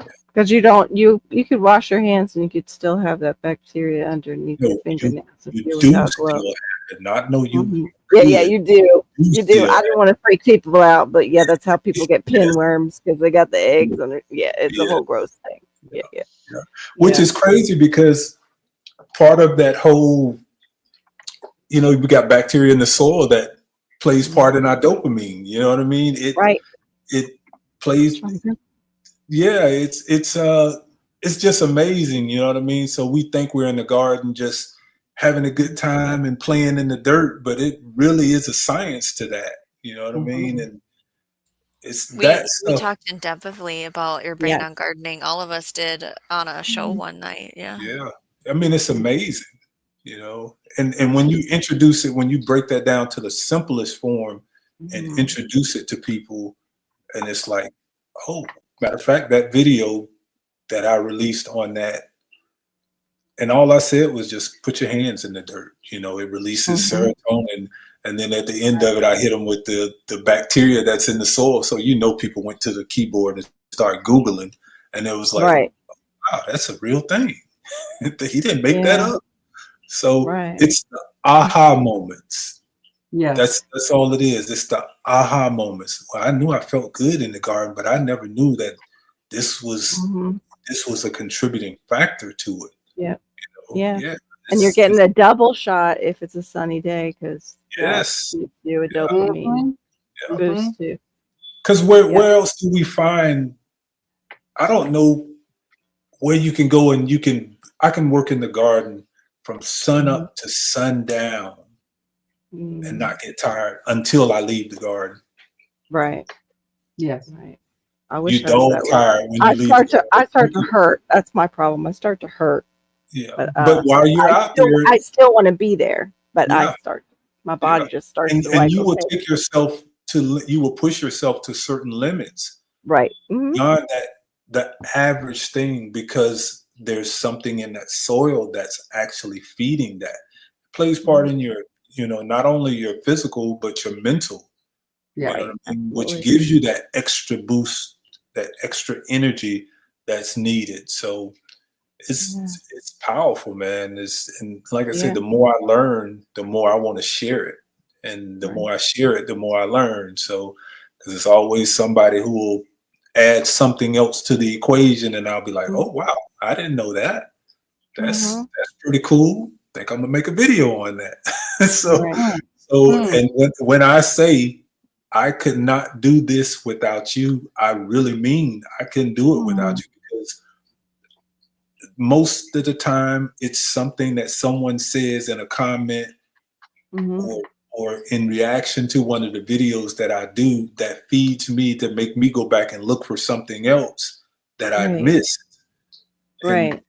It's an endless cycle. It's an endless cycle. Yes. It's seeds being you're paying planted. attention. But that's the thing. You need to be paying attention to those things. What are people saying? What are you observing? It's not just, looking really myopic at your channel or at other people's channels. It's like you're actually looking. Like I know that just this, I don't know, it's like we're over an hour of you, giving us this incredible masterclass. I am going to watch videos much differently now. Like it's Me just too. like never thought of it that way, never saw it that way, never, and it's like that just right there, it's like I'm going to look at things much, much differently when I'm looking at these videos and stuff like that. And even your own content,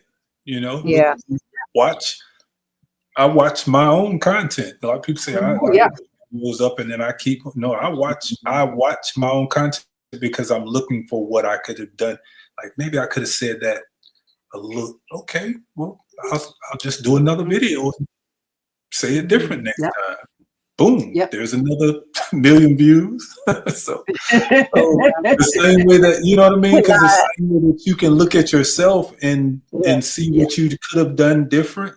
Somebody else looking at that and okay, well that's a whole different conversation. So somebody else may get something totally different out of this. Let me just move this phrase in the back and turn that around, and then let me go and grab something else and stick it in there. And I got a whole nother video. So. Can I ask another question in regards to that? Because it's like we're editing, and I'm editing, and I'm going through it, and I'm watching all the edits, and I'm like, good. Watch it start to finish. A couple of times, add the music, watch it start to finish, whatever. Then when I put it up on YouTube to watch it, it was like, you know what? You could have shrunk that. You could have. You go, why didn't I see it in the editing? Why is it when I get it to YouTube? Do you find that it's different once you do put it up, or do you catch it in the edits? Well, I have a 27-inch monitor that I edit on. So I'm literally like, this is what I'm chatting on right now. That's why you see me looking. It looks like I'm looking down because my camera is at the top of my monitor. I got a large monitor. Okay. And I have a 24-inch on this side and another 24 on this side. So I got like a whole surrounds that, so I can move screens to each one of the things, and I have just my main screen here and my tools on my right or my left, so I can focus on what I'm looking at. And I can just bring my tools in as I use them, as opposed to trying to do it on a phone or a little tablet and kind of having the small pieces to move back and forth. It just, for me, I cannot edit on my phone. It's impossible. I would miss so much because I have to have everything like large. Like I even got an 85-inch television that I was going to be using for my lives, so I can actually look and see everything that's going on in the live, the chats and all this. Because now it's like I got YouTube over here, then I have the Instagram over here, and I'm trying to do all of this. Okay, well, how about I just put it all on one big screen and then have them all set up to where it's like, you got the multiple screens right there in front of you. So I'm always thinking about how to make my job a little easier. And that's why, like I said, I'm not set up the way I would want to be in terms of being able to do the lives, because I'm constantly doing like this, and I'm not focused on, like, I'm looking at you guys on the screen, but I'm not looking at the camera. Yeah. Right. So I got to figure that part out, because I probably need a camera that's a little lower, but then it's right in the middle of my screen. So I haven't quite figured that out. So for me, it's like, I know my presentation with the lives are not what I need them to be for me to be totally comfortable with what I'm showing, because I know the eye contact is very important. Like right now, I'm looking into the camera. Yeah. Exactly. But it's hard because I look at you when you're talking, so the camera's right here because I have a 13-inch monitor. So I would have to have my laptop in front of me. Yeah. Which means everything is smaller, and now it's like I lose the advantage of I got multiple tools. So it has its advantages and disadvantages, because the screen is so big. This is like. This is just eye level. Yeah, that's awkward. That's how big the thing is. So it's a 27-inch iMac, and it has this plus sign. It looks fine to us. You look fine. Like it doesn't. But it's the eye contact. Yeah. Right. Okay. Yeah. Yeah. And I feel like. Go ahead. I feel like I look for eye contact when I'm watching a replay of something. Yes. If I notice that the person talking never looked at me in the replay, the camera, which is what it would be, I feel a little weirdo about it. But when we're live, it's a whole different thing. Right. So it's like keeping in mind the replay people and looking at them and talking to them. Yeah. Right. And I am conscious of that.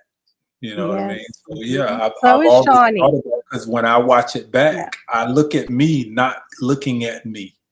And that that don't look right. But I'm looking at you guys on the screen.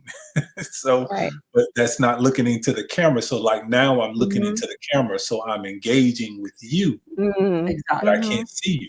It's just weird. Because you guys are down here now out on my peripheral vision. If I'm looking right at them, hey guys, here, that's comfortable for you because you got a smaller. It's not really because I'm hunching. Like I need something a little taller too, so I'm not hunching down. But yeah, I agree.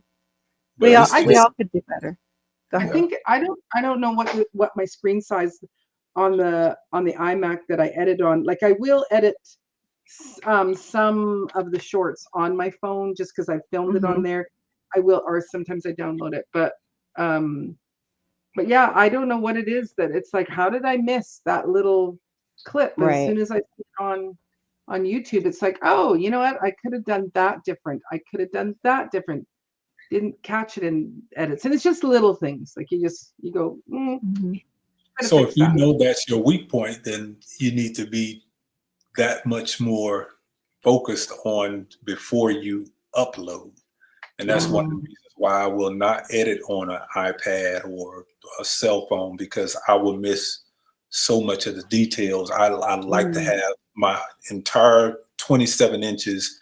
That is my editing screen. I have nothing else on that screen. I may have like a toolbar on the bottom where I have my all my little features and stuff. But as far as what I'm looking at, it's like what I'm looking at right now on StreamYard. I only see you guys. There's nothing else on the screen. Right. Well, you can drop the comments in though. Comments are always there in the StreamYard. You just can't type into them. The comments are always up at the top where you can click on that. Here on the bottom corner. Yeah. So I'm comfortable with the StreamYard now. It's just getting in sometimes, because like I said, this is my first time coming up with the StreamYard, because last time I did it on Miss Linda, she sent me an invite link. I don't know how easy it was then, but I think Right. because I was toggling back and forth with my other YouTube Mhm. channel, that Yeah. somehow the StreamYard didn't read it That'll- or whatever. So, but Right. that was a We've had- learning experience. Yeah, Right. that was a learning experience. And We've then I all don't gone have, like I say, 1,000 passcodes. You know, hate that. because I don't understand how people use the same passcode for everything. I have a different passcode for every single device that I own. Right. So Right. I don't have it right in my head. I have to actually go and look up the Mhm. information, because if Yeah. somebody get into one, oh, you are messed up. Yeah. Right. And after I finally got in, then Google, of course, doing the check, had to send me the email send the message to my phone to say that is you, and then I finally got that. So, but it's all, I got all the 3-step verifications and all of that stuff, Mhm. because I mean, I know Black's Tropical was talking about having their account, hacked over on Facebook, and it's like, Ooh. I could handle Facebook, Instagram I could handle, but if YouTube were to get it, ooh, man, I would be a mental case. Right. Right. It's Because so the scary. Instagram and the Facebook, even though there are more followers on there, Mhm. YouTube is kind of like where the money is made. You can Mhm. really see with Instagram and Facebook, I can use the sponsors to really generate money over there. But with YouTube, I can control everything. I don't need sponsors. I don't need anything. I can, everything that goes on here is about the dollar sign and people just going over to the website, just connecting those two. And between what I'm making off the website and the views, that's a whole nother dollar sign. And when you get this side of it, the YouTube side of it, you can be more demanding, or I should say commanding, on how you deal with sponsors. Because it's crazy, because the strength of my dollar is in YouTube, but all of the sponsors want Instagram. They want the fast. Yeah, they don't care about YouTube. Yeah, the YouTube sponsor, they really don't have any, because we don't shop on YouTube. We shop on Instagram. We shop on Facebook. We shop on TikTok. But YouTube is primarily, it's a vehicle for doing what we're doing now.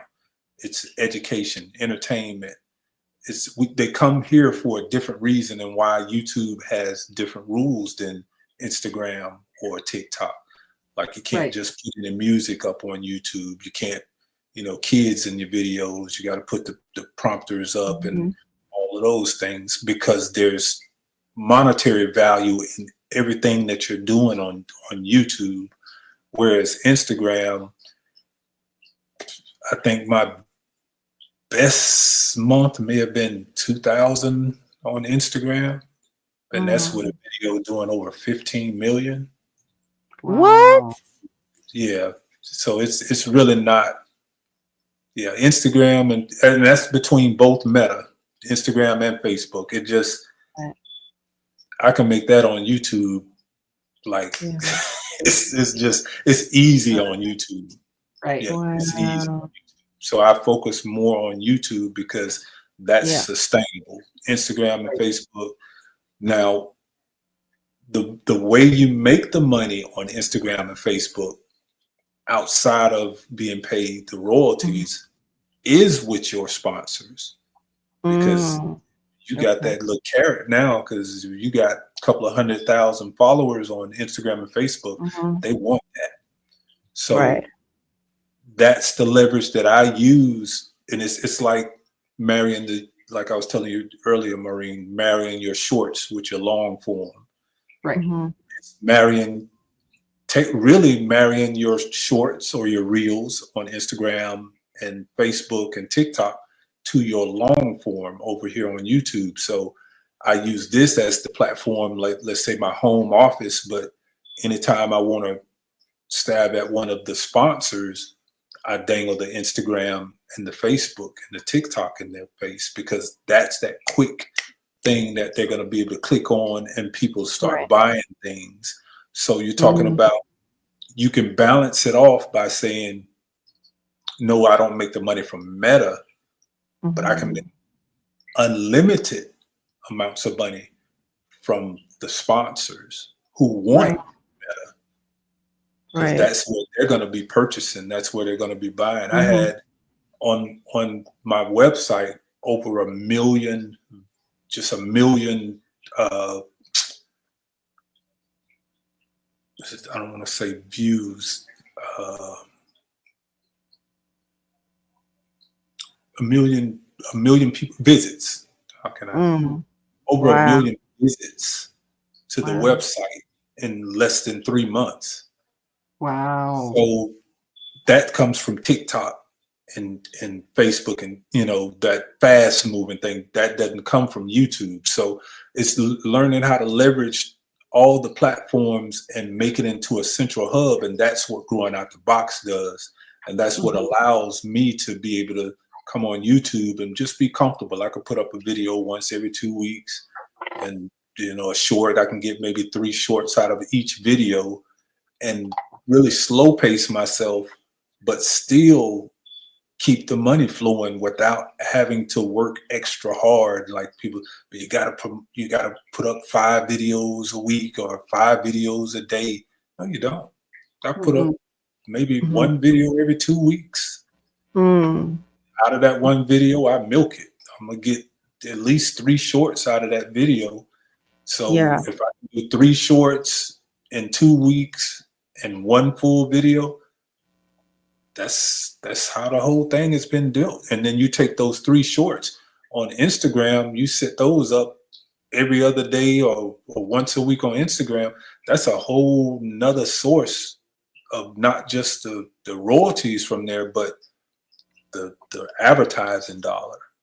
Right. So just being able to leverage all of the platforms at one time. And not many people have all the platforms. You're going to have one person maybe big on TikTok, maybe big on Facebook, maybe big on YouTube, or maybe big on Instagram. But I've been blessed to be able to have a presence on all the social media. I even had a presence on Reddit. I just kind of was getting to be too big for me, so I couldn't even keep up with everything. Yeah, because it's simplicity. Yeah.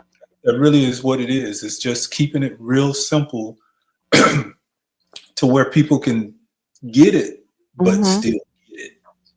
Right. You know what I mean? Like they walk away with something. You got to always remember that you want to give them something. Every time you put up a video, you want them to give them something. I got so many videos recorded that after I go back and watch it, and it's like, I don't see any value in it.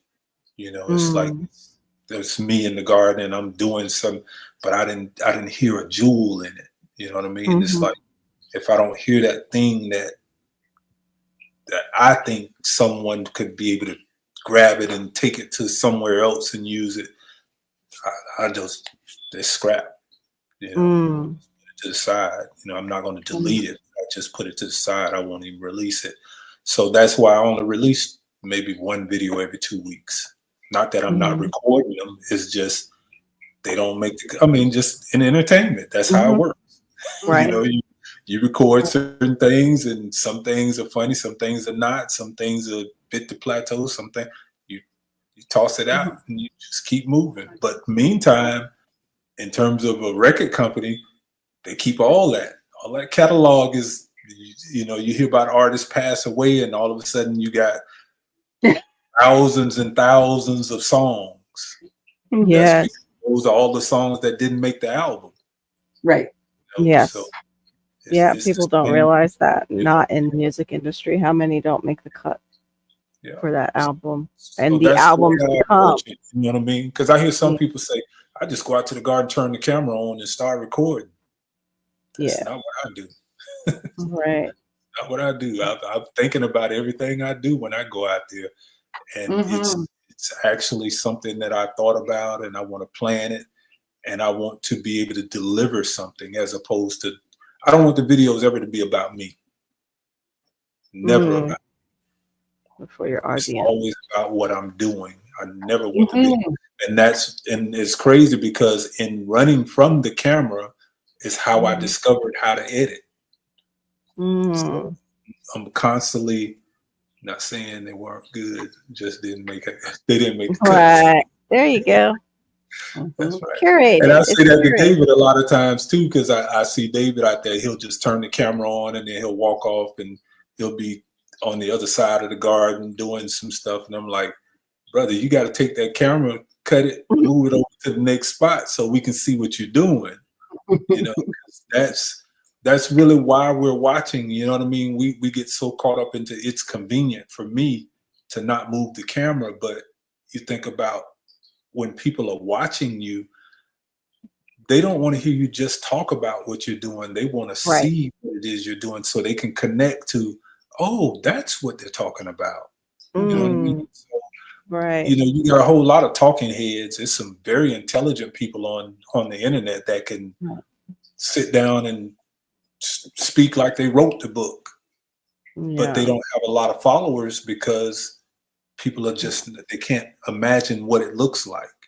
You're giving them so much information, they can't imagine it. So whenever I'm recording, it's like, I'll tell whoever is recording me, just glance up at me, go back down. Glance up at me so they'll know I'm here, but go back down, show what it is. And if whatever I'm talking about, you can't see with that camera, then you need to make sure that you see it. That's always the thing. I want it to be just like if I'm looking at it. And that's the connection that everybody get. Okay, I'm listening to criticism, taking it easy. That's why I was asking you, David, about you were doing it one day, and I had a microphone over here, a lapel mic that I was gonna send you, but I'm on iPhone, and I think you said you were on Android, so it wouldn't have worked for you. But I think that'll be a big difference in what you're doing on your channel. Even if you didn't move the camera, just having that audio attached to you and them being able to follow at least your audio. But if you're taking the audio and you're not showing what it is, it's going to always, you know, have some type of distortion in there to where it's not going to be a connection. And that connection is, like I say, it's almost like you ever watched and maybe it's just me, but you ever watch something and then you're on the screen, but you're trying to look around it.